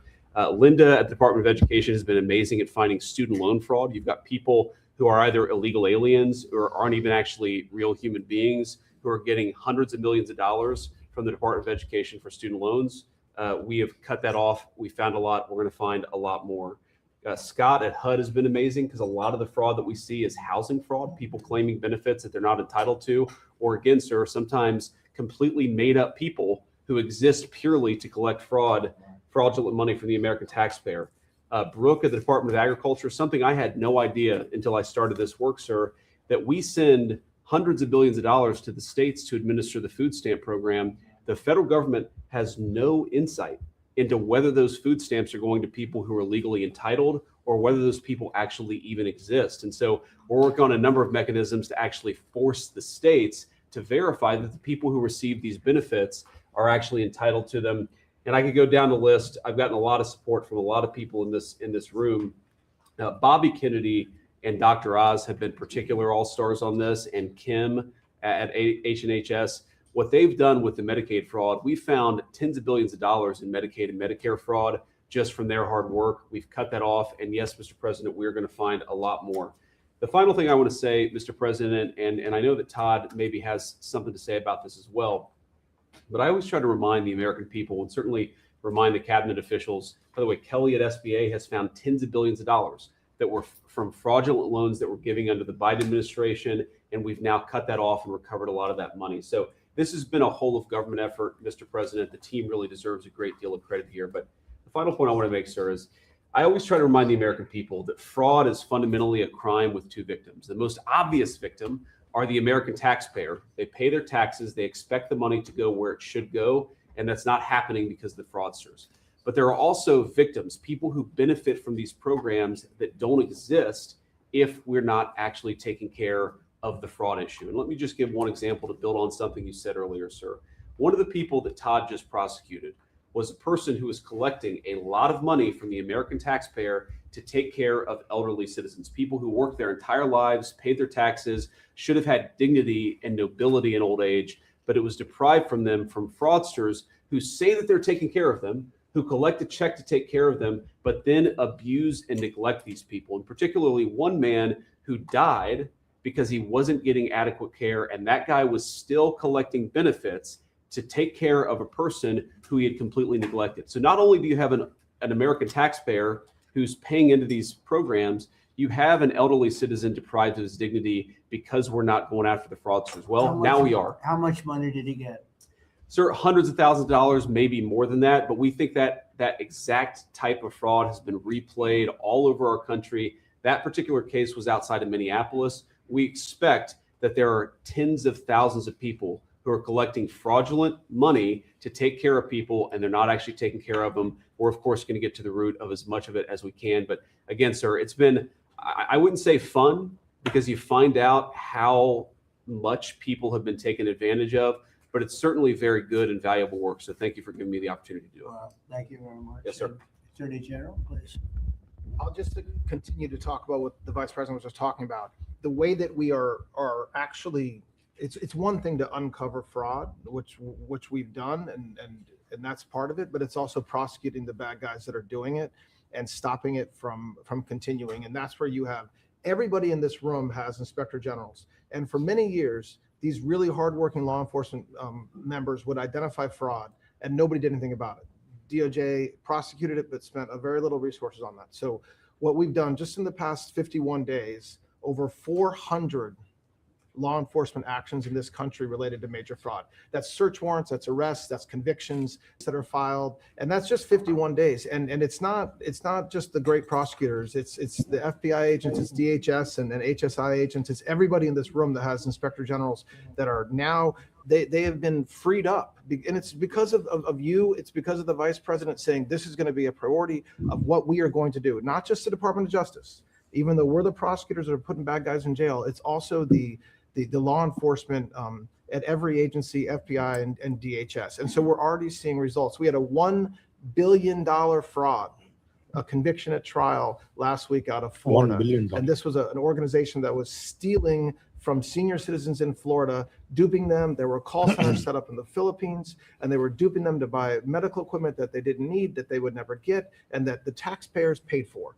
And so that's a good win. We arrested 15 guys in Minnesota last week. The vice president mentioned one of them. These are people that are not, they're just stealing. And many of them are here illegally. And so you have people who are in this country illegally, who are then taking advantage. And the vice president says something a lot that resonates with me. The generosity of the American people, the generosity of everybody in this room, the leadership, to take care of the people in this country that are the most, that deserve it the most. Children who are supposed to get food at school, and you have men just stealing, taking that money. And so that's what we're focused on. We are standing up, as you know, Mr. President, you allowed us to stand up a new division at the Department of Justice. It's our entire existence of that division is to combat what we're talking about. And then every U.S. Attorney's Office is now focused on it as well. So this is something that will result in a better place for every citizen in this country and save money, a lot of money, and also it's the right thing to do for our tax dollars, Mr. President. And billions of dollars was given out just very quickly before Biden left office. Billions and billions were given out. And I mean, I know of many cases, but one, I don't know what's happened with it, but I think you're looking at it. I know Lee was involved in it environmentally. Stacey Abrams was given $2 billion for an account that had $103 in it, an environmental fraud, I guess. And she had $103 in this newly opened account. And before leaving business, they put $2 billion into the account. And they had no reason for existence. They were unable to say what they did with it. $2 billion. Lee, do you want to just mention something about that? Thanks to your leadership, Mr. President, that was canceled. And they no longer have access to that $2 billion. They fought like hell. They wanted that money. Go ahead. In fact, it was over $29 billion that ਅੱਗੀ ਦੇ ਕਿੰਨੇ ਰੂਪ ਦੱਸੇ ਜਾਂਦੇ ਕਹਿੰਦੇ autism ਦੇ ਨਾਂ ਤੇ ਖਾਈ ਜਾਂਦੇ ਸੀ ਅਮਰੀਕਾ ਚ As soon as you came in, after the election, before your inauguration, they were caught on video saying that they were rushing to get billions of dollars out the door before you're swearing in because they were afraid that once you were sworn in, you were going to stop it. Well, that part, they were right. We did. Yeah, we did. Great job. And we're happy to do it, Mr. President. And, the Department of Justice under Todd Blanche's leadership, they just secured another big win in the appeals court on some recently canceled grants for different agencies. So great attorneys making sure that this accountability is delivered over the finish line. It's been a great team effort. And we're building more, most importantly, we're building more factories and plants in the United States now than at any time ever before. $18 trillion coming in. That's not including the 12th month, that's 11. And I say it often that the Biden administration had much less than 1 trillion and we have 18 trillion. And when those final numbers come up, they'll be even higher than that. That's a record in the history of the world. No country has ever done that. And that money's going into plants, and you are giving them very fast approvals, thorough and environmentally correct, but fast approvals. And you're doing a fantastic job. Thank you very much. Another man doing a fantastic job, I think we all agree, is Marco. You're all over the place, right? I watched you last night in 3 different locations. So tell us about Iran. Well, first of all, the bottom line is Iran's never going to have a nuclear weapon. And if recent events have done anything, is just remind us once again that they are the world's leading sponsor of terrorism. And they can never have a nuclear weapon. Now, the president's preference, Mr. President, your preference has told us repeatedly, is always to negotiate these things and to figure out if you can have agreements. Diplomacy is always the first option. And we continue to work on that through your envoys, Mr. Woodcoff and Kushner and others, the vice president, who've been very involved. And if there's an agreement to be made, we want that to be made. I think there's been some progress and some interest, and we'll see over the next few hours and days whether progress could be made. I just want to remind everybody, Mr. President, you know this well, you have other options available to you if that doesn't work. But the bottom line is that we prefer the negotiated diplomatic route, and we're going to give it every chance to succeed. You know, you're giving it every chance to succeed, Mr. President. But here's the bottom line, because I keep getting asked, what is this all about? It's very simple. Iran and these people in charge of Iran can never have a nuclear weapon, and they will never have a nuclear weapon, and they most certainly will not have one as long as you're president of the United States. On that point, it's very clear. As Just long two as quick you things are I want to touch president. upon. One, you touched upon the border and security. Part of securing our border is dealing with the people that are in this country unlawfully, many of whom do not want to go back to the country that they originally came from for a variety of reasons. Either we can't send them there or some judge ties us up. And one of the key things we have achieved is now 20 countries have signed third country national agreements, meaning these are safe countries where individuals who refuse to go back to their country of origin can be sent to that country instead. We've gotten 20 countries now around the world who have signed agreements that allow us to deport people to those places. What often happens when you go to the person who's here unlawfully and say, we're going to send you to this third country, is all of a sudden they decide they'd rather go back to their home country instead. So it gives the ability to enforce all laws, and we work very closely with the Department of Homeland Security on that front. Something else that I know is concerning people, because it's on the news, is Ebola. Our number one obligation, we're involved in foreign policy, but even our foreign policy, the number one priority of our foreign policy is to protect the American people. We cannot and will not allow any cases of Ebola to enter the United States. And so the State Department and other agencies represented here, the Centers for Disease Control, HHS, others are working very, very hard to contain this crisis to the countries where it's currently located, particularly the Democratic Republic of the Congo. And so we've surged assistance to make sure that is being contained there. And obviously, multiple agencies involved here are also very involved in tracking people, just to make sure that nobody comes into this country that has Ebola and creates a problem for us. And we feel like we've got good efforts in place to do that. And Americans should feel assured that the president and his administration is doing everything we can to protect them on that front. My last point, you said I was all over the place. One of the places I stopped in last night was to initial the Trump Route for Prosperity in Armenia. This is a key linchpin of the peace deal that you were able to achieve between Armenia and Azerbaijan. Right. And in addition to that, we also signed a critical minerals MOU with them and a strategic engagement one as well. So just a reminder of another war you helped to settle, Mr. President. But from that now we are seeing the emergence of a great new relationship with Armenia that really had grown stagnant for a very long Armenia time. okay, India to baad, Mr. Well Secretary. well. Thank you. And could I just ask you, Cuba and Venezuela, what's going on there? Well, interesting. On Venezuela, that process continues, that three-phase process, of obviously stabilization, recovery, and transition. I would just say, just since January 3rd of this year, okay, and I think this number's right, and Chris or Doug can correct me on this, but I think over 10 million barrels of Venezuelan oil have been delivered to the United States since the 3rd of January. That industry is being professionalized for the first time ever. It's going to the benefit of the Venezuelan people. They are selling oil in the market at market rates. The money's going to an account in the United States, controlled and monitored by Treasury, audited by KPMG. And it's for the first time ever, the money's not being stolen. It's going to the benefit of the Venezuelan people. Cuba's in a lot of trouble because unfortunately for them, it's run by a bunch of incompetent communists. And being communist is bad. Being an incompetent communist is like the worst. And but the country's been taken over by this company called Gaesa that basically controls 70% of the economy. None of the money in that company goes to help the Cuban people, none of it. So we'll be talking to them. We'll be working on it.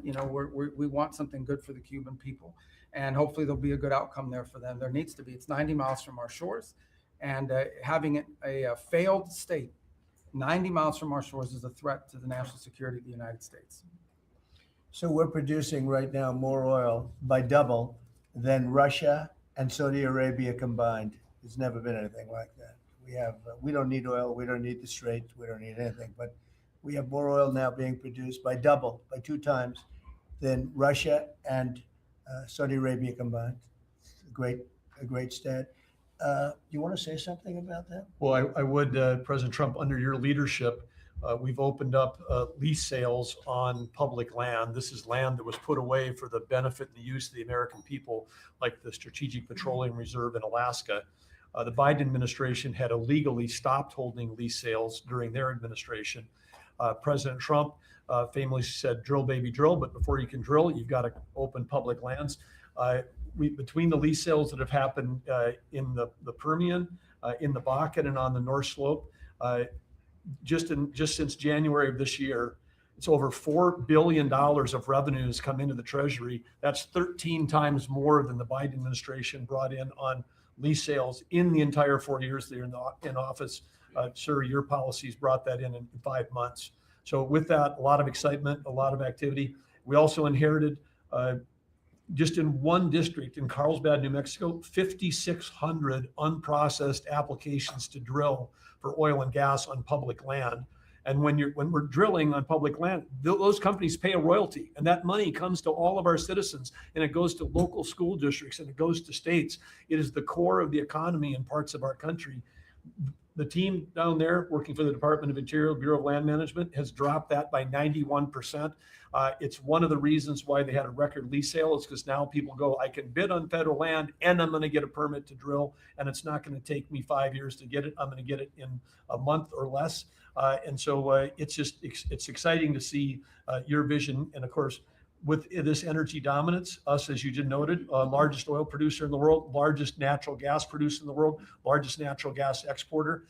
This is an opportunity for us to bring prosperity and affordability here at home, but also bring peace abroad. So President Trump, your energy dominance strategy with Chris Wright, Lee Zeldin, all the people that are working on this, people around the room, it's been really incredible. And of course, you mentioned Venezuela, but all that flowing to our Gulf Coast refineries is also helping to keep the price of gas down at home.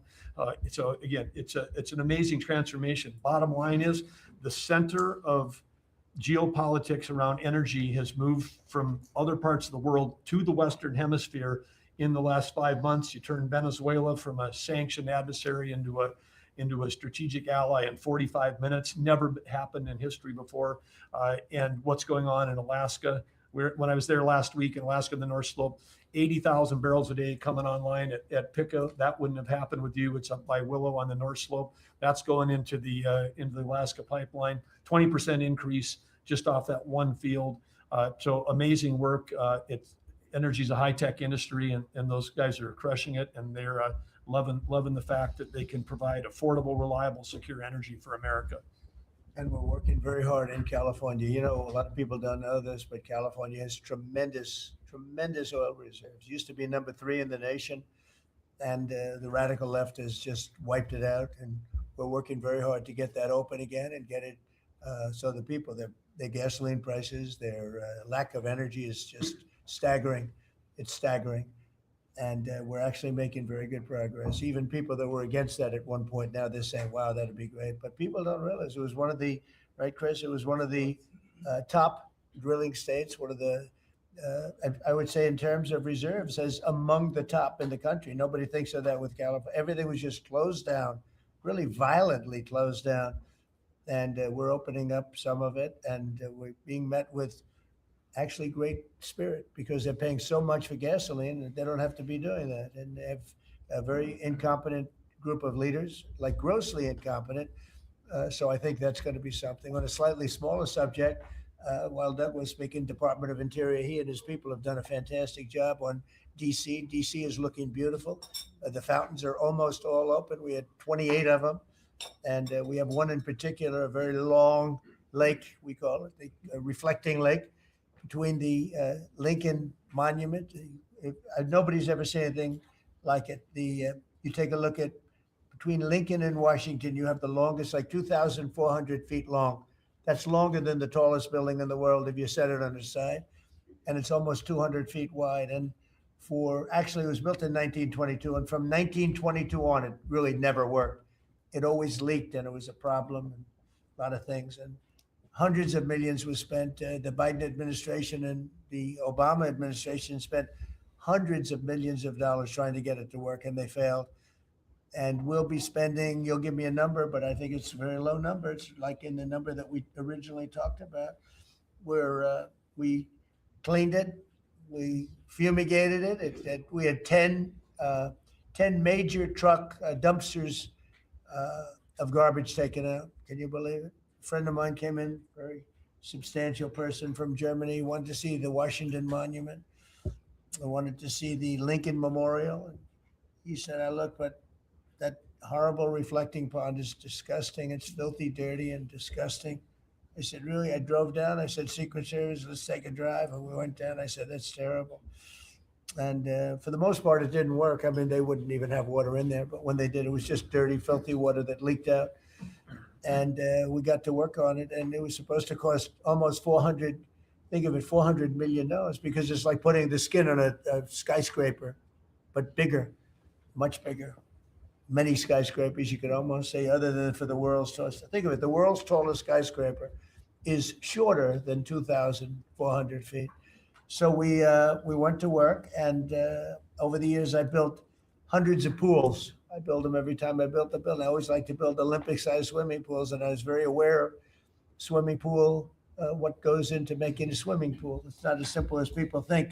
You never want it to leak. You want to have beautiful surface. I said, I have an idea, Doug. We sat down. I said, let's take that long thing where we're going to fix it with concrete, which leaks, concrete, all sorts of other materials that all leak and don't look good. They're gray. And, swimming pool, I have a swimming pool right up the road. I built it 22 years ago. It's perfect. I said, does it ever leak? No, it's perfect. Good contractors.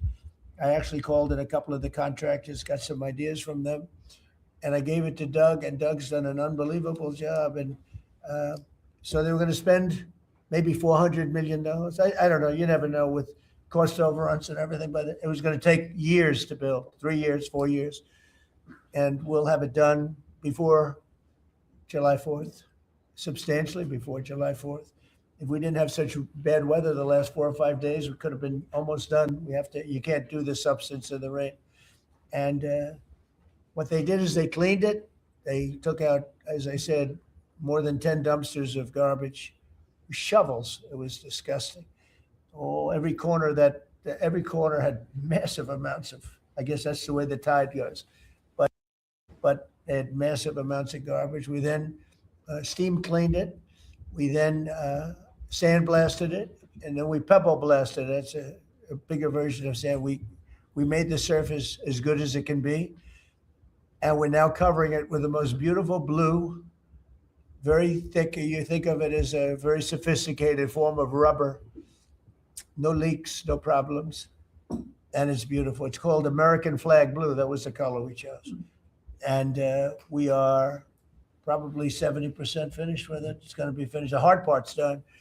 And then we decided to do much more than when I thought I was just going to do the surface, but we said the problem is the outer ring looks pretty bad too, where you walk on.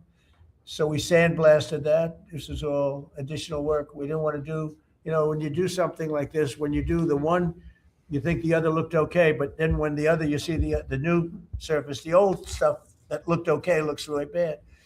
So we cleaned that, sandblasted it, the walkways, all of it. It's a tremendous amount of area. It's thousands of feet long, very wide. This is where the people stand, not the water part, the dry part. And we had a combination of granite and stone, and we're pointing it, fixing it. The joints were terrible, everything. The whole place was a mess.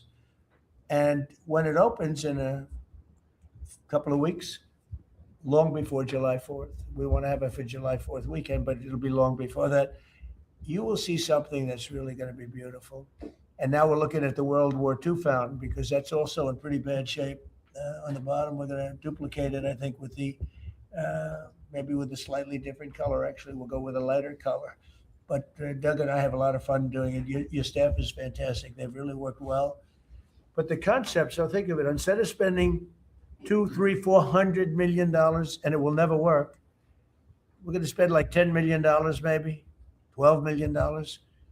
Instead of spending 4 years, we're going to spend, like, if you add it all up, like a couple of months. And instead of going through 4th of July's as a horrible construction site, we're going to have it open before the 4th of July. And the difference is... ਉਧਰ ਜਿਹੜੇ Canada ਦੇ prime minister ਹੈ, ਉਹਨਾਂ ਦੀ press conference ਵੀ ਜਿਹੜੀ ਹੈ ਉਹ ਸ਼ੁਰੂ ਹੋ ਗਈ ਹੈ. ਆਪਾਂ ਥੋੜੀ ਜਿਹੀ ਅੱਗੇ ਚੱਲ ਕੇ ਉਹਦੇ ਬਾਰੇ ਵੀ ਗੱਲਬਾਤ ਜਿਹੜੀ ਆ ਉਹ ਕਰਨੀ ਹੈ, ਕਿਉਂਕਿ ਇਹ ਅਜੇ ਮੈਨੂੰ ਲੱਗਦਾ ਹੈ ਕਿ ਥੋੜਾ ਲੰਬੀ ਚੱਲੂਗੀ ਅਜੇ. ਥੋੜਾ ਜਿਹਾ ਇਹਦੇ ਬਾਰੇ ਜਿਹੜੀ ਗੱਲ ਉਹਨੂੰ ਅੱਗੇ ਵਧਾਉਣੀ. Yes, a little after the Lincoln War. It's embarrassing. It was so horrible. I never saw anything like it. It was filthy dirty. It was Biden. And they spent, between the two of them, they spent hundreds of millions of dollars trying to fix this thing. Now, when Obama did it, he spent way over $100 million. And they had a great idea. Let's use the water from the Potomac, because environmentally they liked it. Somebody said that was good, but the water from the Potomac was not suitable for this, to put it mildly. It was disgusting what happened. And so they spent hundreds of millions, over $100 million, and they immediately closed it. It was closed for many months and nobody did anything. It was closed. It's basically been closed. But go back to 1922. It was always sort of, people think of it as beautiful, but it was always a mess. It's going to be unbelievable. It will be unbelievable. It's actually exciting. I want to ride over there today if I can. You know, I always have a problem with Secret Service is in love with my walking along, checking the sidewalk, the new sidewalk, to see whether or not they pointed it correctly. But they do. We have great contractors doing the job, but we'll spend a very tiny amount of money, and it'll be better than it ever was when it was built in 1922. It's very exciting, actually. To me, I love construction. It's very exciting. And we do many things. We did 28 or 29 fountains. I made a contribution to redoing Lafayette Park. That's the entrance to the White House. And it was an embarrassment. The floors were broken. They had bricks. Some of the bricks were missing. You know where they're missing? They took them out to throw at people.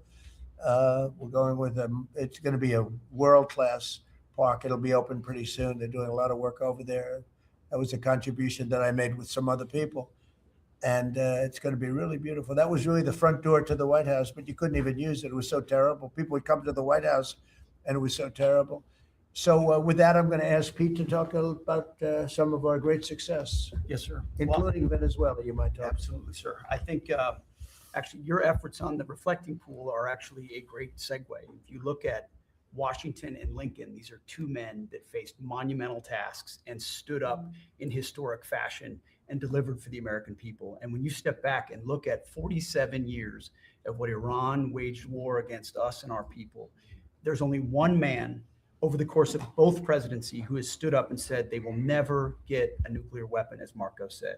So whether it was Qasem Soleimani, whether it was scrapping the Obama deal that was going to give them a weapon, whether it was the 12-day war or Operation Midnight Hammer, you created the conditions to ensure the American people and the world are safeguarded from this generational threat.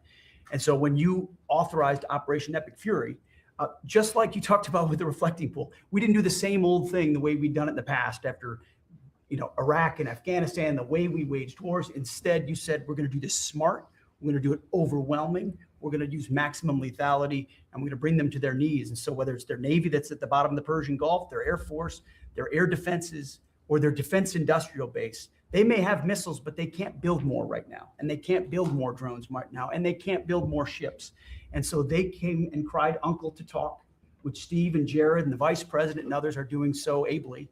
And during that time, we put in a world-class blockade, and they haven't been able to bring anything in or anything out from Iranian ports. And we know from the intel that their economy is hurting big time because that is their lifeblood.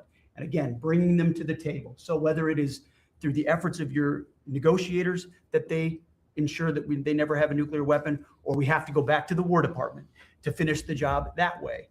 We're prepared to do that. And I think even our reach on the dark fleet of Iranian tankers, no Iranian tanker around the globe is safe. And we've seen seizures all around the globe, again, choking off their economic lifeblood. But all of this is possible, Mr. President, thanks to the investments that you've made in this department, firing on all cylinders. For the second year in a row, we're at historic recruitment rates. Last year, we said that here. This year, we beat it even faster. The American people are excited about what you're bringing to our department. Our defense industrial base, $50 billion in private investments because of the meetings you've held. Defense manufacturers are investing in new plants and new manufacturing, new production lines, so that we're getting weapons faster than ever. And then the $1.5 trillion that you've committed to the department going forward, that's 1 million American jobs, 1 million American manufacturing jobs. That's Golden Dome for America. That's F-47. That's B-21. That's 50 billion in drones. We're going to lead the world in drones, shaving years off of production of all of those, everything under budget and ahead of schedule, which is what the warfighter deserves. And we saw it. You mentioned Venezuela, Mr. President. You saw it on display there. Think of the fact that our Southcom commander just landed via helicopter at our embassy peacefully at the welcome of the Venezuelans, because we're now partnering with them, hopefully, even on the counter-cartel mission as we secure our hemisphere. So we've secured that southwest border. We're going to war with the cartels. through the America's Counter Cartel Coalition. Venezuela is a big part of securing our energy future and defending the homeland. And then I just want to note one more thing to give you a sense of how committed this president is. Maybe a year ago, he heard the call of Nigerian Christians who were being targeted and killed by ISIS in Nigeria. And he said, Pete, I want the War Department to focus on ensuring that we do everything we can to protect those Christians. Partnerships like that can take time behind the scenes, but he never wavered on it. And we got the assets there. And over the last month, and there hasn't been much coverage of this, we killed ISIS #2 in Nigeria, who's most responsible for killing Christians and trying to target the U.S. homeland, and have since, because of the intel we gathered, killed hundreds of ISIS members who were targeting and killing Christians in Nigeria, creating a whole new opportunity there. So there's a lot of things we do that the media pays attention to, and a lot of things that the president empowers the department to do on behalf of the American people that he deserves great credit for. Thank you. Great job. Great job. I just want to say on recruitment, we're very proud of the fact that for the previous 4 years, previous administration, they couldn't recruit people. And that included, by the way, police and firemen and others. They were not proud of our country. And they couldn't recruit. Anybody with a uniform and was having a hard time recruiting. And they set record low numbers. They were way, way behind. And literally from November 5th, it started. It started even before we got going. But from the time we won the election to now, we've had numbers of recruitment, the likes of which we've never had. Record recruitment in every single branch, and that includes police and firemen. Record recruitment, so we're very proud of that. Thank you. Great job. Thank you, sir. Kelly, please. Mr. President, you have made us a nation of builders again. You're leading us to the greatest economy that the world has ever known. And I see that every week as I travel this country, main streets across dozens of states, from Alaska to Maine. I've been in many of those states 2 or 3 times. I hear it everywhere I go. Please thank the president for putting us back on track. They thank you.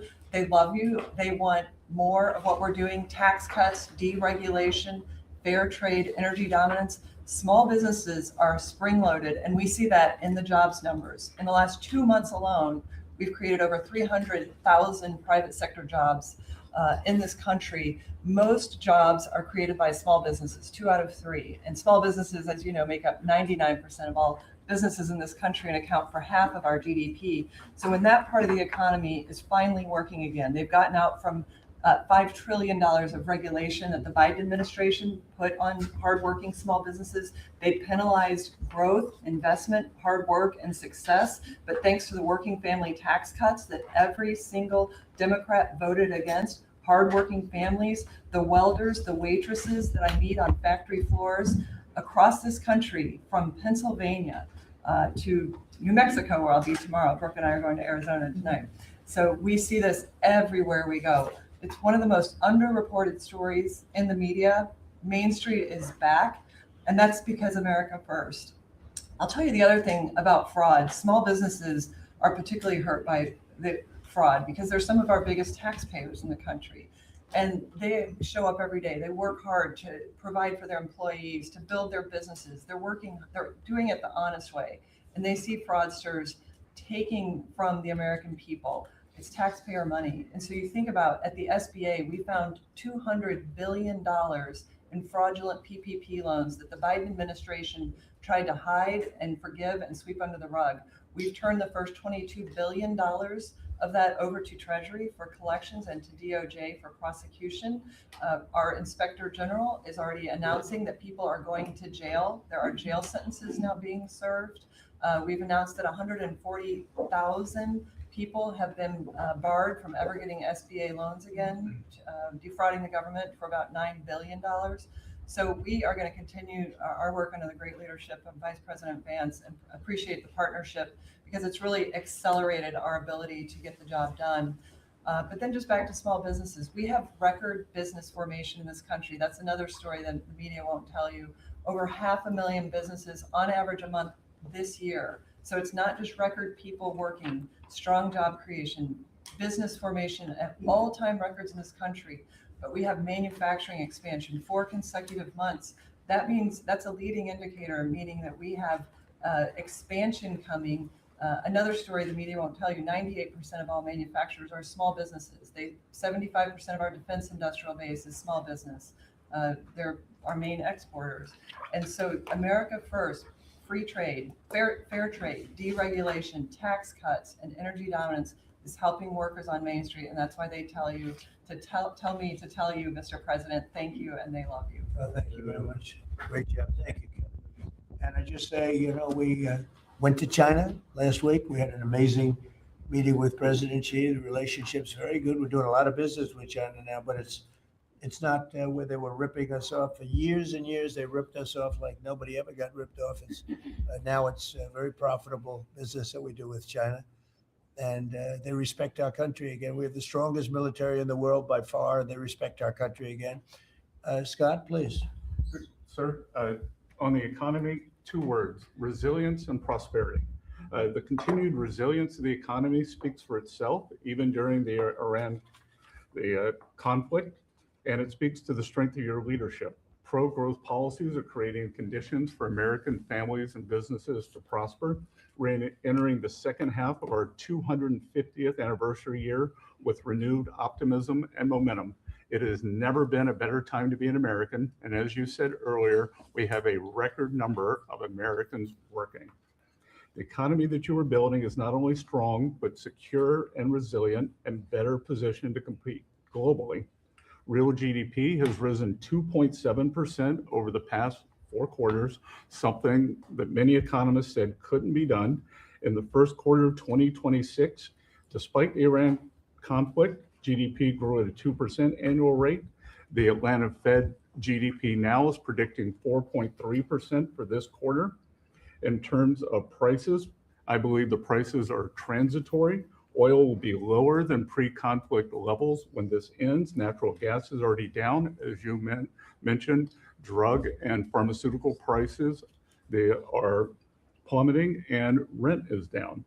We are more resilient to energy price fluctuations due to your energy dominance agenda, to regulatory efforts, and we have never sold so much energy to the rest of the world.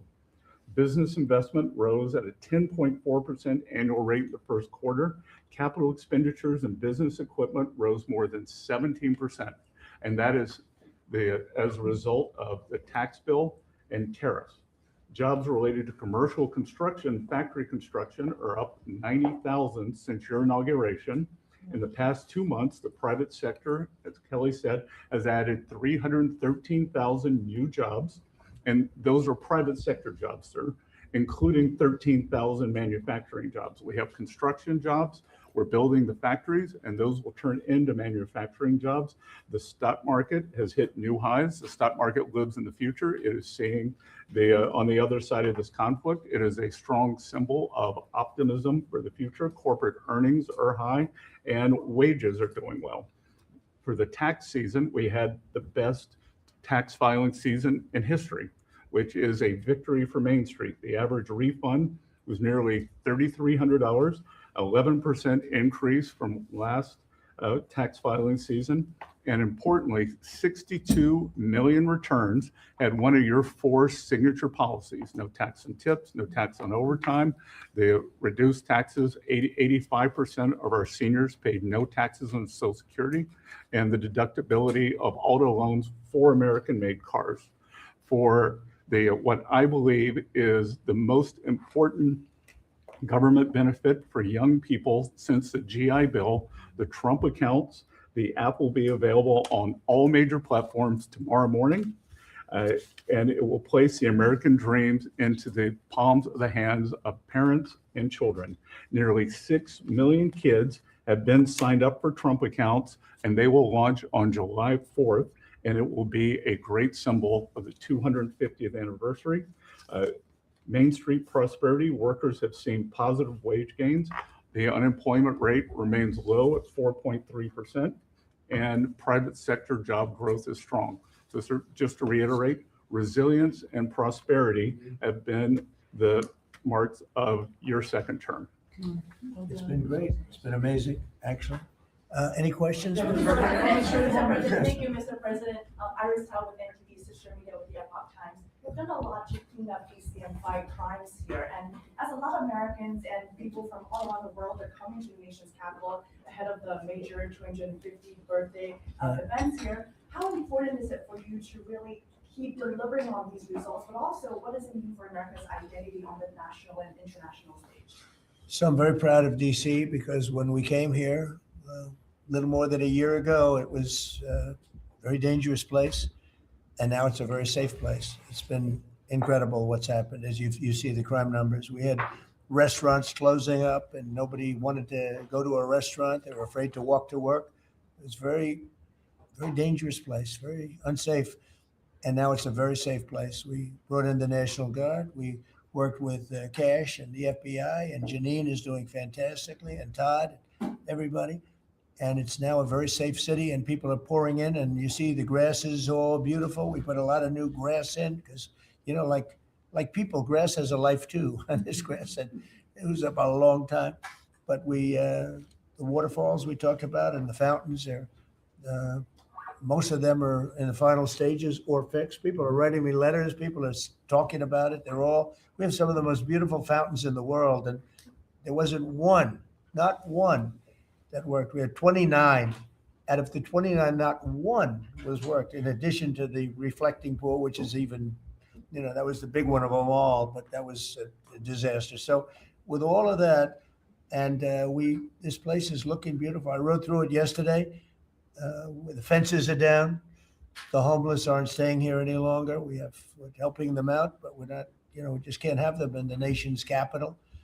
And when foreign dignitaries come in, they're saying, the first thing they say to me, this place has really changed. They saw that it was going down. Our whole country was going down, just like DC was going down. And as you know, the restaurants were closing up. There weren't very many restaurants, and now they're opening up. You can't get a space. And everyone's going out to dinner and they're safe. And we had the national security and we have the National Guard, and we're going to keep them. You know, I want to, by the way, just in case I mentioned, keep them.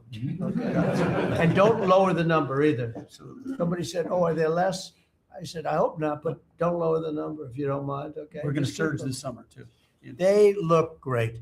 You know what? They give people, we took out 5,000 criminals, hardcore criminals. By the way, 90% of the crime is calculated. They count 2% of the people do 90% of the crime. That's a great number. Because when you get rid of 2% you can get rid of. 90% you can't get rid of, 2%.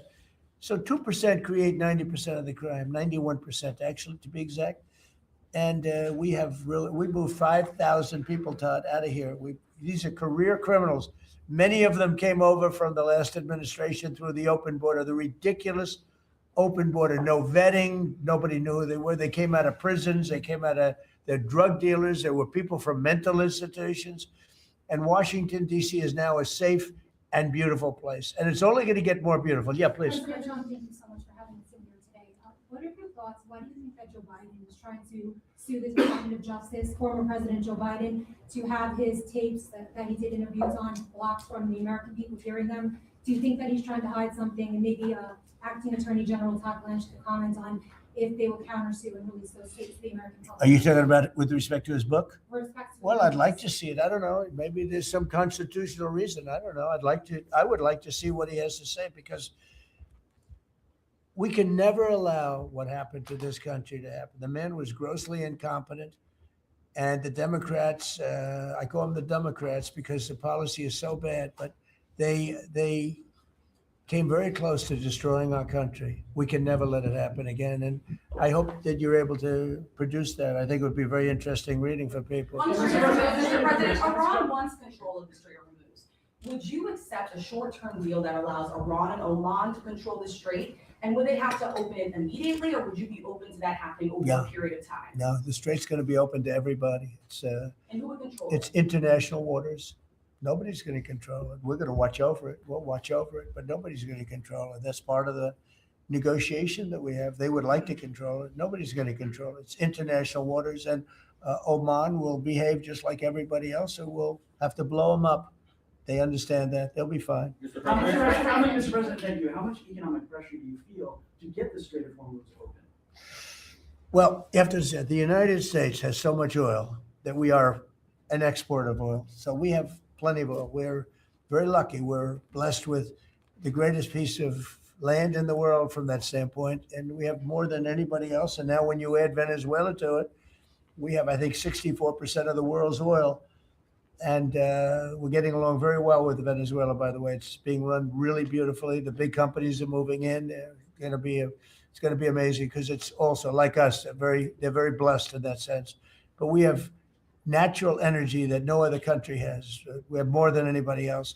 So it's really a world problem because most of the world doesn't have that. And we're making it available. During the closing, I don't know if you've seen some of the satellite pictures, boats, hundreds of boats lined up. It looks like, I used to say, the Long Island Expressway with cars. They're lined up and they're coming to Texas, Louisiana. They're coming to Alaska to fill up their boat, their big boat. Some of them are really big, 2 billion gallons, even bigger than that now they make them. They make them up to 4, Chris, I hear. Now they make them up to 4. The 4 are now the big ones. Used to be the ones. Now it's 4 million barrels of, think of that, 4 million barrels of oil in one boat. But they're lined up and they're right now heading to Texas, and they've already filled up and they've gone back. In addition to that, you have a lot of boats, you have about 1,500 boats in the strait wanting to get out, and at the right time, we'll release them.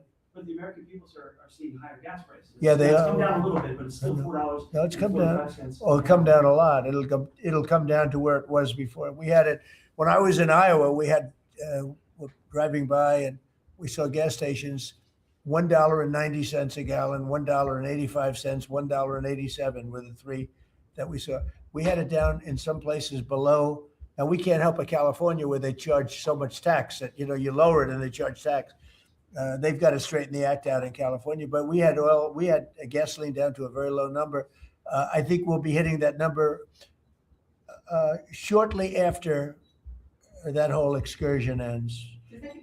But regardless of anything, as Marco said better than anybody can say it, you can't let them have a nuclear weapon. They would use it instantly. They wouldn't think about it. They would use it instantly. I've gotten to know them. They would use it instantly. Does that give me more urgency, Mr. President? You've said that you're in no rush to make a deal, but with gas prices that are so high across the country, people are paying more for travel. Does that give you more urgency to make a deal? Why doesn't it? Well, I'll tell you the primary urgency I have. I said this, it wasn't covered properly, but the primary urgency is that we can't let Iran have a nuclear weapon. But at the same time, we have a tremendous amount of oil, gas, coal. We have tremendous amounts of energy. We're blessed with something very special. Those prices are going to come down. They're going to come down fast. I think that you'll see, actually, Todd, I think you're going to see lower prices that we had even before we did this. Now, I knew there'd be an increase. I said, we have a choice. We don't have to do anything. And in 2 years or 1 year or 2 months, because Iran would have had if we didn't hit them with the B-2 bombers, Iran would have had a nuclear weapon within 2 weeks from that date because they were ready to go. And if they had a nuclear weapon, it would have been used already. It also would have been used had I not terminated the Obama deal, the Iran nuclear deal, as we call it. That was in my first term. Had I not terminated that, they would have had a nuclear weapon a long time ago. I would say it was a guarantee that it would have been used, and it would have blown up Israel. It would have blown up the entire Middle East, and that's never going to happen. Yeah, please. Mr. President, on the shooting in Iran, would you be comfortable with Russia or China taking their stockpile of highly enriched uranium and have they offered? No, I wouldn't be comfortable. Mr. President, That would not make me comfortable. is the U.S. considering easing sanctions on Iran to allow Iran to sell its crude to market? No, we're not talking about any easing of sanctions or giving money. No sanctions, no money, no nothing. We have control of money that they claim is theirs. We'll keep control of that money. When they behave properly and when they do what's right, we'll let them have their money. But right now, we're not doing that, and it's not. One thing is not contingent on the other. Mr. President, on the shooting last weekend, it came barely a month after the third assassination attempt against you during the White House Correspondents' Dinner. What was your reaction when you first heard about the latest shooting, and what gives you the courage to really keep doing your job effectively without thinking about these threats every day? Well, I can't think about it because if I thought about it a lot, I wouldn't be a very good president. I wouldn't be here, probably. I'd be up in some room with a locked door and said, just leave me alone. So I can't really think about it. It's just something that it's a sad part of life. It's a dangerous business. What I'm doing is a dangerous business. And they say, and look, we have been maybe the most consequential, but we certainly have been one of the most consequential. This group has been a very consequential administration. And they say if you're not consequential, you don't have so much problem. If you are consequential, you do. So you have to look at that. But it's a shame. It's a very sad fact of life. Look, anybody in office, not only in this country, in other countries too, but when you are a consequential president, your life is in grave danger. I knew that.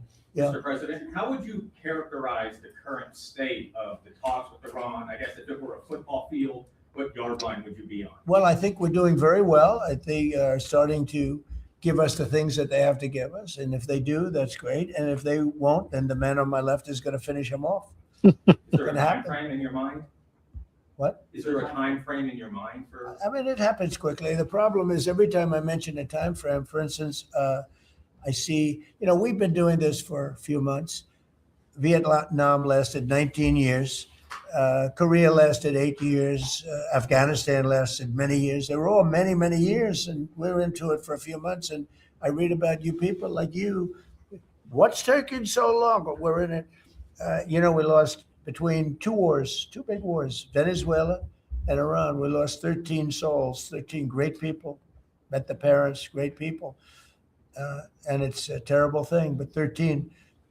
If you look at the war casualties and the deaths in wars from Vietnam and all that, they lost hundreds of thousands of people in numerous of these wars. We're very cognizant of that. We want to lose very few. We want very few to be injured. We're very careful. But war is war. War's dangerous. But we've lost 13. I saw the Democrats took an ad putting in the 13 people that were lost. And when you look at hundreds of thousands of people that were lost in the Middle East, Iraq, all the different wars we were in, we have done an amazing job. With that being said, I hate to lose 13. I hate to lose one, but we've been very capable. I mean, when you think of it, we took over Venezuela in one day. We have done a similar job, but we said, well, give them a little chance at the request of somebody that we greatly respect from Pakistan, the field marshal and the prime minister. They've been great. They asked us, would we pause the war for a little while because they'd like to do so. We will do that. But we had them beat. They're, no better now.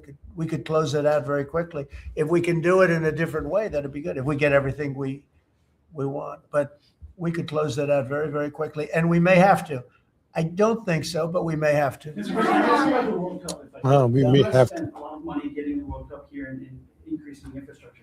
Does the economic benefit outweigh the cost? No, the World Cup is great. It's the most successful they've ever had, ticket-wise. It's they've never had anything that sold so quickly. It's amazing because it's the United States. You don't think of I call it soccer. It's just easier to do because we have football and they have two footballs, right? They call it football.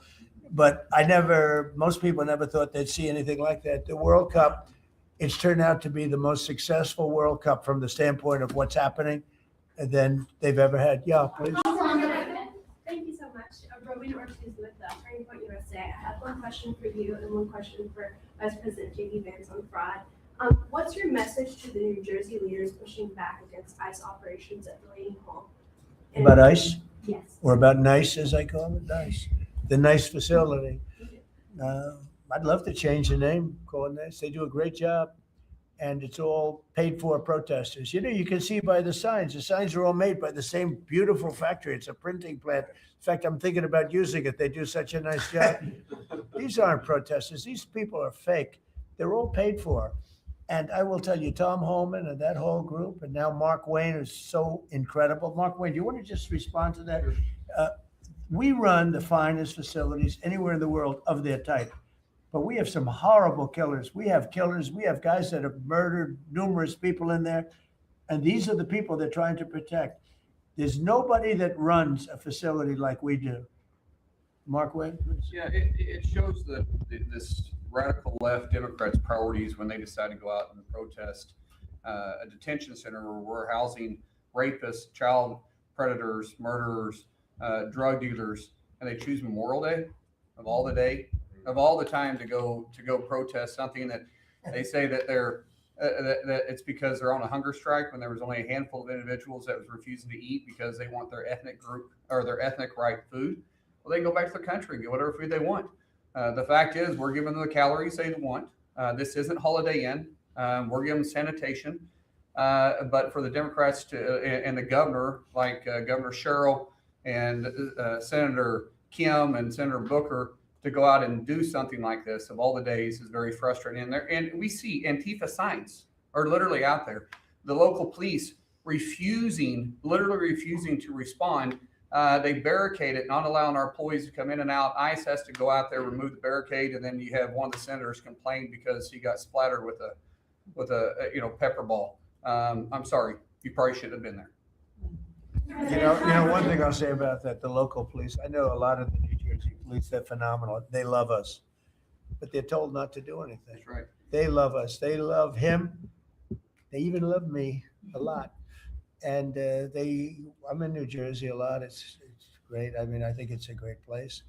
It's got a group of people running it now that are having a hard time, but they really like this administration. They love this administration more than any administration they've ever had. And they're thanking me all the time. And, you know, I see those guys going up and down the Jersey Turnpike with their big, beautiful hats on. I say, I'd like to look like that someday. You know, they're great. No, these are great people, and they love him, and they love ICE, and they love the Border Patrol, and they're not allowed to talk to anybody. It's like, but it all comes from the top. They have to follow orders. They want to keep their jobs. Are you expecting Congress to pass a federal gas tax holiday? A gas tax holiday? Yeah, to suspend federal. Well, it's something we might talk about. Let's see what happens over the next week, 2 weeks. A lot of good things are happening. So are you going to the next one next week?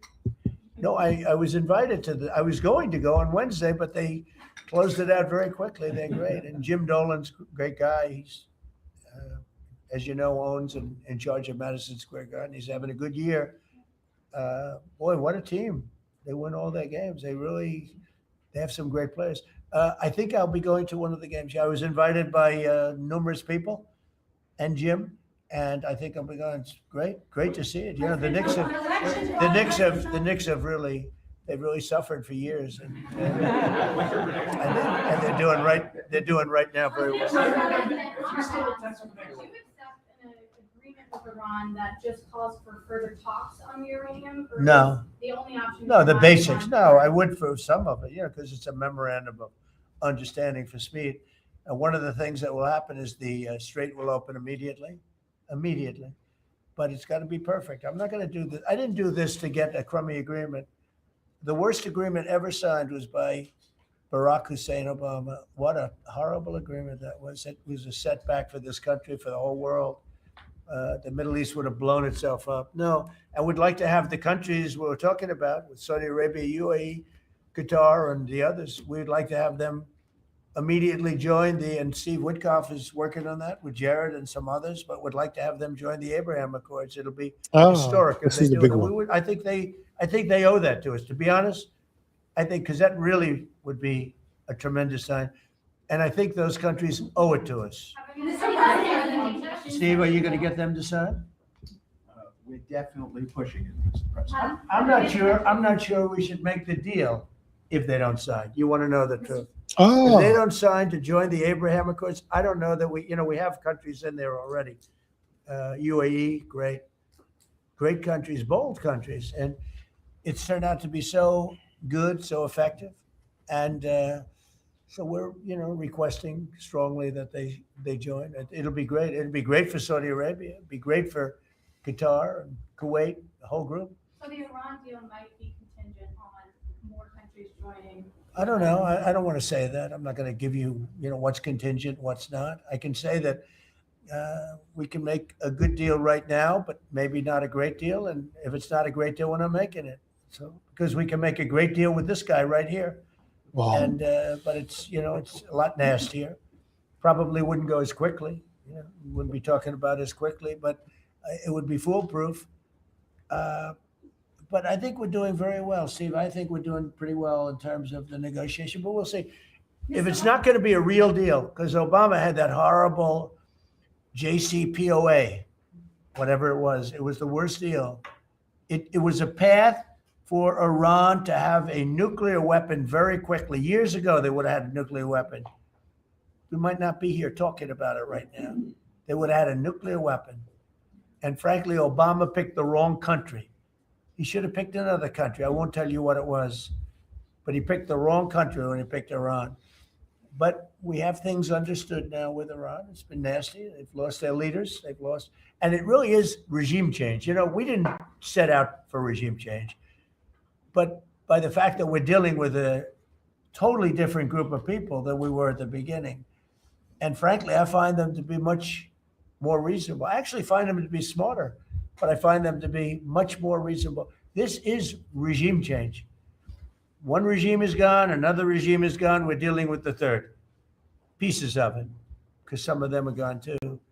And I find them, I think, how can you have a stronger regime change than that, So I do find that. I'd like to thank you all very much. We're doing great. Our country is doing fantastically well, and this group of people is outstanding. Thank you all very much. ਇਹਦੇ ਨਾਲ ਹੀ ਜਿਹੜੀ ਆ press conference ਹੈ ਇਹ ਖਤਮ ਹੁੰਦੀ ਹੈ, ਪਰ ਇਹਦੇ 'ਚ ਆਹ ਬਹੁਤ ਵੱਡੀ ਗੱਲ ਇਹਨਾਂ ਨੇ ਕਹਿਤੀ ਕਿ ਮੈਂ ਸ਼ਾਇਦ ਜੰਗ ਹੀ ਖਤਮ ਨਾ ਕਰਾਂ ਜੇ ਅਬਰਾਹਮ ਅਕੋਰਡ ਸਾਈਨ ਨਹੀਂ ਹੁੰਦੇ। It's a very big thing. Abraham accord sign ਕਰਨ ਨੂੰ ਲੈ ਕੇ ਕਹਿੰਦੇ ਜੇ ਉਹ ਨਹੀਂ, ਕਹਿੰਦੇ ਦੇ ਓ ਟੂ ਅਸ, ਦੇ ਓ ਇਟ ਟੂ ਅਸ। ਇਹ ਇਹਨਾਂ ਦੇ ਵੱਲੋਂ ਕਿਹਾ ਗਿਆ। ਜਿਹੜੀਆਂ ਮਿਡਲ ਈਸਟਰਨ ਕੰਟਰੀਜ਼ ਨੇ,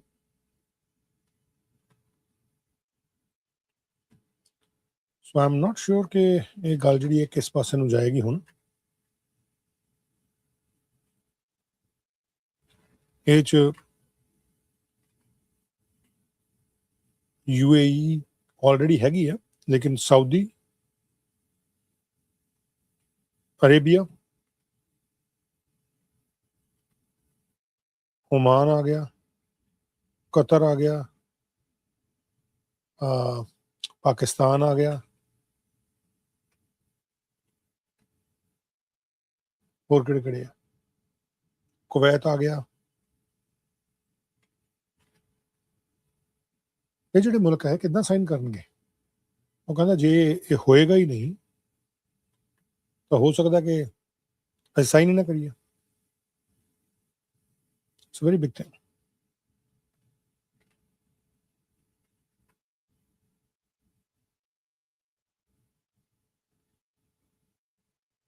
It's a very big thing. India ਦੇ ਵੱਲੋਂ ਕਹੀ ਗਈ ਹੈ। Let me play it once again. ਜਿੱਥੇ ਇਹਨੇ ਗੱਲ ਕਹੀ ਹੈ।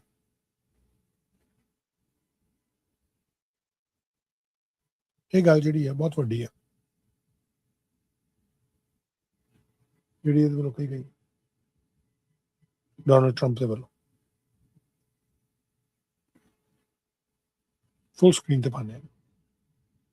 And we'd like to have the countries we were talking about, Saudi Arabia, UAE, Qatar, and the others, we'd like to have them immediately join and Steve Witkoff is working on that with Jared and some others, but would like to have them join the Abraham Accords. It'll be historic if they do it. And I think they owe that to us, to be honest.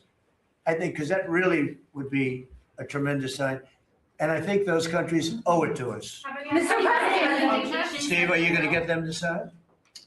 We're definitely pushing it, Mr. President. I'm not sure we should make the deal if they don't sign. You want to know the truth. If they don't sign to join the Abraham Accords, I don't know that we have countries in there already. UAE, great countries, bold countries. And it's turned out to be so good, so effective. And so we're, requesting strongly that they join. It'll be great. It'll be great for Saudi Arabia. It'll be great. ਸੋ ਇਹ ਜਿਹੜਾ ਇੱਕ ਬਿਆਨ ਹੈ, ਬੜਾ ਵੱਡਾ ਬਿਆਨ ਹੈ ਨਾ ਵੱਲੋਂ ਕਿ ਜੇ ਇਬਰਾਹਿਮ ਅਕੋਰਡ ਦੇ ਵਿੱਚ ਸਾਈਨ ਨਹੀਂ ਕਰਨਗੀਆਂ ਕੰਟਰੀਜ਼, ਸ਼ਾਇਦ ਅਸੀਂ ਡੀਲ ਬੰਦ ਨਾ ਕਰੀਏ। ਬਾਕੀ ਮੋਟੇ ਤੌਰ 'ਤੇ ਉਹਨਾਂ ਨੇ ਕਿਹਾ ਕਿ ਜਿਹੜੇ ਇੰਟਰਨੈਸ਼ਨਲ ਵਾਟਰ ਹੈ ਸਭ ਦੇ ਹੈ, ਇੱਥੇ ਕਿਸੇ ਕੰਟਰੀ ਦਾ ਕੰਟਰੋਲ ਨਹੀਂ ਚੱਲਣਾ। ਕੋਈ ਟੋਲ ਟੂਲ ਵਾਲੀ ਗੱਲ ਗੁੱਲ ਸਾਰੀ ਉਹਨਾਂ ਨੇ ਪਾਸੇ ਚੱਕ ਕੇ ਮਾਰੀ ਕਿ ਇੱਦਾਂ ਦੀ ਕੋਈ ਗੱਲਬਾਤ ਨਹੀਂ ਹੈ, ਨਾ ਹੀ ਹੋਣ ਦੇਣੀ ਹੈ। ਸਿਮਿਲਰ ਨੋਟ ਤੇ ਉਹਨਾਂ ਨੇ ਜਿਹੜੀ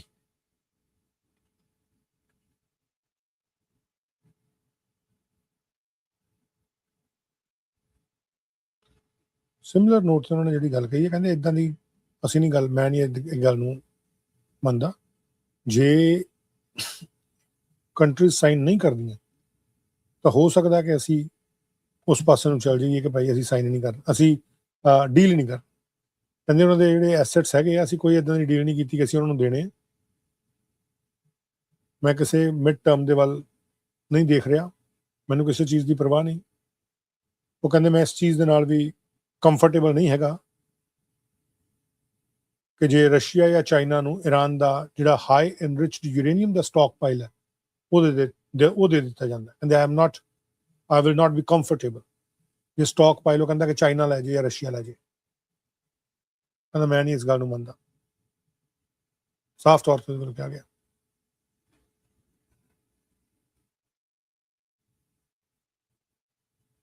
ਫਿਰ ਉਹਦੇ ਕੋਲ ਕਿਹਾ ਗਿਆ ਕਿ ਅਸੀਂ ਪਾਕਿਸਤਾਨ ਨੂੰ ਇਸੇ ਕਰਕੇ ਪਾਇਆ ਸੀ, ਅਸੀਂ ਉਹਨਾਂ ਦੀ ਰਿਸਪੈਕਟ ਕਰਦੇ ਹਾਂ ਕਿ ਸ਼ਾਇਦ ਉਹ ਮੰਨ ਜਾਣ।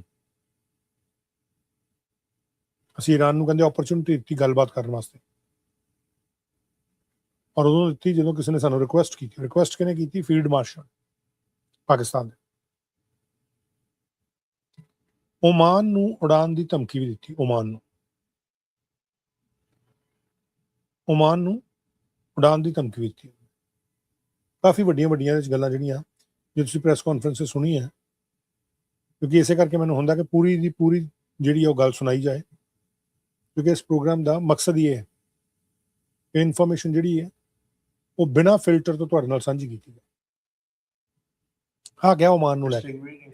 On the Strait of Hormuz, Mr. President, Iran wants control of the Strait of Hormuz. Would you accept a short-term deal that allows Iran and Oman to control the strait? And would they have to open it immediately, or would you be open to that happening over a period of time? No, the strait's going to be open to everybody. And who would control It's it? international waters. Nobody's going to control it. We're going to watch over it. We'll watch over it, but nobody's going to control it. That's part of the negotiation that we have. They would like to control it. Nobody's going to control it. It's international waters, and Oman will behave just like everybody else, so we'll have to blow them up. They understand that. They'll be fine. That will be fun. ਕਹਿੰਦੇ ਅਸੀਂ ਉਡਾ ਦੇਾਂਗੇ, blow them up. We're gonna blow them up. So ਜਿਹੜੇ ਗੱਲਾਂ ਕਰ ਰਹੇ ਸੀ ਕਿ ਹਾਂਜੀ ਉਹ ਪਹੁੰਚ ਗਏ ਕਿਸੇ ਡੀਲ ਦੇ ਉੱਤੇ, ਗੱਲਾਂ ਹੋ ਗਈਆਂ, ਉਹ ਸਾਰੀਆਂ ਗੱਲਾਂ ਲੱਗ ਰਿਹਾ ਕਿ ਆਲਮੋਸਟ ਇਸ ਵੇਲੇ ਖਤਮ ਹੋਣ ਵਾਲੇ ਪਾਸੇ ਨੂੰ ਤੁਰ ਪਈ।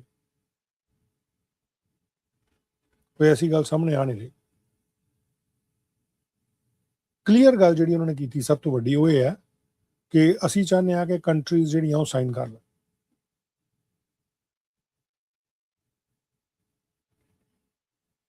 ਅਸੀਂ ਚਾਹੁੰਦੇ ਹਾਂ ਕਿ ਉਹ ਕੰਟਰੀਜ਼ ਅਬਰਾਹਮ ਅਕੋਰਡ ਜਿਹੜਾ ਉਹਦੇ ਵਿੱਚ ਸ਼ਾਮਿਲ ਹੋ ਜਾਣ। ਇਹ ਗੱਲ ਜਿਹੜੀ ਉਹਨਾਂ ਦੇ ਵੱਲੋਂ ਕਹੀ ਗਈ and it is very important ਅੱਜ ਦੇ ਮਾਹੌਲ ਦੇ ਵਿੱਚ। Barack Hussein Obama, what a horrible agreement that was. It was a setback for this country, for the whole world. The Middle East would have blown itself up. No, I would like to have the countries we were talking about, Saudi Arabia, UAE, Qatar, and the others. We'd like to have them immediately join and Steve Witkoff is working on that with Jared and some others, but would like to have them join the Abraham Accords. It'll be historic if they do it. And I think they owe that to us, to be honest. I think because that really would be a tremendous sign. And I think those countries owe it to us. Mr. President, Steve, are you going to get them to sign? We're definitely pushing it, Mr. President. I'm not sure we should make the deal if they don't sign. You want to know? That's a big thing. If they don't sign to join the Abraham Accords, I don't know that we have countries in there already. ਇਹ ਸਭ ਤੋਂ ਵੱਡਾ ਬਿਆਨ ਜੇਕਰ ਤੁਸੀਂ ਦੇਖੋ ਇਸ ਪੂਰੀ ਗੱਲਬਾਤ ਦੇ ਵਿੱਚ ਇਹੀ ਹੈ ਕਿ ਮੈਨੂੰ ਨਹੀਂ ਲੱਗਦਾ, ਕਹਿੰਦਾ ਕਿ ਜੇ ਉਹ ਕੰਟਰੀਜ਼ ਜਿਹੜੀਆਂ ਸਾਨੂੰ ਉਹ ਕਰਦੀਆਂ, ਜੇ ਉਹ ਸਾਈਨ ਨਹੀਂ ਕਰਦੀਆਂ ਅਬਰਾਹਮ ਅਕੋਰਡ ਦੇ ਵਿੱਚ, ਤਾਂ ਸਾਨੂੰ ਨਹੀਂ ਲੱਗਦਾ ਕਿ ਸਾਨੂੰ ਇਹ ਡੀਲ ਜਿਹੜੀ ਸਾਈਨ ਕਰਨੀ ਚਾਹੀਦੀ। ਸਟੀਵ ਵਿਟਕੌਫ ਨੂੰ ਇਹ ਕਹਿ ਰਿਹਾ ਕਿ ਕੀ ਤੂੰ ਪ੍ਰੈਸ਼ਰ ਕਰ ਰਿਹਾ? ਉਹ ਕਹਿੰਦਾ ਜੀ ਅਸੀਂ ਪੂਰਾ ਪ੍ਰੈਸ਼ਰ ਕਰ ਰਹੇ ਹਾਂ ਇਹਨਾਂ countries. We're definitely pushing it, Mr. President. I'm We're not sure, definitely I'm not pushing it. sure we should make the deal if they Ah. don't sign. You want to know the truth? If It's they very big. don't sign to join the Abraham Accords, I don't know that we have countries in there already. UAE, great countries, bold countries, and it's ਇਹਨੇ ਪੀਟ ਹੈਗਸੈਟ ਵੱਲ ਵੀ ਦੇਖਣਾ ਪੀਟ ਹੈਗਸੈਟ ਜਿਹੜਾ ਹੈ ਉਹ department of ਜਿਹੜਾ ਵਾਰ ਹੈ defence ਹੈ ਉਹਦੇ ਸੈਕਟਰੀ ਨੇ ਮਿਨਿਸਟਰ ਨੇ ਉਹ ਕਿਤੇ ਨਾ ਕਿਤੇ ਇੱਕ ਇਸ਼ਾਰਾ ਵੀ ਹੈ turned out to be so good, so effective, and so we're requesting strongly that they join. It'll be great. It'd be great for Saudi requesting strongly Arabia. It'd be great for they join. It'll be great. It'd be, and so we're requesting strongly that they join. It'll be great. It'd be great for Saudi Arabia. It'd be great for Qatar and Kuwait, the whole group. So the Iran deal might be contingent on more countries joining the I don't know. Accords. I don't want to say that. I'm not going to give you what's contingent, what's not. I can say that we can make a good deal right now, but maybe not a great deal. And if it's not a great deal, we're not making it. Because we can make a great deal with this guy right here. And, but it's it's a lot nastier. Probably wouldn't go as quickly. We wouldn't be talking about as quickly, but it would be foolproof. But I think we're doing very well, Steve. I think we're doing pretty well in terms of the negotiation, but we'll see. ਸੋ ਪੀਟ ਹੈਗਸੈਟ ਵੱਲ ਇਸ਼ਾਰਾ ਕਰਕੇ ਉਹਨਾਂ ਨੇ ਕਿਹਾ ਕਿ ਜੇ ਇਹ ਬੰਦਾ ਕਰਦਾ ਡੀਲ ਫੂਲ ਪ੍ਰੂਫ ਡੀਲ ਹੋਏਗੀ ਨੈਸਟੀਅਰ ਹੋਏਗੀ ਮਤਲਬ ਜੰਗ ਜਿਹੜੀ ਆ ਉਹ ਦੁਬਾਰਾ ਹੋ ਸਕਦੀ ਹੈ ਹਾਲਾਂਕਿ ਲੱਗ ਨਹੀਂ ਰਿਹਾ ਅਜੇ ਕਿਉਂਕਿ ਡੋਨਲਡ ਟਰੰਪ ਜਿੰਨੀਆਂ ਗੱਲਾਂ ਕਰਦੇ ਆਈ ਡੋਂਟ ਬਿਲੀਵ ਮੈਂ ਇਹ ਜਿੰਨੀਆਂ ਗੱਲਾਂ ਕਰ ਰਿਹਾ ਹੁੰਦੀਆਂ ਮੰਨੀਆਂ ਜਾ ਸਕਦੀਆਂ ਇਹ ਨਹੀਂ ਆਈ ਡੋਂਟ ਬਿਲੀਵ ਲੇਕਿਨ ਇਹ ਸਭ ਤੋਂ ਵੱਡੀ ਇਸ ਵੇਲੇ ਦੀ ਪ੍ਰੈਸ ਕਾਨਫਰੰਸ ਸੀ ਜਿਹੜੀ ਜੁੜੀ ਹੋਈ ਸੀ but I will now take you to prime minister Mark Carney ਦਾ ਜਿਹੜਾ ਅੱਜ ਇਵੈਂਟ ਹੋਇਆ ਉੱਥੇ ਜਿੱਥੇ ਕਿ ਕੈਨੇਡਾ ਦੇ 2026 ਓਲੰਪਿਕ ਤੇ ਪੈਰਾ ਓਲੰਪਿਕ ਐਥਲੀਟਸ ਜਿਹੜੇ ਆ ਉਹ ਆਏ ਹੋਏ ਸੀ ਔਰ ਉੱਥੇ ਉਹਨਾਂ ਨੂੰ ਸੈਲੀਬ੍ਰੇਟ ਕੀਤਾ ਜਾ ਰਿਹਾ light me just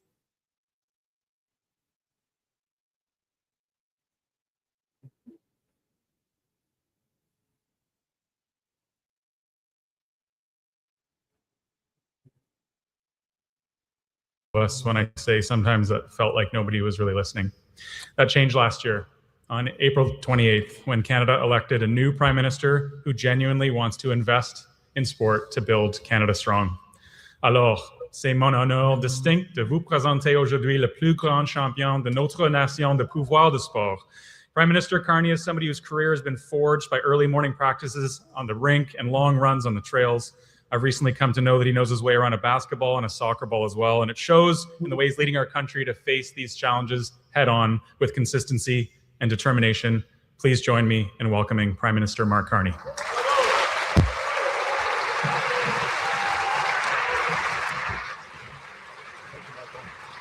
Thank you.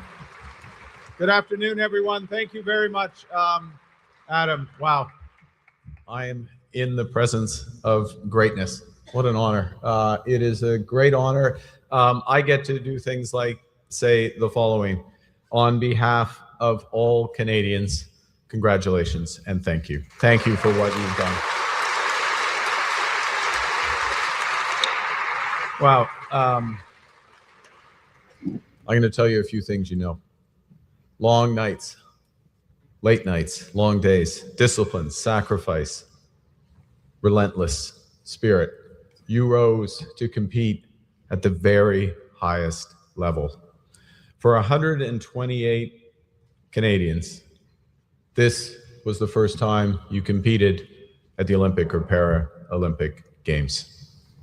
At Milano Cortina, you showed the world the very best of Canada. Remember that sound as you walked into the stadium for Canada. Remember what you delivered for Canada. You made us all so very proud. You brought home 36 medals, 8 gold, 11 silver, 17 bronze.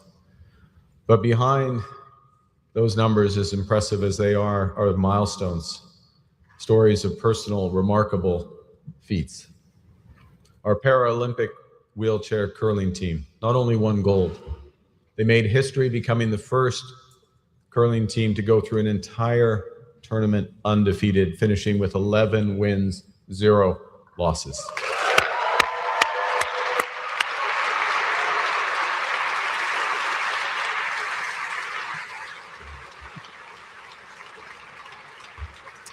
With his bronze medal, Brendan McKay returned Canada to the Olympic podium in men's ski halfpipe for the first time in 12 years.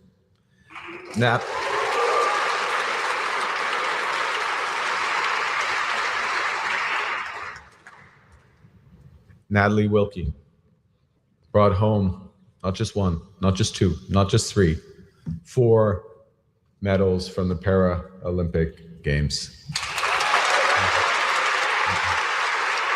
But all of you gave us something, all of you gave all Canadians and people around the world something even greater.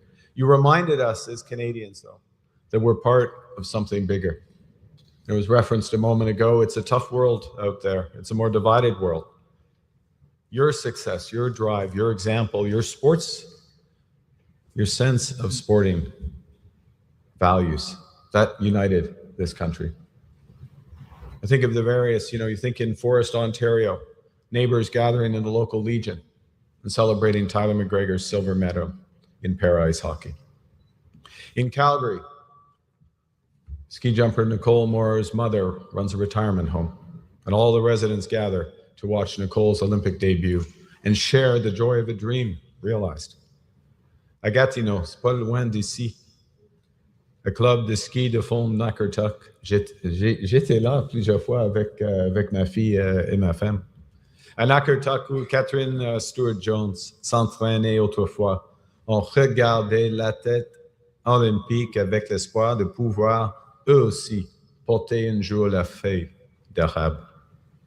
En vous regardant arborer fièrement les couleurs du Canada, les communautés se sont rassemblées pour encourager et célébrer notre pays. En Italie, vous avez incarné l'esprit, l'ambition, les aspirations communes de tous les Canadiens et de tous les Canadiens. Et le pays tout entier est très fier de vous. Now, this success, your success, doesn't happen alone. Behind every athlete is a team of people who help make your journeys possible. The parents who wake up before dawn to drive you to competitions or practices. The coaches who stay late long after practice has ended to push you further. The family, the friends, the loved ones who stood beside you through the victories, yes, but also through the setbacks, the injuries, the moments in between. And so today we're celebrating, of course, you, as we should, but also the people behind our athletes. Merci. Merci pour les sacrifices que vous avez faits et pour votre dévouement envers nos athlètes. Vous êtes la force qui motive chaque athlète et le souffle qui anime chaque performance. Vous êtes le moteur d'équipe Canada. Now, your stories all started, this was referenced a moment ago. These stories start in the family and they also start in the community. At the rink down the street, a local soccer club, well, maybe not for the Winter Olympic. Well, you could also play soccer. You're all amazing athletes. You play soccer as well. Local soccer club, the track at the high school. And that's why in April, responding to Adam's leadership, someone who knows both the podium and the playground. That's why in April, the government announced the largest investment in sport in Canada's history, providing more than $750 million in funding for athletes.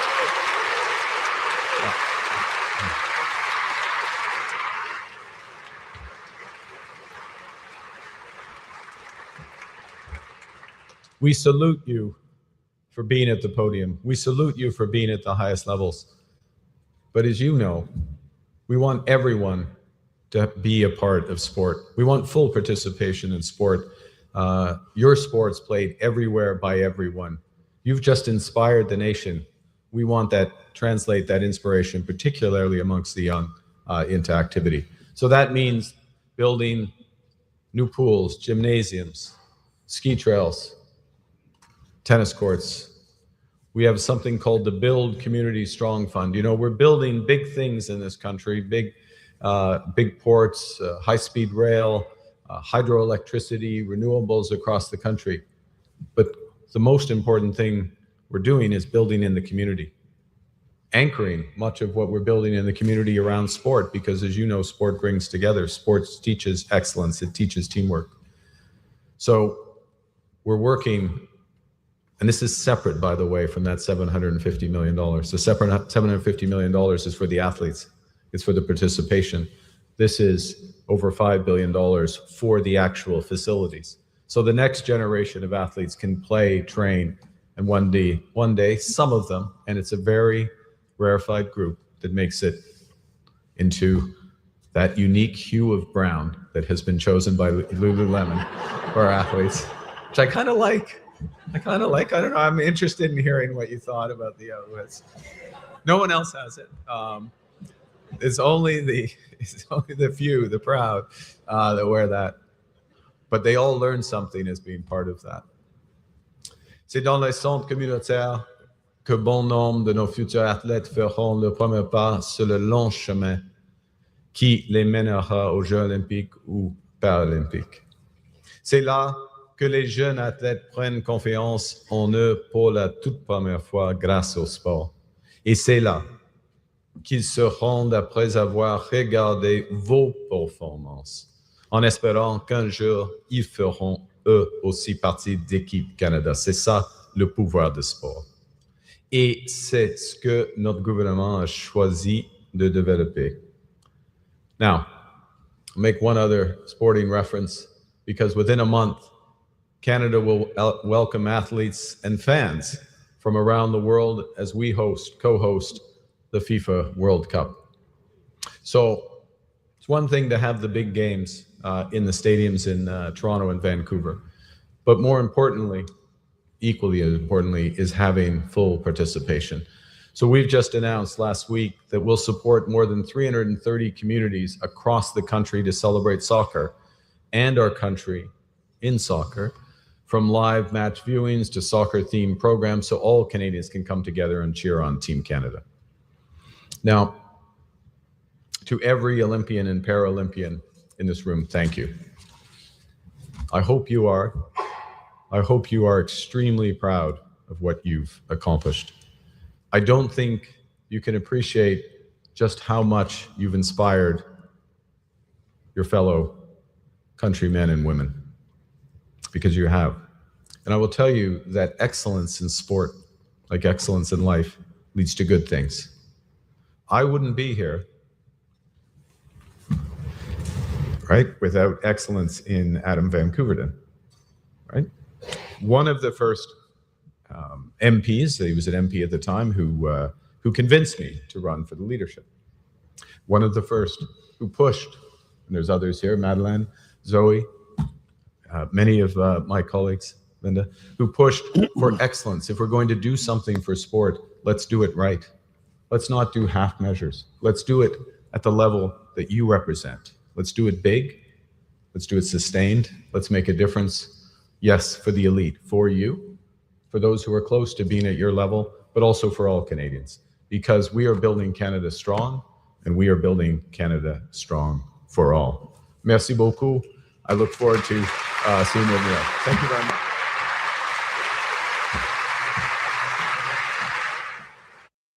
ਸੋ ਇਹ ਜਿਹੜੇ ਪ੍ਰਧਾਨ ਮੰਤਰੀ ਵੱਲੋਂ ਉੱਥੇ ਸ਼ਿਰਕਤ ਕੀਤੀ ਗਈ ਸੀ ਇਸ ਈਵੈਂਟ ਦੇ ਵਿੱਚ, ਪਰ ਦੇ ਨਾਲ ਇਸ ਵੇਲੇ ਜਿਹੜੀ ਖਬਰ ਚੱਲ ਰਹੀ ਹੈ ਉਹ ਬੜੀ ਇੰਪੋਰਟੈਂਟ ਇਹੀ ਵਾਲੀ ਚੱਲ ਰਹੀ ਹੈ ਕਿ ਜਿਹੜੀ ਡੋਨਲਡ ਟਰੰਪ ਦੀ ਹੁਣ ਤੋਂ ਥੋੜ੍ਹੀ ਦੇਰ ਪਹਿਲਾਂ ਪ੍ਰੈਸ ਕਾਨਫਰੰਸ ਹੋ ਕੇ ਹਟੀ ਹੈ, ਉੱਧਰੋਂ ਇਸ ਵਕਤ ਕੁਐਸਚਨ ਪੀਰੀਅਡ ਜਿਹੜਾ ਉਹ ਸ਼ੁਰੂ ਹੋ ਚੁੱਕਾ। ਕੁਐਸਚਨ ਪੀਰੀਅਡ ਨੂੰ ਲੈ ਕੇ ਜਿਹੜੀਆਂ ਕੁਝ ਇਨਫੋਰਮੇਸ਼ਨ ਜਿਸ ਤਰੀਕੇ ਦੀਆਂ ਆਉਂਦੀਆਂ, ਉੱਥੇ ਜੇਕਰ ਕੋਈ ਬਹਿਸ ਹੁੰਦੀ ਹੈ ਵੱਡੀ, ਤਾਂ ਵੀ ਮੈਂ ਨਾਲ ਦੇ ਨਾਲ ਜਿਹੜੀ ਅੱਗੇ ਚੱਲ ਕੇ ਸ਼ੇਅਰ ਜਿਹੜੀ ਕੁਝ ਕਰਾਂਗਾ, ਜੇ ਕੋਈ ਮੇਰੇ ਕੋਲ ਇਨਫੋਰਮੇਸ਼ਨ ਐਸੀ ਆਉਂਦੀ ਹੈ ਤਾਂ। ਕੁਐਸਚਨ ਪੀਰੀਅਡ ਕਿਉਂਕਿ ਹੁਣ ਸ਼ੁਰੂ ਹੋ ਚੁੱਕਾ, ਔਰ ਥੋੜ੍ਹੀ ਦੇਰ ਦੇ ਵਿੱਚ ਜਿੱਦਾਂ ਹੀ ਵਿਰੋਧੀ ਪਾਰਟੀ ਦੇ ਲੀਡਰ ਜਿਹੜੇ ਬੋਲਣੇ ਸ਼ੁਰੂ ਹੋਣਗੇ, ਆਈ ਟਰਾਈ ਕਿ ਜੇ ਮੈਂ ਉਹ ਤੁਹਾਨੂੰ ਨਾਲ ਦੇ ਨਾਲ ਦਿਖਾ ਸਕਾਂ। ਪਰ ਤੁਹਾਨੂੰ ਹੁਣ ਜਿਹੜਾ ਲੈ ਕੇ ਜਾਣਾ, ਆਪਾਂ ਡੋਨਲਡ ਟਰੰਪ ਵਾਲੀ ਵੀ ਦੇਖ ਲਈ। ਤਿੱਬਤ ਜਿਹੜਾ ਇਹਦੀ ਜਿਓਗ੍ਰਾਫੀ ਜੇ ਅਸੀਂ ਦੇਖੀਏ ਤਾਂ ਉਹ ਚਾਈਨਾ ਦੇ ਅਧੀਨ ਹੈ, ਲੇਕਿਨ ਉਹਦੀ ਜਿਹੜੀ ਸਰਕਾਰ ਹੈ ਤਿੱਬਤ ਦੀ ਆਜ਼ਾਦ ਸਰਕਾਰ, ਉਹ ਇੰਡੀਆ ਦੇ ਵਿੱਚ ਇਨ ਐਗਜ਼ਾਈਲ ਚੱਲ ਰਹੀ ਹੈ। ਇਨ ਐਗਜ਼ਾਈਲ ਥੋੜ੍ਹੀ ਜਿਹੀ ਮੈਂ ਗੱਲ ਉਸਦੇ ਬਾਰੇ ਵੀ ਕਰਾਂਗਾ, ਲੇਕਿਨ ਸਭ ਤੋਂ ਪਹਿਲਾਂ ਜਿਹੜੀ ਮੈਂ ਗੱਲ ਕਰਨੀ ਹੈ ਕਿ ਚਾਈਨਾ ਦੇ ਜਿਹੜੇ ਫੋਰਨ ਮਿਨਿਸਟਰ ਨੇ ਵਾਂਗ ਜੀ, ਉਹ ਕੈਨੇਡਾ ਦੇ ਦੌਰੇ ਤੇ ਆ ਰਹੇ ਹੈ। ਵਾਂਗ ਜੀ ਜਿਹੜੇ ਹੈ ਕਾਫੀ ਸਖਤ ਸੁਭਾਅ ਦੇ ਵਿਅਕਤੀ ਨੇ ਅਦਰਵਾਈਜ਼, ਔਰ ਇਹ 10 ਸਾਲਾਂ ਬਾਅਦ ਇਹ ਹੋਣ ਜਾ ਰਿਹਾ ਕਿ ਚੀਨ ਦਾ ਜਿਹੜਾ ਫੋਰਨ ਅਫੇਅਰਸ ਮਿਨਿਸਟਰ ਹੈ ਉਹ ਕੈਨੇਡਾ ਆ ਰਿਹਾ ਹੋਵੇ। ਦਿਸ ਜੈਂਟਲਮੈਨ ਵਾਂਗ ਜੀ ਇਹ ਕੱਲ ਆ ਰਹੇ ਹੈ, ਔਰ 3 ਦਿਨਾਂ ਵਾਸਤੇ ਮੇਰੇ ਖਿਆਲ ਨਾਲ, if I'm not wrong, let me just check, yes, from May 28th to May 30th ਇਹ ਕੈਨੇਡਾ ਵਿਜ਼ਿਟ ਕਰ ਰਹੇ ਆ। ਮੇਰੇ ਕੋਲ ਅਜੇ ਇਹਨਾਂ ਦੀ ਪ੍ਰੋਪਰ ਜਿਹੜੀ ਹੈ ਆਈਟਨਰੀ ਨਹੀਂ ਹੈ, ਲੇਕਿਨ ਜਿਹੜੀ ਇਹਨਾਂ ਦਾ ਸਕੈਜੂਲ ਜਿਹੜਾ ਜਾਰੀ ਹੋਇਆ ਸੀ 22 ਤਰੀਕ ਨੂੰ, ਉਸ ਦੇ ਵਿੱਚ ਇਹ ਜਾਣਕਾਰੀ ਦਿੱਤੀ ਗਈ ਸੀ, ਔਰ ਇਹ ਡਿਪਲੋਮੈਟਿਕ ਸਕੈਜੂਲ ਸੀ ਇਹਨਾਂ ਦਾ ਚਾਈਨਾ ਦੀ ਗਵਰਨਮੈਂਟ ਵੱਲੋਂ ਜਿਹੜਾ ਜਾਰੀ ਕੀਤਾ ਗਿਆ ਸੀ। ਉਸ ਦੇ ਵਿੱਚ ਕੇਵਲ ਇਹੀ ਦੱਸਿਆ ਗਿਆ ਸੀ ਕਿ 28 ਤੋਂ ਲੈ ਕੇ 30 ਮਈ ਤੱਕ ਇਹ ਕੈਨੇਡਾ ਦੇ ਵਿੱਚ ਹੋਣਗੇ। ਆ ਦੇਖੋ, UN ਸਿਕਿਉਰਿਟੀ ਕਾਉਂਸਲ ਦੇ ਇਸ ਵੇਲੇ ਪ੍ਰੈਜ਼ੀਡੈਂਟ ਵੀ ਚਾਈਨਾ ਹੀ ਹੈ, ਸੋ ਇਹ ਉੱਥੇ 26 ਮਈ ਨੂੰ ਆਲਰੇਡੀ ਗਏ ਹੋਏ ਸੀ ਉੱਥੇ ਸੰਬੋਧਨ ਕਰਨ ਵਾਸਤੇ। ਲੇਕਿਨ ਮਈ 28 ਨੂੰ ਇਹ ਸਭ ਤੋਂ ਪਹਿਲਾਂ ਨਿਊਯਾਰਕ ਦੇ ਵਿੱਚ group of friends of global governance ਉਹਨਾਂ ਦੀ ਇੱਕ ਮੀਟਿੰਗ ਅਟੈਂਡ ਕਰਨਗੇ, ਔਰ ਫਿਰ ਇਹਨਾਂ ਦੀ ਮੀਟਿੰਗ UN ਜਨਰਲ ਸੈਕਟਰੀ ਨਾਲ ਤੇ ਕੁਝ ਫੋਰਨ ਮਿਨਿਸਟਰਸ ਨਾਲ ਹੋਣੀ ਬਾਕੀ ਮੁਲਕਾਂ ਦੇ। ਫਿਰ ਉਸ ਤੋਂ ਬਾਅਦ ਇਹ ਕੈਨੇਡਾ ਆ ਜਾਣਗੇ, ਜਿੱਥੇ ਅਨੀਤਾ ਆਨੰਦ ਇਹਨਾਂ ਦਾ ਸਵਾਗਤ ਕਰਨਗੇ। ਅਨੀਤਾ ਆਨੰਦ ਦੇ ਸੱਦੇ ਤੇ ਇਹ ਆ ਰਹੇ ਆ। May 28th to 30th ਵਾਂਗ ਜੀ ਜਿਹੜੇ ਕਿ ਫੋਰਨ ਮਿਨਿਸਟਰ ਨੇ ਚਾਈਨਾ ਦੇ, ਦਿਸ ਜੈਂਟਲਮੈਨ। ਹੁਣ ਕਹਾਣੀ ਕੀ ਹੈ ਕਿ ਇਹਨਾਂ ਦੇ, ਹੁਣ ਤੁਸੀਂ ਦੇਖੋ ਕੱਲ ਆਪਾਂ ਜਦੋਂ ਗੱਲ ਕਰ ਰਹੇ ਸੀ ਕਿ ਕਿਸ ਤਰੀਕੇ ਦੇ ਨਾਲ ਜਿੱਦਾਂ ਹੀ ਇੰਡੀਆ ਔਰ ਕੈਨੇਡਾ ਦੀ ਟ੍ਰੇਡ ਡੀਲ ਨੇੜੇ ਨੇੜੇ ਲੱਗ ਰਹੀ ਹੈ, ਕੁਝ ਤਾਕਤਾਂ ਐਸੀਆਂ ਜਿਹੜੀਆਂ ਕਿ ਇਸ ਪਾਸੇ ਲੱਗ ਗਈਆਂ ਕਿ ਟ੍ਰੇਡ ਡੀਲ ਇੰਡੀਆ ਦੇ ਨਾਲ ਰਿਲੇਸ਼ਨ ਇਹ ਨਾ ਸੁਧਰਨ, ਕੁਛ ਨਾ ਕੁਛ ਐਸਾ ਕਰ ਦਿੱਤਾ ਜਾਏ। ਉਹ 'ਚ ਬਹੁਤ ਵੱਡੇ ਵੱਡੇ ਰੋਲ ਜਿਹੜੇ ਆ ਕਈਆਂ ਦੇ ਵੱਲੋਂ ਨਿਭਾਏ ਜਾ ਰਹੇ ਆ, ਅਜੇ ਵੀ ਨਿਭਾਏ ਜਾ ਰਹੇ ਆ। ਲੇਕਿਨ ਇਹਦੇ ਵਿੱਚ ਹੁਣ ਕਿਉਂਕਿ ਕੱਲ ਤੋਂ ਚਾਈਨਾ ਦੇ ਜਿਹੜੇ ਇਹ ਫੋਰਨ ਅਫੇਅਰਸ ਮਿਨਿਸਟਰ ਆ ਰਹੇ ਆ, ਇਸ ਗੱਲ ਨੂੰ ਲੈ ਕੇ ਇੱਥੇ ਹੁਣ ਆਪਣੇ ਕੈਨੇਡਾ ਦੇ ਵਿੱਚ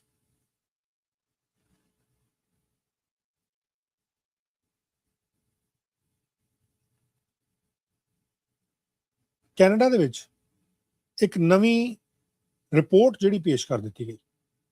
ਚੀਨ ਦੇ ਇਸ ਫੋਰਨ ਅਫੇਅਰਸ ਦੇ ਮਿਨਿਸਟਰ ਦੇ ਆਉਣ ਤੋਂ ਪਹਿਲਾਂ ਇੱਕ ਰਿਪੋਰਟ ਪੇਸ਼ ਕਰ ਦਿੱਤੀ ਗਈ ਕਿ ਕੈਨੇਡਾ ਦੇ ਵਿੱਚ ਚੀਨ ਕਿਸ ਤਰੀਕੇ ਦੇ ਨਾਲ ਇੰਟਰਫੇਅਰ ਕਰਦਾ,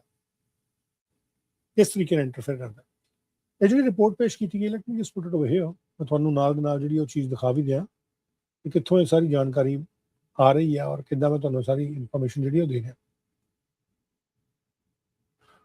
ਪਾਰਲੀਮੈਂਟ ਹਿੱਲ ਦੇ ਉੱਤੇ ਅੱਜ ਇਸ ਜਾਣਕਾਰੀ ਨੂੰ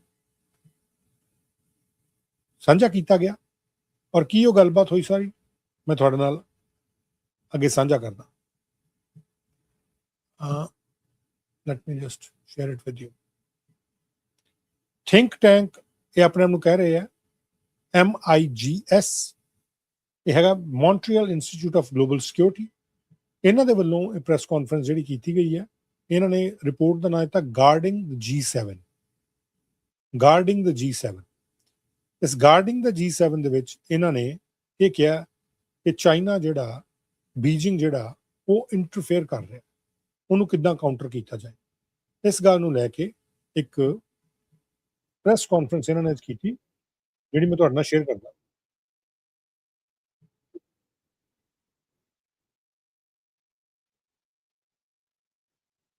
To launch our institute's latest report, Guarding the G7, Countering Beijing's Interference Operations. We have seen across all G7 democracies systemic work by the Chinese government and the United Fronts Department to infiltrate, to influence public opinion, to engage in transnational oppression, and all other forms of activities that the G7 should be working more closely together to counter. This report provides detailed chapters on all G7 countries showing similar patterns across the world of how the Chinese government tries to influence politics, influence public policy, and influence trade and economic interests on behalf of their interests, not on behalf of ours. So this report really calls for a more coordinated, measured approach by the G7 together. We do know, and we do write in the report, that it's a tumultuous time for the G7. We've seen a rupture with the United States under Donald Trump's presidency, but we still have to stay the course with some of our key economic and democratic allies to work to protect our democracies from Chinese foreign interference and influence. It's a major problem, and we're calling for stronger action from Canada, Italy, Japan, the UK, France, and Germany. So with that being said, I would now like to turn to my colleague Marie Lemanche, who will talk a bit about the research. Marie? Bonjour, hello. By comparing the tactics across different countries, our report really establishes a pattern of that appears across G7 democracies. But it's also, we must also mention that these tactics are also adaptive. They are long-term, and we see them in different sectors. It's a little bit like the ancient game, Chinese game Wai Qi. It takes place over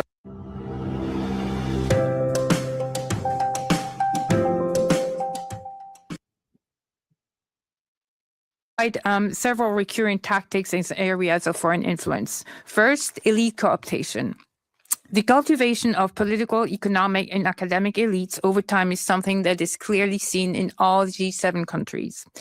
These efforts often operate through access, prestige, ego, partnerships, business tie, and long-term relationship buildings. So in the report, you will find examples from the UK, for example, with the case of Christine Lee, who had close ties to senior politicians in the UK. In France, the case of, for example, former Prime Minister Jean-Pierre Raffarin or Laurent Fabius are well known in France. In Italy, we're seeing a lot more local politicians being targeted, especially through ego and promises of development.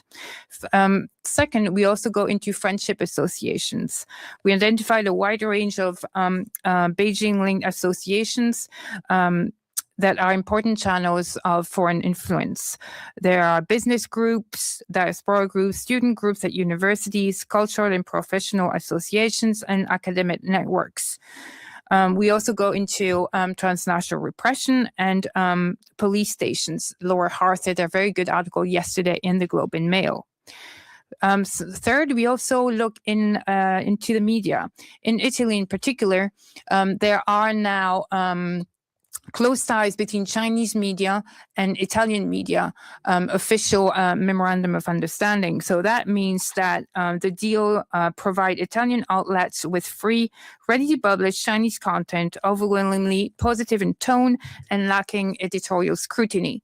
So basically, that is being used to basically change or influence the narrative on China. Something that we have discussed quite a lot in Canada is academic and research influence. We highlight several concerns around academic and research influence. The concern is mainly around strategic research partnerships, talent recruitment, Confucius Institutes, and institutional dependencies in sensitive sectors, meaning AI, quantum technology, biotechnology. The UK at the moment is particularly fragile because since Brexit, it relies a lot on foreign students to keep afloat and on partnerships, including with Chinese universities. In 2025 in Bordeaux, France, a senior mathematician at the University of Bordeaux, alongside colleagues from other French universities, was investigated for allegedly enabling access to restricted defense and aerospace-related research through collaborations with Chinese institutions. So this is a warning sign for Canada as well. Finally, we'll also look into business, economic, and research influence.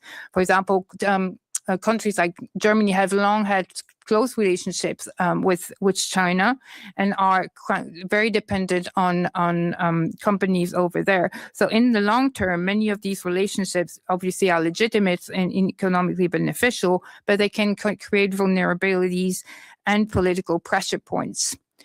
So these patterns is why we call for better research scrutiny among G7's partners and stronger protection for democratic institutions and diasporic communities. I'm also happy to answer any questions in French if you want to. Thank you.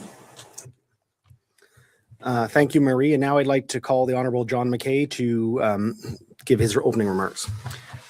Thank you, Carol. Thank you, Marie. May I commend this report to everyone, especially in particular to my former colleagues, because these reports are dry and academic until you are one of the victims. And I dare say that many of my colleagues, my former colleagues, are in fact victims of political interference directly or indirectly. In my case, I got a surprise telephone call from the head of a group I belong to and of about an attempted hacking of my emails unsuccessfully. But while I was a member of parliament, the Chinese police stations were operative just outside of my riding, and we're influencing diaspora communities negatively, of course. And of course, because Canada in general and GTA in particular is about as multi-ethnic, multi-religious, multiracial community as there exists on the face of the earth, the Chinese community writ large, or more particularly it was victimized, as was the political element of that community, by Chinese interference. So I commend this report to my colleagues, my former colleagues, and I want to take this opportunity as well to note that the Minister of Foreign Affairs is apparently, for the first time in 10 years, making a visit to Canada from China. As this is an opportunity for a reset of our relationships between Canada and China, I hope that both ministers will take the opportunity to operationalize that reset so that this level of interference ceases, that both countries have an expectation that the other country will not involve itself in the items that have outlined very capably by Maria and Kyle in their report. So I'm rather hoping that in the event that there is a press conference, that question will be put to both ministers to A, see whether it's been discussed, and B, to see whether there's been any commitments made on the issue of foreign interference by the Chinese government in the affairs of Canada. So thank you. Let me turn it over to Kyle. Thank you, John. I would now like to ask our other press conference expert with us, Dan Stanton, who's a former official with CSIS and now runs a national security program at the University of Ottawa. Dan. Thank you, Kyle. Of my 32 years at CSIS, most of it was in counterintelligence. And when I started, it was the Cold War. And ਤੁਸੀਂ ਇਹ ਦੇਖੋ ਕਿ ਜਿੱਦਾਂ ਹੀ ਚੀਨ ਦੇ ਹੁਣ foreign minister ਆ ਰਹੇ ਆ, ਉਦਾਂ ਹੀ ਉਹਨੂੰ ਲੈ ਕੇ ਵੀ ਇਹ ਜਿਹੜੀਆਂ ਰਿਪੋਰਟਸ ਨੇ ਕਿ ਫੋਰਨ ਇੰਟਰਫੇਰੈਂਸ ਹੋ ਰਹੀ ਹੈ ਔਰ ਸਾਰਾ ਕੁਝ ਹੋ ਰਿਹਾ, ਔਰ ਨਾਲ ਦੇ ਨਾਲ ਇਹ ਕਿਹਾ ਜਾ ਰਿਹਾ ਕਿ ਜਿਹੜਾ RCMP ਦੇ ਨਾਲ ਇੱਕ ਉਹਨਾਂ ਦੇ ਵੱਲੋਂ MOU ਸਾਈਨ ਕੀਤਾ ਗਿਆ, ਉੱਥੋਂ ਦੀ ਸਰਕਾਰ, ਉੱਥੋਂ ਦੀ ਜਿਹੜੀ ਏਜੰਸੀ ਆ ਉਹਦਾ, ਉਹ ਕੀ ਆ ਉਹ ਸਾਨੂੰ ਦੱਸੋ। ਮੇਰੇ ਖਿਆਲ ਨਾਲ RCMP ਨੇ ਕਹਿਤਾ, ਸ਼ਾਇਦ ਪ੍ਰਧਾਨ ਮੰਤਰੀ ਨੇ ਵੀ ਕਿਹਾ, ਉਹ ਦੱਸਿਆ ਨਹੀਂ ਜਾ ਸਕਦਾ।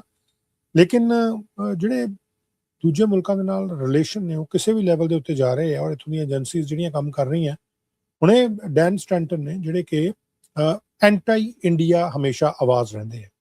ਇਹਨਾਂ ਕੋਲ ਤੁਸੀਂ ਜਦੋਂ ਵੀ ਸੁਣੋਗੇ ਐਂਟੀ ਇੰਡੀਆ ਗੱਲ ਇਹਨਾਂ ਨੇ ਕਰਨੀ ਹੈ। ਹੁਣ ਐਂਟੀ ਚਾਈਨਾ ਗੱਲ ਵੀ ਇਹਨਾਂ ਵੱਲੋਂ ਕੀਤੀ ਜਾ ਰਹੀ ਹੈ ਡੈਨ ਸਟੈਂਟਨ ਵੱਲੋਂ। ਸੋ ਕੁਝ ਇੱਕ ਅਜਿਹੇ ਜਿਹੜੇ ਹੁਣ ਰਿਟਾਇਰ ਹੋ ਚੁੱਕੇ ਜਾਂ ਹੋਰ ਜਿਹੜੇ ਇਸ ਤਰੀਕੇ ਦੇ ਲੋਕ ਨੇ, ਉਹ ਕਿਤੇ ਨਾ ਕਿਤੇ ਰੈਲੇਵੈਂਟ ਰਹਿਣ ਦੇ ਵਾਸਤੇ ਵੀ ਨਾ ਇਦਾਂ ਦੀਆਂ ਗੱਲਾਂ ਜਿਹੜੀਆਂ ਉਹ ਨਾਲ ਦੇ ਨਾਲ ਕਰਦੇ ਆ। ਲੇਕਿਨ ਜਿਹੜੀ ਇਹ ਰਿਪੋਰਟ ਪੇਸ਼ ਕੀਤੀ ਗਈ ਹੈ ਇਹਦੇ 'ਚ ਕੁਝ ਜਿਹੜੇ ਕੁਐਸਚਨ ਆਨਸਰ ਔਰ ਹੋਰ ਜਿਹੜੀਆਂ ਚੀਜ਼ਾਂ ਪੁੱਛੀਆਂ ਗਈਆਂ ਉਹ ਵੀ ਇਹਦੇ 'ਚ ਸ਼ਾਮਿਲ ਨੇ। ਲੇਕਿਨ ਇਹ ਤੁਹਾਡੇ ਨਾਲ ਮੈਂ ਸਾਂਝੀ ਕੀਤੀ ਕਿਉਂਕਿ ਅੱਜ ਇੱਕ ਵੱਡੀ ਚੀਜ਼ ਹੋਈ ਸੀ ਜਿਹਨੂੰ ਲੈ ਕੇ ਤੁਹਾਨੂੰ ਮਾਫ ਕਰਨਾ, ਜਿਹਨੂੰ ਲੈ ਕੇ ਤੁਹਾਡੇ ਨਾਲ ਮੈਂ ਡਿਸਕਸ਼ਨ ਜਿਹੜੀ ਕੀਤੀ ਹੈ। ਡੈਫੀਨੇਟਲੀ ਇਹ ਸਾਡੇ ਇੱਕ ਲਿਸਨਰ ਨੇ, ਉਹਨਾਂ ਨੇ ਵੀ ਇਹ ਗੱਲ ਕਹੀ, ਕਹਿੰਦੇ the way Canadian media and government talk about India foreign interference as similar to China is crazy. ਸ਼ੁਰੂਆਤ ਜਿਹੜੀ ਹੋਈ ਸੀ ਚਾਈਨਾ ਦੀ ਇੰਟਰਫੇਰੈਂਸ ਨਾਲ ਹੋਈ ਸੀ ਇਕੱਲੀ ਕੈਨੇਡਾ ਦੇ ਵਿੱਚ, ਤੇ ਚਾਈਨਾ ਦੀ ਇੰਟਰਫੇਰੈਂਸ ਹੋ ਰਹੀ ਹੈ। ਲੇਕਿਨ ਇੰਡੀਆ ਦੀ ਇੰਟਰਫੇਰੈਂਸ ਉਦੋਂ ਜੋੜ ਦਿੱਤੀ ਗਈ ਜਦੋਂ ਉਹਨਾਂ ਨੂੰ ਲੱਗਾ, ਜਸਟਿਨ ਟਰੂਡੋ ਨੂੰ, ਕਿ ਕੋਈ ਨਾ ਕੋਈ ਚੀਜ਼ ਐਸੀ ਬਾਹਰ ਆ ਸਕਦੀ ਹੈ ਜਿਹੜੀ ਉਹਨਾਂ ਨੂੰ ਖਰਾਬ ਕਰ ਸਕਦੀ ਹੈ। ਸਾਡੇ ਵਿਊਅਰ ਇਹ ਕਹਿੰਦੇ Dan Stanton has close ties to world Sikh organisation and Jaskaran Sandhu openly share misleading anti-India info and refrain from Khalistan criticism. ਉਹ ਭੱਜਦੇ ਆ। ਤਾਂ ਖੈਰ ਉਹਨਾਂ ਨੇ ਕੀ ਗੱਲ ਕਰਨੀ ਸੀ? One is we've been hearing about the need to have guardrails, to put guardrails up. If Canada is re-engaging with China, we have to have guardrails to protect our security, our economic interests, and protect our diaspora communities, as well as politicians who are targeted by China or have been in the past. So that's key. And the last measure, the proposal we make is that we've seen, and the report outlines how the sub-state level is particularly vulnerable to Chinese foreign interference, particularly at the provincial and municipal level. So we call for a more coordinated approach, intelligence sharing by federal authorities in all G7 countries with their local and municipal authorities, because that is the weakness and the blind spot that has to be corrected. With that being said, we are open to take any questions from journalists in the office, in the room, or from those following online. So you touched on, obviously, the foreign minister's trip. I believe it's the 28th he'll be arriving. You guys are also sandwiched into some fairly sticky issues with India and their large delegation. Some comments the ambassador made to the Globe and Mail. There was one comment that sort of stuck out about how every embassy has sort of security agencies. So I just ਅੱਛਾ, ਇਹਦੇ ਬਾਰੇ ਨਹੀਂ ਪੁੱਛ ਰਹੇ ਕਿ ਜਿਹੜਾ ਜੇਕਰ ਉਹਨਾਂ ਨੇ ਗੱਲ ਕੀਤੀ ਹੈ ਕਿ ਭਾਈ ਇੱਥੇ ਇਸ ਤਰੀਕੇ ਦੇ ਨਾਲ ਇਨਵੈਸਟੀਗੇਸ਼ਨ ਜਿਹੜੀ ਕੀਤੀ ਜਾ ਰਹੀ ਹੈ ਔਰ ਖਾਸ ਤੌਰ ਤੇ ਪਬਲਿਕ ਸੇਫਟੀ ਦੀ ਜਿਹੜੀ ਰਿਪੋਰਟ ਹੈ ਸੀਸਿਸ ਦੀ, ਉਹਦੇ ਬਾਰੇ ਕਿਉਂ ਨਹੀਂ ਪੁੱਛਿਆ ਜਾਂਦਾ? ਆਈ ਫੀਲ ਸਰਪ੍ਰਾਈਜ਼ਡ ਕਿ ਜੇ ਇਹ ਆਏ ਹੋਏ ਹੈ, ਇਹਨਾਂ ਨੇ ਸੀਸਿਸ ਦੇ ਵਿੱਚ ਕੰਮ ਕੀਤਾ, ਸੀਸਿਸ ਦੀ ਜਿਹੜੀ ਰਿਪੋਰਟ ਹੈ ਤੁਸੀਂ ਉਹਦੇ ਬਾਰੇ ਪੁੱਛ ਲਓ ਕਿ ਭਾਈ ਸੀਸਿਸ ਦੀ ਜਿਹੜੀ ਪਬਲਿਕ ਸੇਫਟੀ ਦੀ ਰਿਪੋਰਟ ਆਈ ਸੀ ਉਹ 'ਚ ਕੈਨੇਡਾ ਬੇਸਡ ਖਾਲਿਸਤਾਨੀ ਐਕਸਟ੍ਰੀਮਿਸਟ ਦਾ ਜਿਹੜਾ ਰੈਫਰੈਂਸ ਦਿੱਤਾ ਗਿਆ ਉਹ ਕੀ ਹੈ? ਉਹਦੇ ਬਾਰੇ ਜਿਹੜੀ ਗੱਲਬਾਤ ਹੈ ਉਹ ਨਹੀਂ ਕੀਤੀ ਜਾਂਦੀ ਔਰ ਗੱਲਾਂ ਬਾਤਾਂ ਜਿਹੜੀਆਂ ਇਸ ਪਾਸੇ ਨੂੰ ਕੀਤੀਆਂ ਜਾਂਦੀਆਂ। ਚਾਈਨਾ ਦੀ ਆਪਾਂ ਗੱਲ ਕਰ ਰਹੇ ਸੀ, ਲੇਕਿਨ ਚਾਈਨਾ ਦੀ ਜਿਓਗ੍ਰਾਫੀ ਜਿਹੜੀ ਅਸੀਂ ਇਸ ਵੇਲੇ ਦਾ ਜਿਹੜਾ ਉਹਦਾ ਭੂਗੋਲਿਕ ਖੇਤਰ ਹੈ ਚਾਈਨਾ ਦਾ, ਉਹਦੇ ਵਿੱਚ ਇੱਕ ਮੁਲਕ ਅਜੇ ਹੈ ਜਿਹੜਾ ਆਂਦਾ, ਉਹ ਹੈਗਾ ਤਿੱਬਤ। ਤਿੱਬਤ ਨੂੰ ਚੀਨ ਆਪਣਾ ਹਿੱਸਾ ਮੰਨਦਾ, ਲੇਕਿਨ ਤਿੱਬਤ ਦੀ ਇੱਕ ਸਰਕਾਰ ਜਿਹੜੀ ਹੈ ਉਹ ਐਗਜ਼ਾਈਲ 'ਚ ਚੱਲ ਰਹੀ ਹੈ। ਐਗਜ਼ਾਈਲ ਦੇ ਵਿੱਚ ਉਹ ਚੱਲ ਰਹੀ ਹੈ ਇੰਡੀਆ ਦੇ ਵਿੱਚ, ਜਿਹੜੀ ਉਹ ਸਰਕਾਰ ਹੈ ਉਹ ਇੰਡੀਆ 'ਚ ਚੱਲ ਰਹੀ ਹੈ। ਹੋਇਆ ਕੀ ਹੈ ਕਿ ਉੱਥੇ ਜਿਹੜੀ ਸਰਕਾਰ ਇੰਡੀਆ ਦੇ ਵਿੱਚ ਚੱਲ ਰਹੀ, ਧਰਮਸ਼ਾਲਾ 'ਚ ਉਹਨਾਂ ਨੂੰ ਪਨਾਹ ਦਿੱਤੀ ਹੋਈ ਹੈ ਐਜ਼ ਰਿਫਿਊਜੀ। ਉੱਥੇ ਉਹ ਗਵਰਨਮੈਂਟ ਇਨ ਐਗਜ਼ਾਈਲ ਚੱਲ ਰਹੀ ਹੈ ਔਰ ਉੱਥੇ ਉਹਨਾਂ ਦੇ ਸਿੱਕਿਓਂਗ ਦੀ ਓਥ ਟੇਕਿੰਗ ਸੈਰੇਮਨੀ ਹੋਈ। ਸਿੱਕਿਓਂਗ ਹੈ ਜਿਹੜੇ ਪੋਲੀਟੀਕਲ ਲੀਡਰ ਉਹਨਾਂ ਦੇ, ਜਿਹੜੇ ਦਲਾਈ ਲਾਮਾ ਉਹ ਧਾਰਮਿਕ ਲੀਡਰ ਹੈ, ਜਿਹੜੇ ਦਲਾਈ ਲਾਮਾ ਉਹ ਸਪਿਰਿਚੁਅਲ ਲੀਡਰ ਹੈ। ਜਿਹੜੇ ਸਿੱਕਿਓਂਗ ਹੁੰਦੇ ਆ SIKYONG, ਉਹ ਹੁੰਦੇ ਪੋਲੀਟੀਕਲ ਲੀਡਰ। ਕਿਉਂਕਿ ਸਰਕਾਰ ਇਸ ਵੇਲੇ ਤਿੱਬਤ ਦੇ ਲੋਕ ਇਹ ਕਹਿੰਦੇ ਆ ਜਿਹੜੇ ਭਾਰਤ ਦੇ ਵਿੱਚ ਰਹਿ ਰਹੇ ਆ ਕਿ ਭਾਈ ਅਸੀਂ ਸੋਵਰਨ ਨੇਸ਼ਨ ਚਾਹੁੰਦੇ ਹਾਂ, ਅਸੀਂ ਚਾਹੁੰਦੇ ਹਾਂ ਕਿ ਸਾਡਾ ਮੁਲਕ ਜਿਹੜਾ ਉਹ ਆਜ਼ਾਦ ਹੋਵੇ, ਇਹ ਤੇ ਕਬਜ਼ਾ ਹੋਇਆ। ਅੱਛਾ, ਅਮਰੀਕਨ ਕਈ ਡਿਗਨਿਟਰੀਜ਼, ਇਸੇ ਤਰੀਕੇ ਨਾਲ ਹੋਰ ਫੋਰਨ ਦੀਆਂ ਡਿਗਨਿਟਰੀਜ਼ ਇਸ ਓਥ ਟੇਕਿੰਗ ਸੈਰੇਮਨੀ ਦੇ ਵਿੱਚ ਪਹੁੰਚੀਆਂ, ਜਿਹੜੀ ਧਰਮਸ਼ਾਲਾ ਜਿਹੜਾ ਹਿਮਾਚਲ ਪ੍ਰਦੇਸ਼ ਦੇ ਵਿੱਚ ਹੈ, ਉੱਥੇ ਇਹ ਓਥ ਟੇਕਿੰਗ ਸੈਰੇਮਨੀ ਹੋਈ। And I am going to share it with you ਕਿ ਉੱਥੇ ਦਾ ਮਾਹੌਲ ਜਿਹੜਾ ਉਹ ਕਿਹੋ ਜਿਹਾ ਸੀ ਔਰ ਕੀ ਸਾਰੀ ਇਹ ਗੱਲਬਾਤ ਜਿਹੜੀ ਉੱਥੇ ਚੱਲੀ। ਦਲਾਈ ਲਾਮਾ ਵੀ ਉੱਥੇ ਆਏ, ਜਿਹੜੇ ਸਪਿਰਿਚੁਅਲ ਲੀਡਰ ਨੇ ਤਿੱਬਤੀਆਂ ਦੇ। ਹਾਲਾਂਕਿ ਚੀਨ, ਜੇ ਚੀਨ ਦੀ ਆਪਾਂ ਗੱਲ ਕਰੀਏ, ਚੀਨ ਉਹਨਾਂ ਨੂੰ ਨਹੀਂ ਮੰਨਦਾ, ਚੀਨ ਨਹੀਂ ਮੰਨਦਾ। ਲੇਕਿਨ ਜਿਹੜੀ ਇਹ ਜਾਣਕਾਰੀ ਆ ਰਹੀ ਹੈ, I am going to share it with you. Dharamshala ਤੋਂ ਤਿਬੇਤੀਅਨ ਸਪਿਰਿਚੁਅਲ ਲੀਡਰ ਦਲਾਈ ਲਾਮਾ ਨੇ ਜਿਹੜੀ ਸਿੱਕਿਓਂਗ ਦੀ ਇਨੈਗੋਰੇਸ਼ਨ ਹੈ ਉਹਨੂੰ ਅਟੈਂਡ ਕੀਤਾ। ਦੁਨੀਆ ਭਰ ਦਾ ਮੀਡੀਆ ਪਹੁੰਚਿਆ ਹੋਇਆ ਸੀ ਔਰ ਬਹੁਤ ਸਾਰੇ ਲੀਡਰ ਜਿਹੜੇ ਆ ਉਹ ਵੀ ਪਹੁੰਚੇ ਹੋਏ ਸੀ।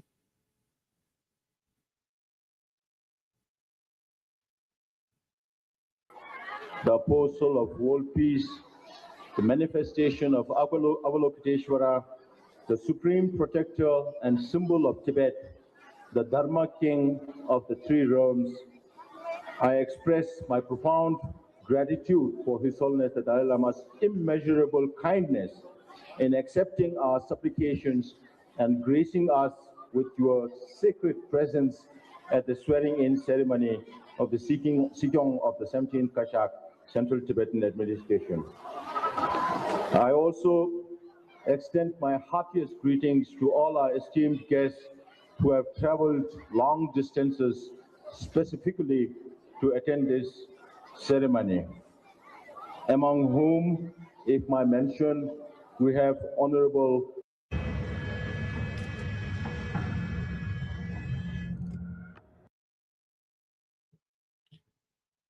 ਇਹ 'ਚ ਅਮਰੀਕਾ ਦੀਆਂ ਕੁਝ ਡਿਗਨਿਟਰੀਜ਼ ਵੀ ਗਈਆਂ ਔਰ ਕੁਝ ਦੁਨੀਆ ਭਰ ਤੋਂ ਹੋਰ ਜਿਹੜੇ ਲੀਡਰ ਵੀ ਗਏ ANI ਦੇ ਮਾਧਿਅਮ ਤੋਂ ਇਹ ਅਸੀਂ ਚਲਾ ਰਹੇ ਹਾਂ ਜਿਨ੍ਹਾਂ ਨਾਲ ਸਾਡਾ ਕੰਟੈਕਟ ਹੈ ਸਾਡਾ MOU ਸਾਈਨ ਹੋਇਆ ਨਿਊ ਜਰਸੀ ਦਾ ਕੈਨੇਡਾ ਦੇ and he is leading this UK delegation. He has visited Dharamsala several times and sought His Holiness ਦੱਸ ਰਹੇ audience.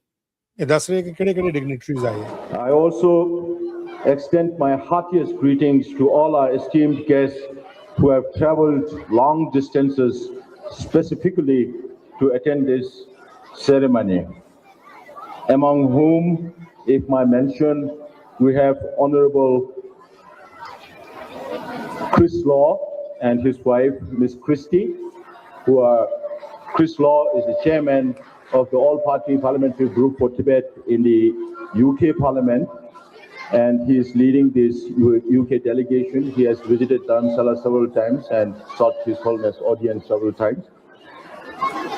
He is accompanied by Miss Kerry McCarthy, who is a member of the Labour Party, a former government minister.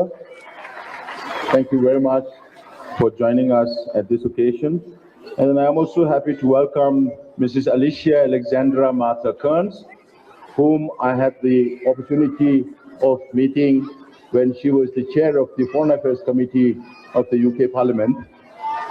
And they are accompanied by Mrs. Vera Benedicta Hophouse and her husband, Mr. William Hophouse. Mrs. Vera and Kerry, they both have been involved in organizing and participating in many of the hearings on Tibet, and I'm very thankful that they joined the delegation this time. And from our host country, we have Honorable Member Tapir Gao from Arunachal Pradesh. Now, he has been an ardent supporter of Tibet along with Honorable Chief Minister of Arunachal Pradesh, and he is currently co-convener of the All-Party Parliamentary Forum for Tibet. He is accompanied by Honorable Sujit Kumarji, who is an old friend personally and also an old friend of Tibet, has been associated as convener of the All-Party Parliamentary Forum for Tibet in the Indian Parliament for one term. Now he is a member of the Rajya Sabha. Now we also have Honorable Member Luis Mala Valenzuela, Deputy from Chile. This is his second visit to Dharamsala. We have many friends in Venezuela along with him, and this morning also he expressed the support of all his parliamentary friends and supporters from Chile to His Holiness the Dalai Lama. And we also have Mr. Jose Francisco Lira Alvarado. He is a deputy from El Salvador. His first visit to Dharamsala. El Salvador is also facing similar problems like us because they have a more autocratic government and they are also struggling for more democracy in their own country. And we also have Mr. Ajay Dayal representing the US Embassy in New Delhi, also representing the United States government, along with some dignitaries.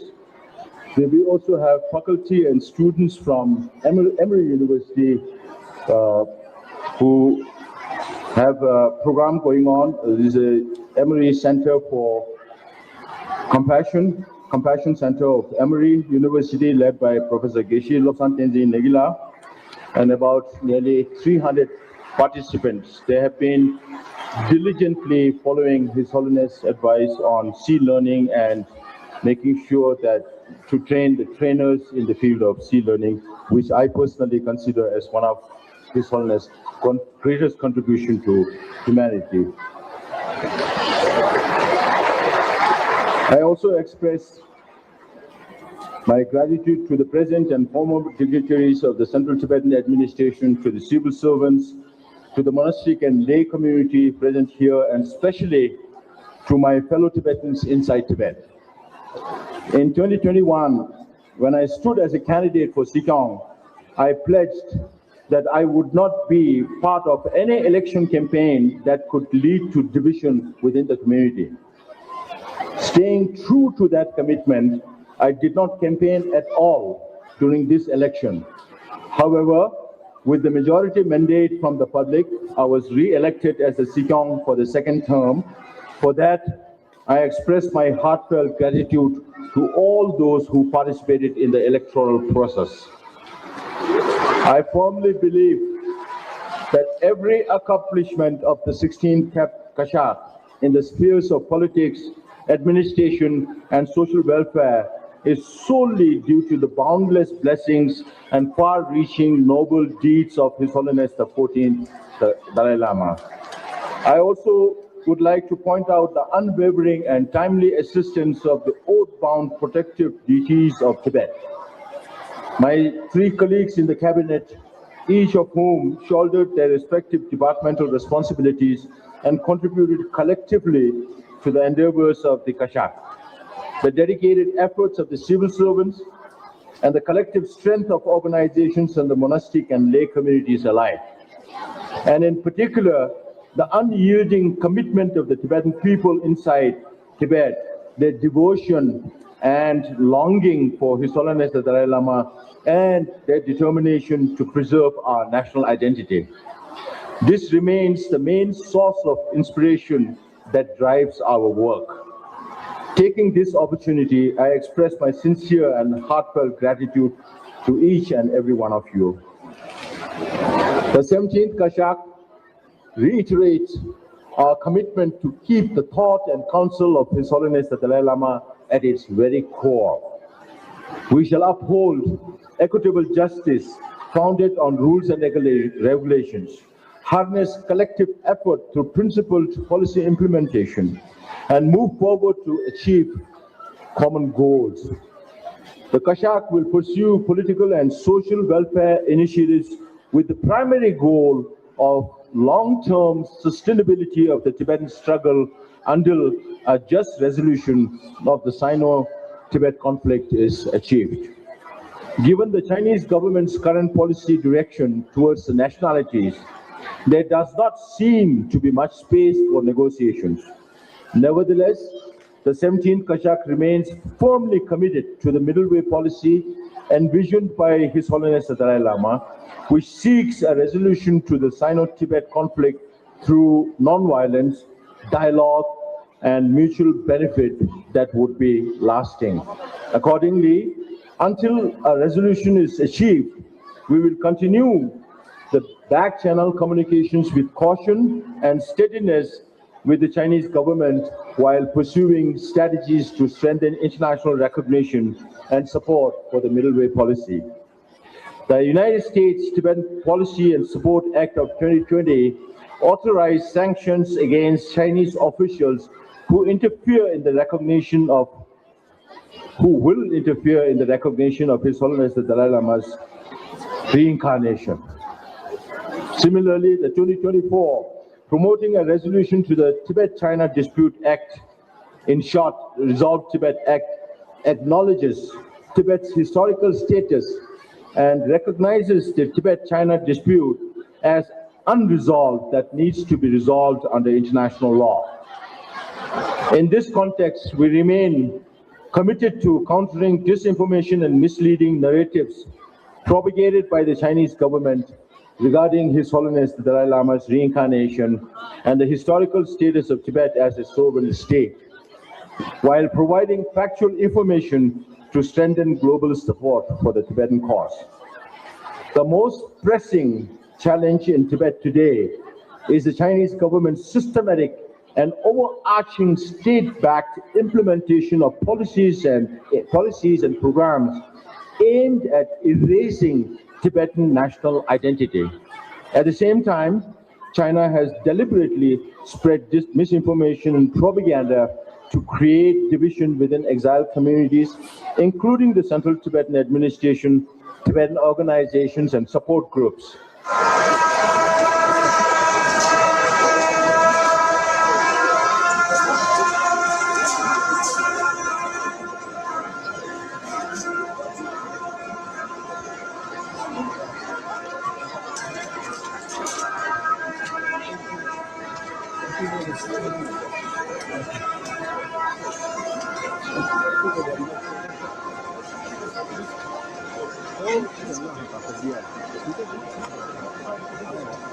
Hi guys, imagine this. A million years ago, two dinosaurs browsing on the internet on their company laptop.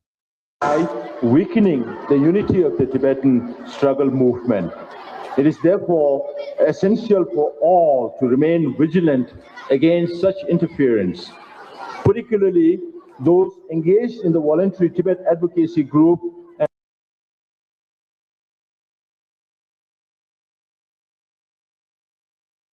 The 17th Kashak shall further strengthen this initiative by enhancing capacity based on knowledge, technology, infrastructure, and institutional systems, while expanding e-governance through improved data management and database systems.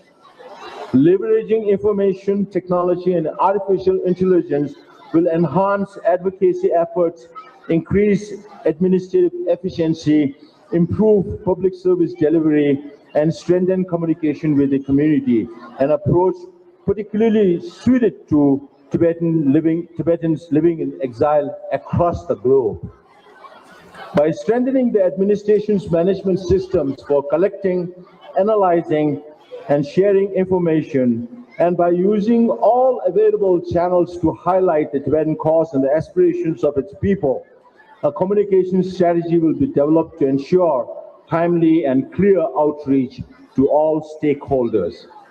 Tibetans in exile must not only adhere to the Charter of Tibetans in Exile and its governing regulations, but also compliance with international norms and laws of host countries is a fundamental promise of our charter and essential to sustaining our existence in exile.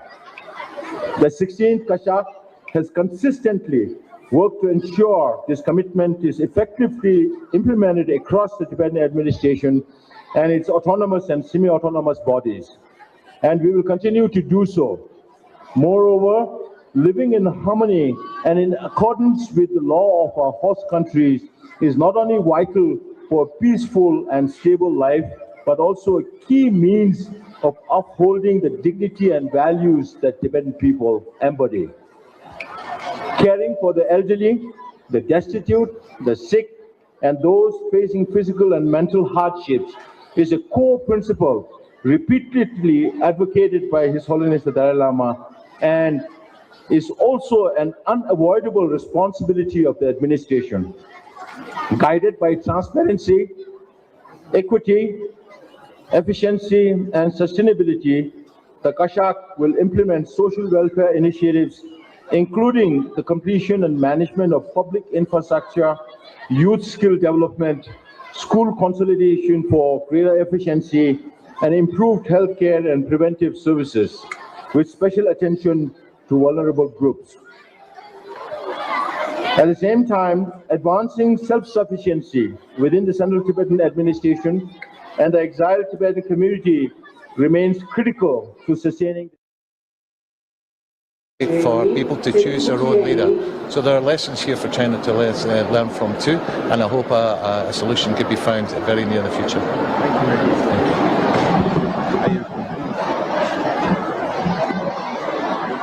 Tibetan cause in the long term.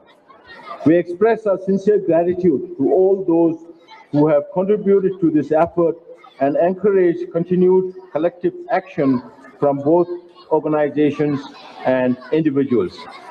The 17th Kashak solemnly pledges to ensure that all official responsibilities are carried out smoothly and that His Holiness the Dalai Lama is not unduly disturbed by the trivial matters of the community, and that we continue to win the trust of the Tibetans inside Tibet. Since last year, alongside the 90th birthday celebrations of His Holiness as a year of compassion, many organizations and individuals have offered long life prayers to His Holiness the Dalai Lama. The most meaningful offering we can make is to put his teachings into practice. We therefore urge all Tibetans to remember our shared identity as political exiles, set aside differences, foster unity, and fulfill our individual responsibilities towards the common cause of Tibet. Despite the Chinese government's systematic efforts to undermine Tibetan national identity, China cannot weaken the Tibetan people's enduring bond with their homeland. Since the dawn of civilization, Tibetans have remained the rightful custodians of the land of snow, sustained by a deep spiritual and cultural connection. We therefore urge Tibetans within Tibet to begin at the household level by nurturing in their children a strong sense of identity rooted in the Tibetan language, religion, and culture. I also take this opportunity to express my sincere gratitude to the government and people of India, the United States, and all our supporters. Your support remains key to the effective continuation of our struggle for truth and justice.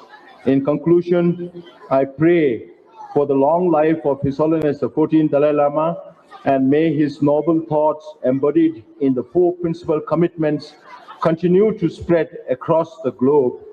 May the auspicious day of reunion for Tibetans, both inside and outside Tibet, emerge soon. Thank you.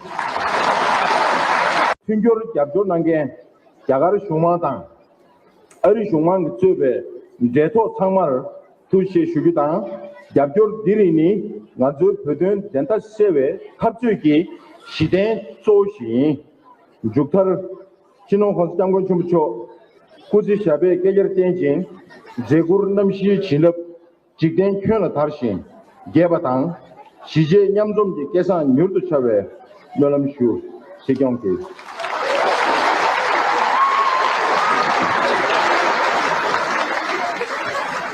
시계 군중 카지 페비어바당 계지 지졸리야 다니 시경 탐비기 시경 그 땀시에디 kengoguirosan injinalia mende fuchochi. I begin by offering my deepest reverence and obeisance of body, speech, and mind to His Holiness the Great 14th Dalai Lama of Tibet, the Apostle of World Peace, the manifestation of Avalokiteshvara, the Supreme Protector and symbol of Tibet, the Dharma King of the Three Realms. I express my profound gratitude for His Holiness the Dalai Lama's immeasurable kindness in accepting our supplications and gracing us with your sacred presence at the swearing-in ceremony of the Sikyong of the 17th Kashak Central Tibetan Administration.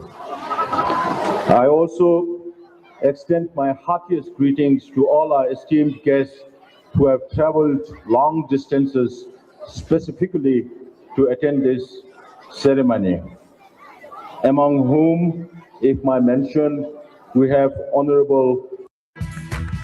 Welcome to the new generation of what.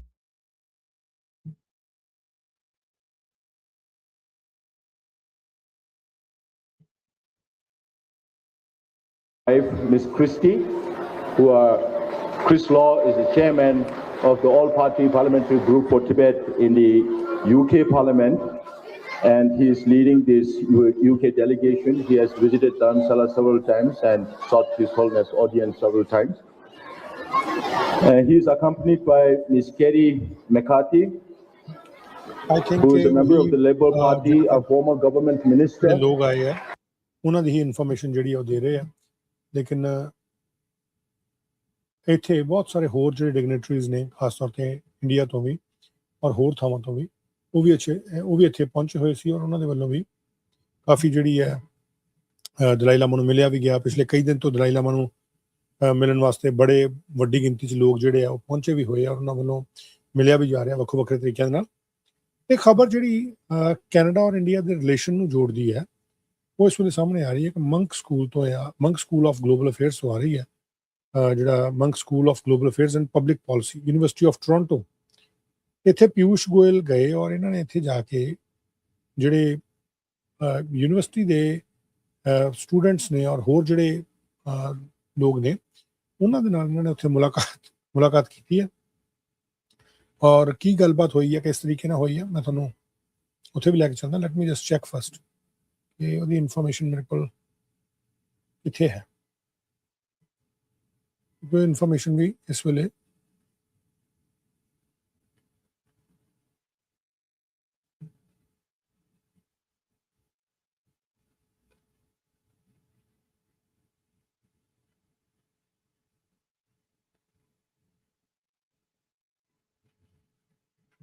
ਜਿਹੜੀ ਮੇਰੇ ਕੋਲ information ਹੈ I am going to share it with you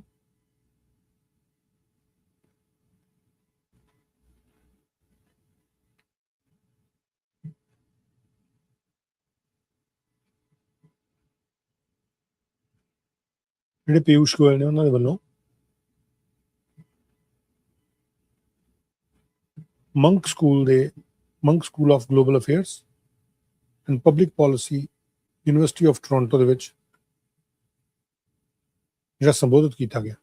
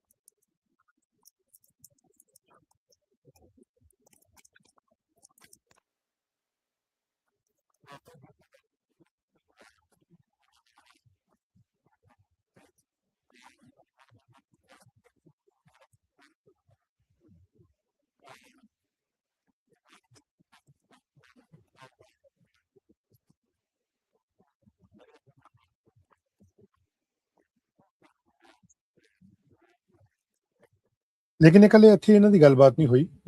ਸਿਰਫ ਇਹ ਨਹੀਂ ਹੈ ਕਿ Canada India dual degree programme ਜਾਂ ਇੱਦਾਂ ਦੀਆਂ ਜਿਹੜੀ ਗੱਲਬਾਤ ਹੋਈ ਆ, ਇੱਥੇ ਇਹਨਾਂ ਦੇ ਵੱਲੋਂ ਜਿਹੜੇ ਮਿਸਟਰ ਪਿਊਸ਼ ਗੋਇਲ ਨੇ, ਇਹਨਾਂ ਦੇ ਵੱਲੋਂ ਜਿਹੜਾ ਇੰਡੀਆ ਕੈਨੇਡਾ ਕੋਰੀਡੋਰ ਹੈ, ਉੱਥੇ ਵੀ ਇੱਕ ਇੰਟਰੈਕਸ਼ਨ ਕੀਤੀ ਗਈ ਹੈ। ਉੱਥੇ ਵੀ ਇੰਟਰੈਕਸ਼ਨ ਕੀਤੀ ਗਈ ਹੈ। Let me just put that information as well.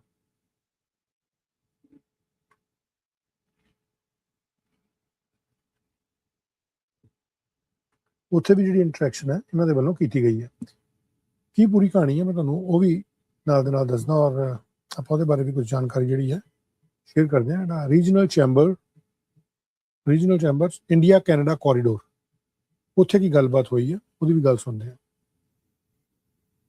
Back to back meetings ਜਿਹੜੀਆਂ ਉਹ ਚੱਲ ਰਹੀਆਂ।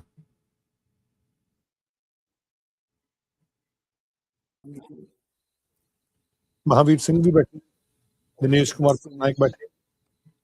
Members from different chambers of commerce, from different organizations across Canada. Thank you very much for taking the time and being with us today. It's been a phenomenal experience listening to each one of you.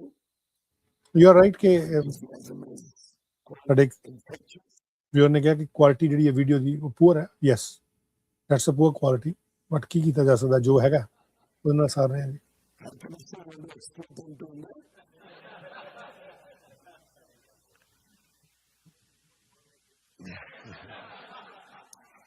I love the competition in the room between 5,000 chartered accountants and 8,000 IoT engineers. Deeply value the wonderful suggestions we received from literally every one of you.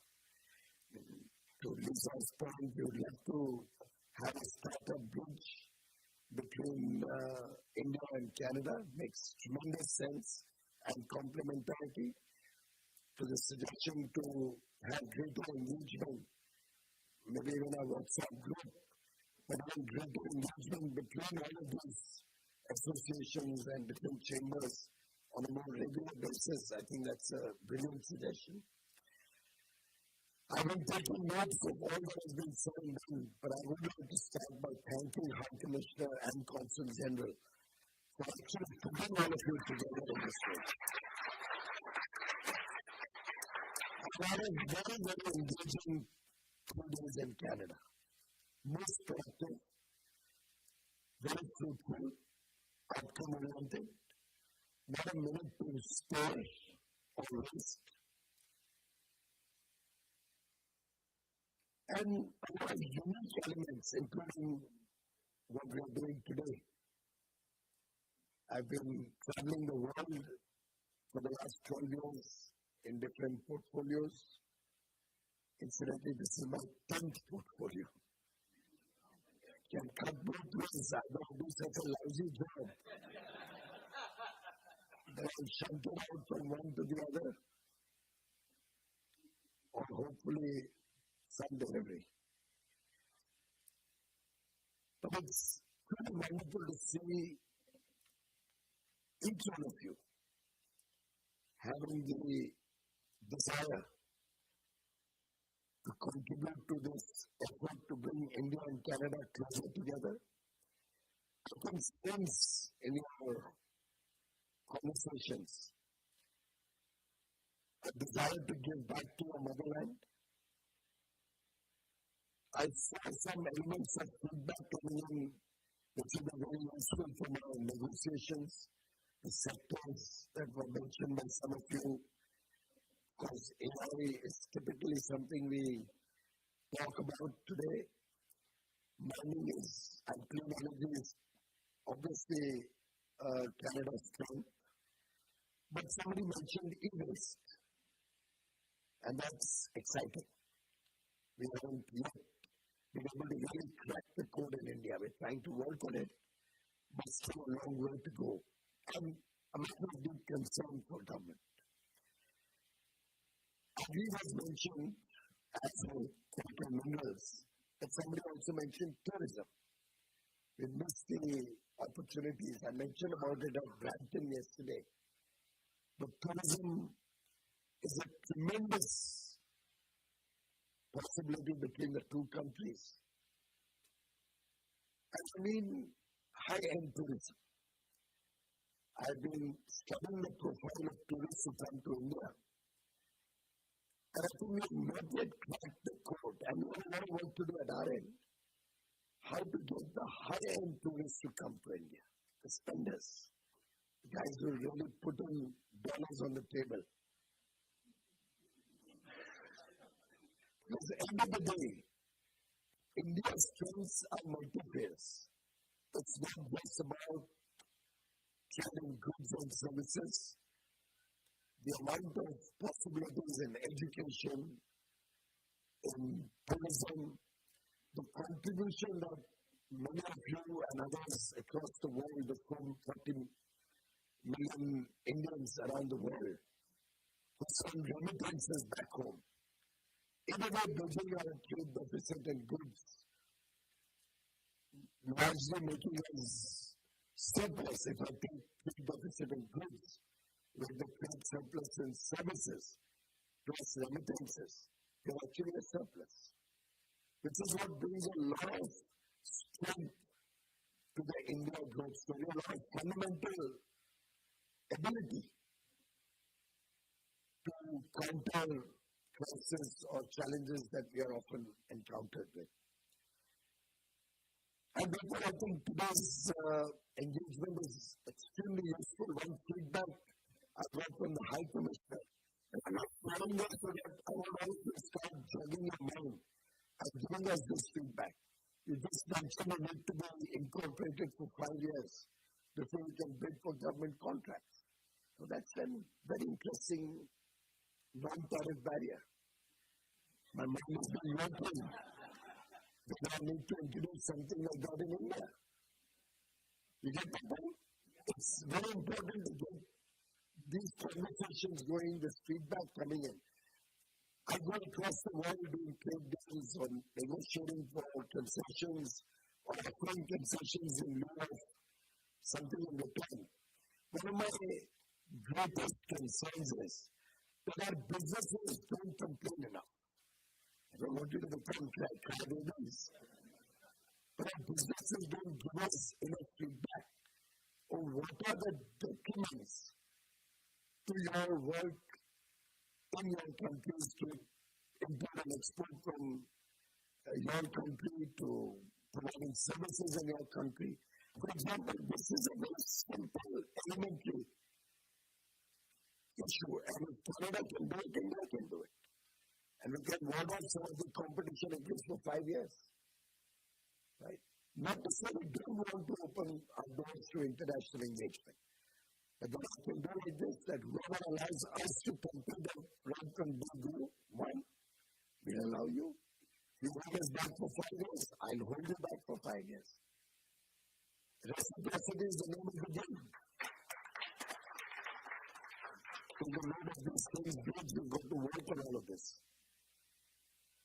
And therefore, when I see such a lovely gathering which covers the length and breadth of Canada, not just one province or one city, but the breadth of Canada. And we have with us our own chambers. And this is an experiment we've been working of late within all our delegations. We have one anchor chamber, but we involve all the other chambers along with it. In our delegation also, there are 112 people plus, I don't know what the final number was, probably the largest delegation ever to meet the shores of India. We have people from across the length and breadth of India. There will be people from northeast, north, south, east, west, small chambers, local chambers, not just people and CLI dominated. And I would urge all of you also to look at it in the same way. Just like you have your cultural exchanges where you celebrate Navratri or Diwali, or you have Lagnas, or you have the Dalgid Tosan show in the next 2 or 3 days.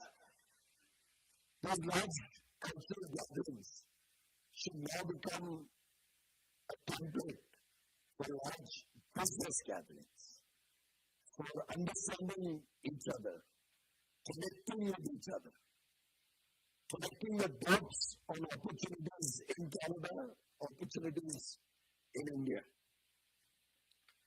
And when this two-way bridge of technology, talent, and innovation gets set, sky is the limit in terms of potential. We have, of course, set a target to do $50 billion in goods and services as against $17 billion today, which is almost 3x in 5 years. It's a very ambitious target, but eminently doable because there have been a lot of lost opportunities in the past. Some because of political circumstances, a lot because in India we have still not yet got into exploring the world as much as we should have. There's a cozy, comfort, large Indian market, 140 crore Indians. तुम जो बनाओगे बिक जाएगा. तो लोग बाहर देखने की सोचते ही नहीं है. कौन मेहनत करेगा, कौन माथा पच्ची करेगा, you know that word.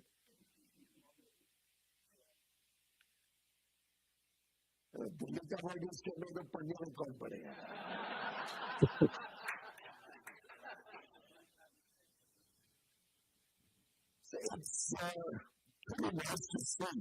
Punjabi ਦਾ ਵੀ ਕਰ ਸਕਦੇ ਸੀ ਵੈਸੇ.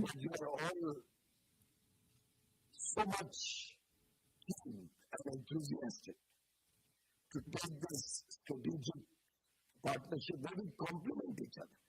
Really, we don't have any struggle between Canada and India. At $55,000 per capita income, nothing from Canada can hurt India's interests, except when we need it. ਇਦਾਂ ਦੀਆਂ ਬਹੁਤ ਸਾਰੀਆਂ ਮੀਟਿੰਗਸ ਇਹਨਾਂ ਦੀਆਂ back to back ਹੋ ਰਹੀਆਂ. ਸ਼ਾਮ ਦੇ ਪ੍ਰੋਗਰਾਮ 'ਚ ਵੀ ਆਪਾਂ ਥੋੜੀ ਜਿਹੀ ਗੱਲਬਾਤ ਕਰਾਂਗੇ. ਹੁਣ ਆਲਰੇਡੀ 5 ਘੰਟੇ ਤੋਂ ਜ਼ਿਆਦਾ 5.5 ਘੰਟੇ ਦਾ ਇਨਫੈਕਟ ਇਹ ਪ੍ਰੋਗਰਾਮ ਜਿਹੜਾ ਹੋ ਗਿਆ. But I'm really thankful to all of you ਜਿਨ੍ਹਾਂ ਨੇ ਵੀ ਪ੍ਰੋਗਰਾਮ ਸੁਣਿਆ, ਪ੍ਰੋਗਰਾਮ ਸ਼ਿਰਕਤ ਕੀਤੀ. And please do like, share and subscribe. ਔਰ ਪ੍ਰੋਗਰਾਮਿੰਗ ਜਿਹੜੀ ਹੈ ਥੋੜੀ ਜਿਹੀ ਜੂਨ ਦੇ ਵਿੱਚ ਇਹਦੇ 'ਚ ਚੇਂਜ ਲੈ ਕੇ ਆਵਾਂਗੇ. ਪ੍ਰੋਗਰਾਮ ਥੋੜਾ ਲੰਬਾ ਕਰਾਂਗੇ.